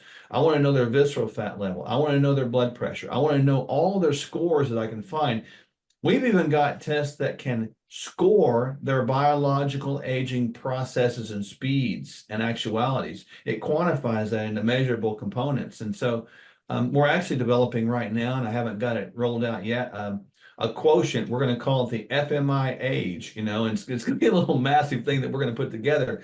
Because, I think people are aging in a way that is probably too fast, and I think we can probably age better. But to your point, I concur 1,000%. If you can't measure it and it's not quantifiable, don't do it, because then it becomes a distraction. Now, I want to tap into your wisdom on this, let you kind of show off what you do a little bit here. One of my wonderful clients is called Kolaw Fitness, and Charles Kolaw started out doing personal training. And on part 2 of today's show, folks, you're going to hear his success story too. So you're going to hear the success story of TWA Photos. You're going to hear the success story of Kolaw Fitness. He started out doing personal training, and then he decided, you know what, I want to open up a gym. And then he said, you know what, I want to open up a second gym. And that's where we met him, is as he was scaling the business. And so what he does when people want to lose weight, I'll tell you his secret. He tells them, here's the deal. I need you to not eat wheat, no sweets, and no alcohol. And people are like, what? He's like, no wheat, no sweets, no alcohol. We'll see you 3 days a week working out. And he starts that process. He starts small, no wheat, no sweets, no alcohol, 3 days a week working out. And then over time, they start to add maybe more detail to it, more supplementation, more detail, maybe more vigorousness to it. But they start off with no wheat, no sweets, no alcohol, 3 days a week working out.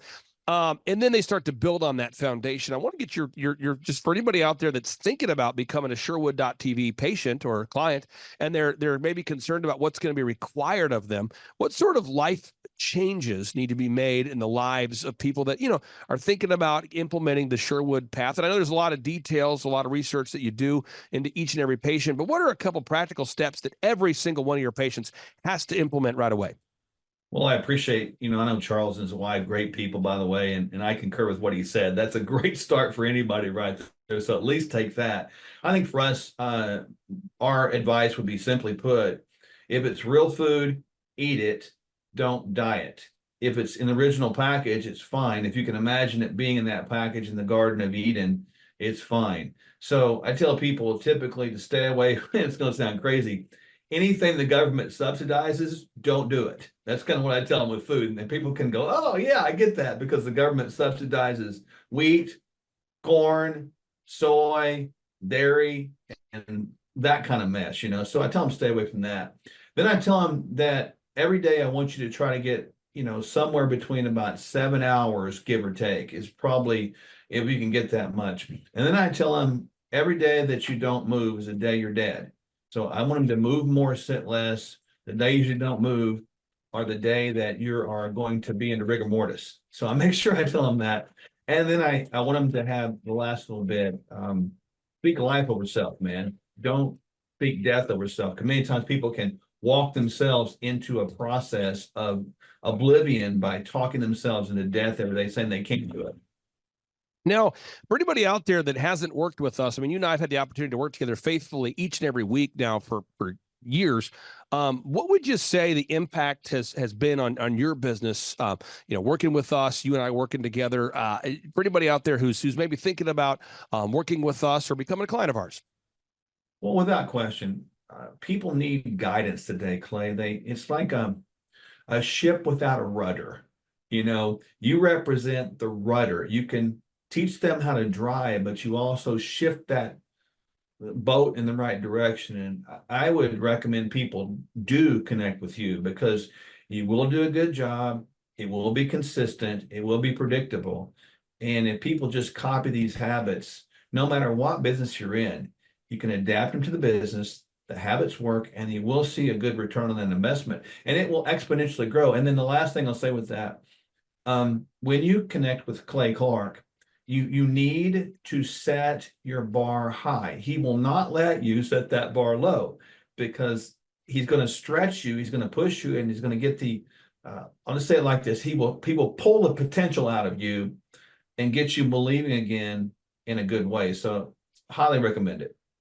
It's working with you has been an honor. It's a true win-win. For anybody out there that's looking for health optimization, check it out at Sherwood.tv. And again, what you do is so analogous for health to what we do for wealth. And so for anybody out there, if you're looking to optimize your health, check out Sherwood.tv. Dr. Sherwood, thank you so much. And again, for anybody out there that doesn't know the story here, which should be everybody, you and I were just talking offline the other day, and you were saying, hey, Clay, I just want you to know, since you and I first connected, we're up, 8 times. And I just thought, well, man, there's so much discouragement in the world we live in. We need to document this and get this on camera. So thank you for keeping us updated, sir. And I can't wait to have you on the show next week. You're welcome. Thanks for having me, as always. Take care. Bye-bye. Dr. Brett Kasparov, and I was looking to learn more about business, scaling, selling, closing, potentially franchising, growing that business, and actually working on it and not as much in it. Oh, goodness. It's going to take me a little bit of time to process everything I brought in over the last 2 days, but there's definitely some things I need to go back and implement immediately. Some with key players, some of our processes, systems, some scripting. We've been using scripting. I think we can improve on it, and that's definitely one of the first things we'll do, because we're seeing the patients coming in, on a real regular basis, and I think we can capture more of those patients with even a small tweak of some of our scripts. Coming to the workshop today has definitely been helpful in adding to and giving the big picture, the 10,000-foot view. So I would recommend everyone who's been working with one of the coaches that's part of Thrive 15 to definitely attend one of the workshops. You network with other business owners. You learn from other people's questions. If you're just considering being a part of one of these coaching teams, this is a great place to start. You'll get that 10,000-foot view, and then you can work individually with a team of coaches to really hone it in and give you those action steps to move forward. So definitely, if you're on the fence, come be a part of it. Welcome to Tulsa on behalf of me. You have questions? America's #1 business coach has answers. It's your Broda from Minnesota. Here's another edition of Ask Clay Anything on the Thrivetime Business Coach Radio Show.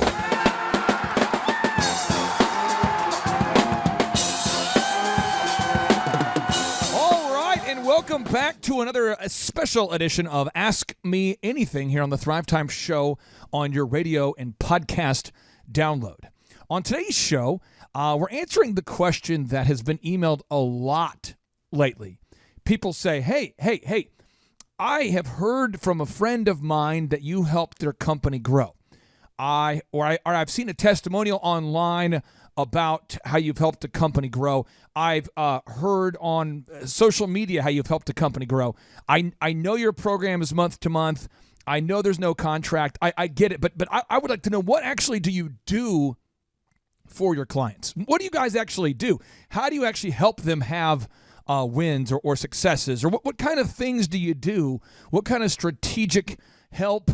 What kind of accountability? What kind of deliverables? What kind of back-end support? What do you do to help your clients? And so I thought what we would do is invite one of my friends and one of our clients, Dr. Breck, onto the show. It's DRBRECK.com if you want to look him up here. DRBRECK.com, Dr. Breck. And Dr. Breck Kasparov is a chiropractor who has had major success in the past year. And the guy has been in business for over 15 years, but he's been able to double his business in just the past 12 months. So how did he do it? What did we do to help him? All of these things will be answered on today's show as I interview Dr. Breck about his experience with actual one-on-one business coaching and how we've been able to help him double the size of his business in just the past 12 months. Now, Dr. Breck, talk to me about what kind of changes have you made and how has it impacted your overall profitability or growth? Well, I'm happy to report that, December of 2018, we had our highest grossing month. So I'm super excited about that. Ever? Ever. Whoa, that deserves, you know what? That deserves Wins of the Week. That's a win of the week. Dr. Breck celebrating a sales record here. A new year, a new you. How is it possible? He's a diligent doer. So what kind of practical changes have you made? Oh, man.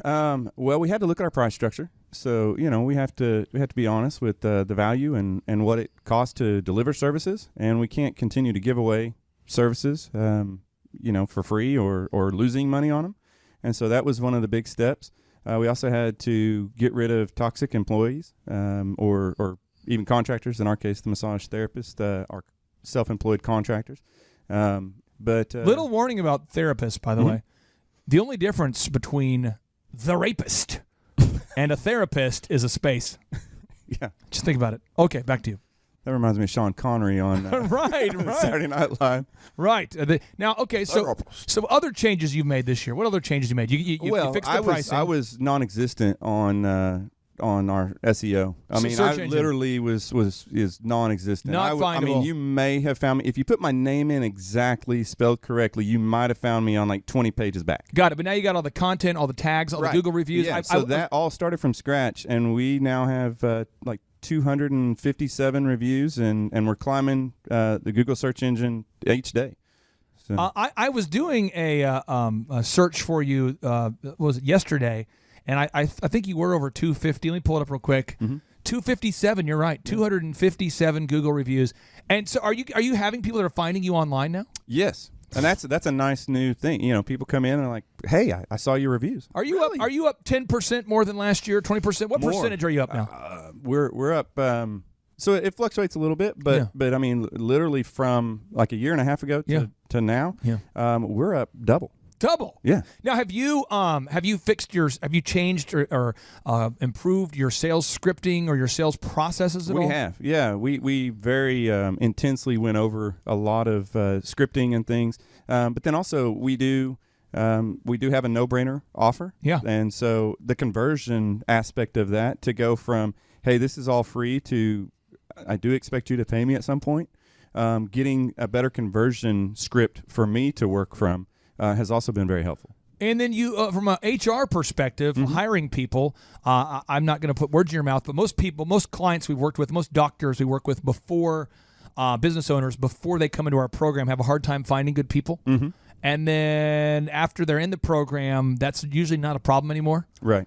Is that the case with you? Are you doing good on finding people, or how have you changed your recruitment process? Yeah, so just before starting working with Tim, we had some change up and some people left on their own accord, and they were about to have that conversation anyway, so it worked out. Nice timing.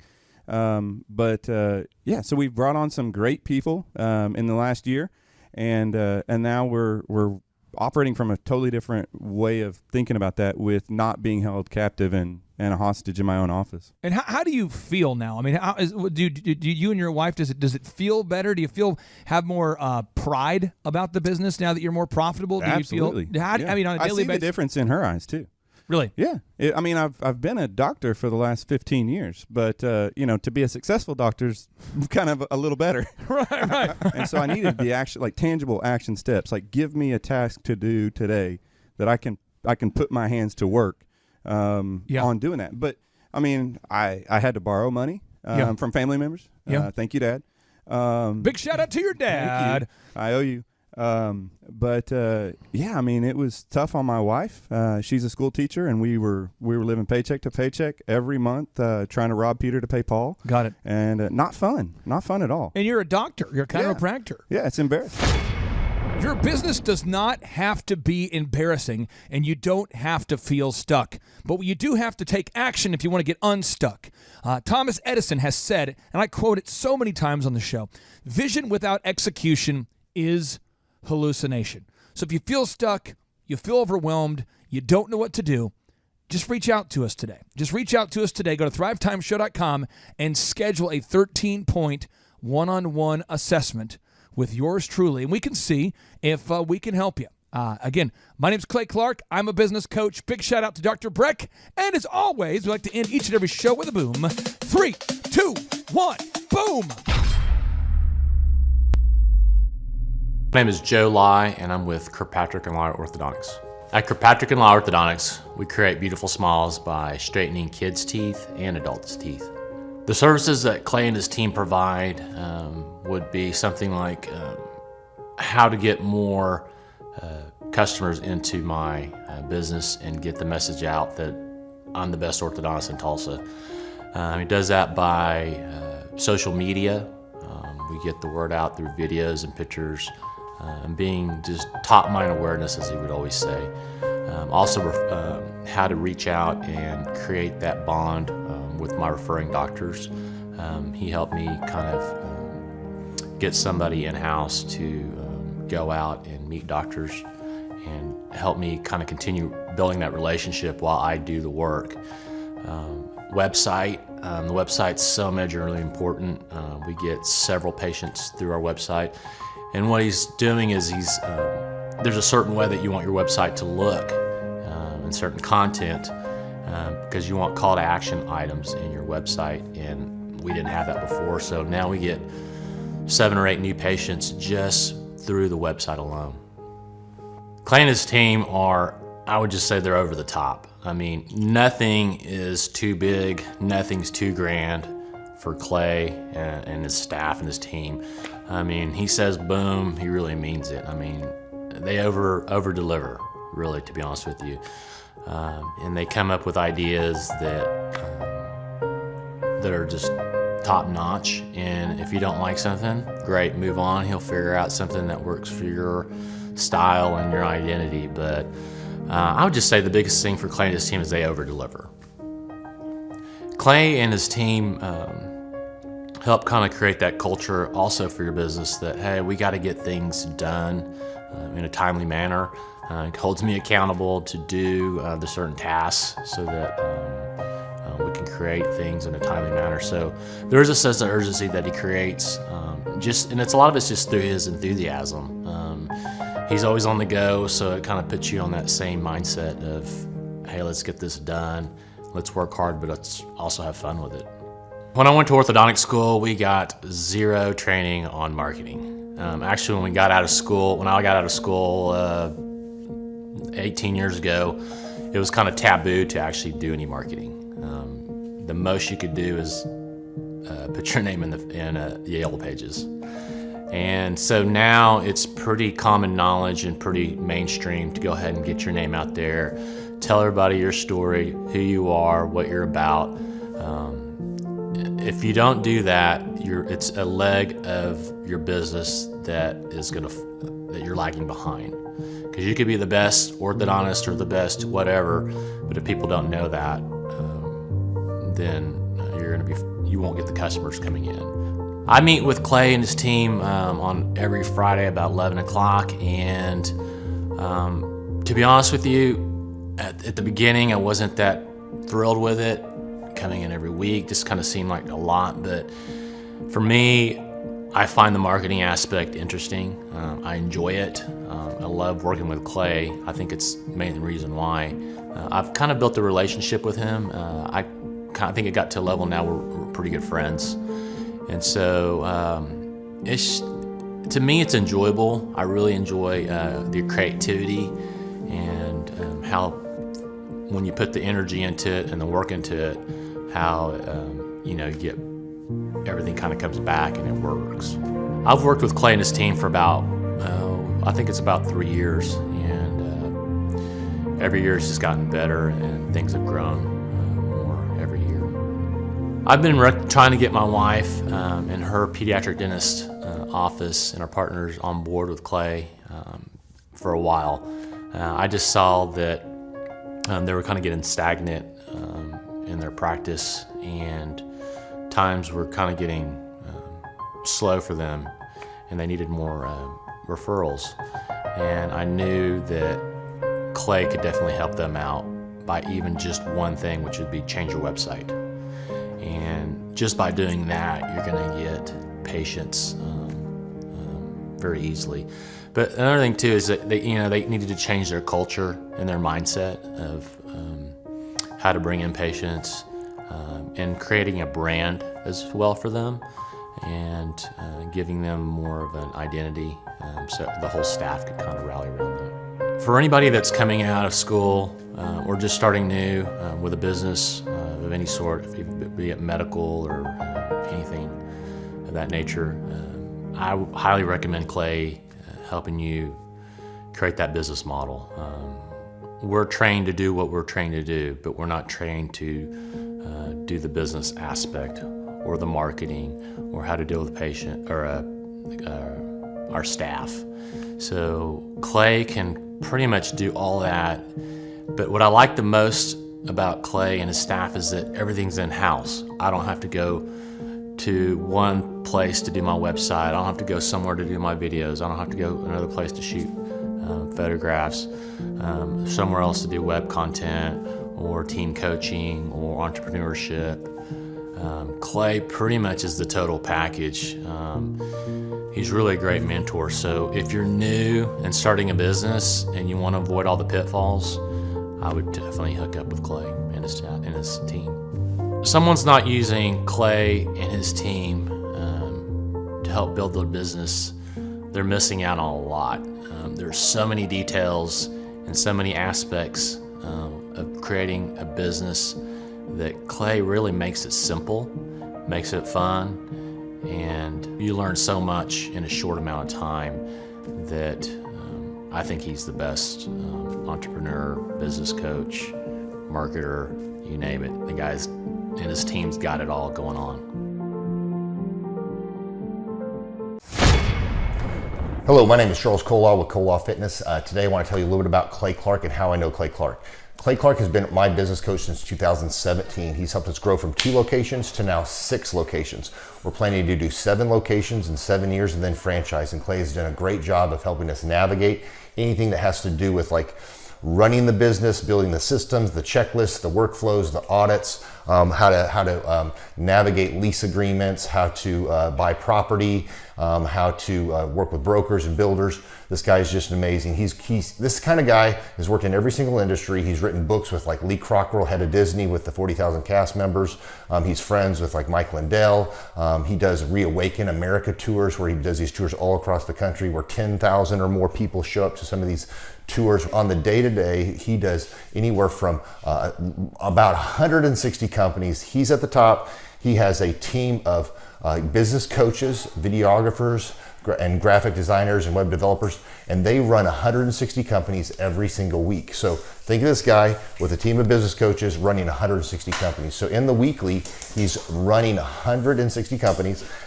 Every 6 to 8 weeks, he's doing Reawaken America tours. Every 6 to 8 weeks, he's also doing business conferences where 200 people show up, and he teaches people a 13-step proven system that he's done and worked with billionaires, helping them grow their companies. So I've seen guys from startups go from startup to being multimillionaires, teaching people how to get time freedom and financial freedom through the system. Critical thinking, document creation, putting it into organizing everything in their head to building it into a franchisable, scalable business. Like one of his businesses has like 500 franchises. That's just one of the companies or brands that he works with. So amazing guy. Elon Musk kind of like smart guy. He kind of comes off sometimes as socially awkward, but he's so brilliant and he's taught me so much. When I say that, like Clay is like, he doesn't care what people think when you're talking to him. He cares about where you're going in your life and where he can get you to go. And that's what I like most about him. He's like a good coach. A coach isn't just making you feel good all the time. A coach is actually helping you get to the best you. And Clay has been an amazing business coach. Through the course of that, we became friends. I was really most impressed with him is when I was shadowing him one time. We went into a business deal and listened to it. I got to shadow and listen to it. And when we walked out, I knew that he could make millions on the deal. And they were super excited about working with him.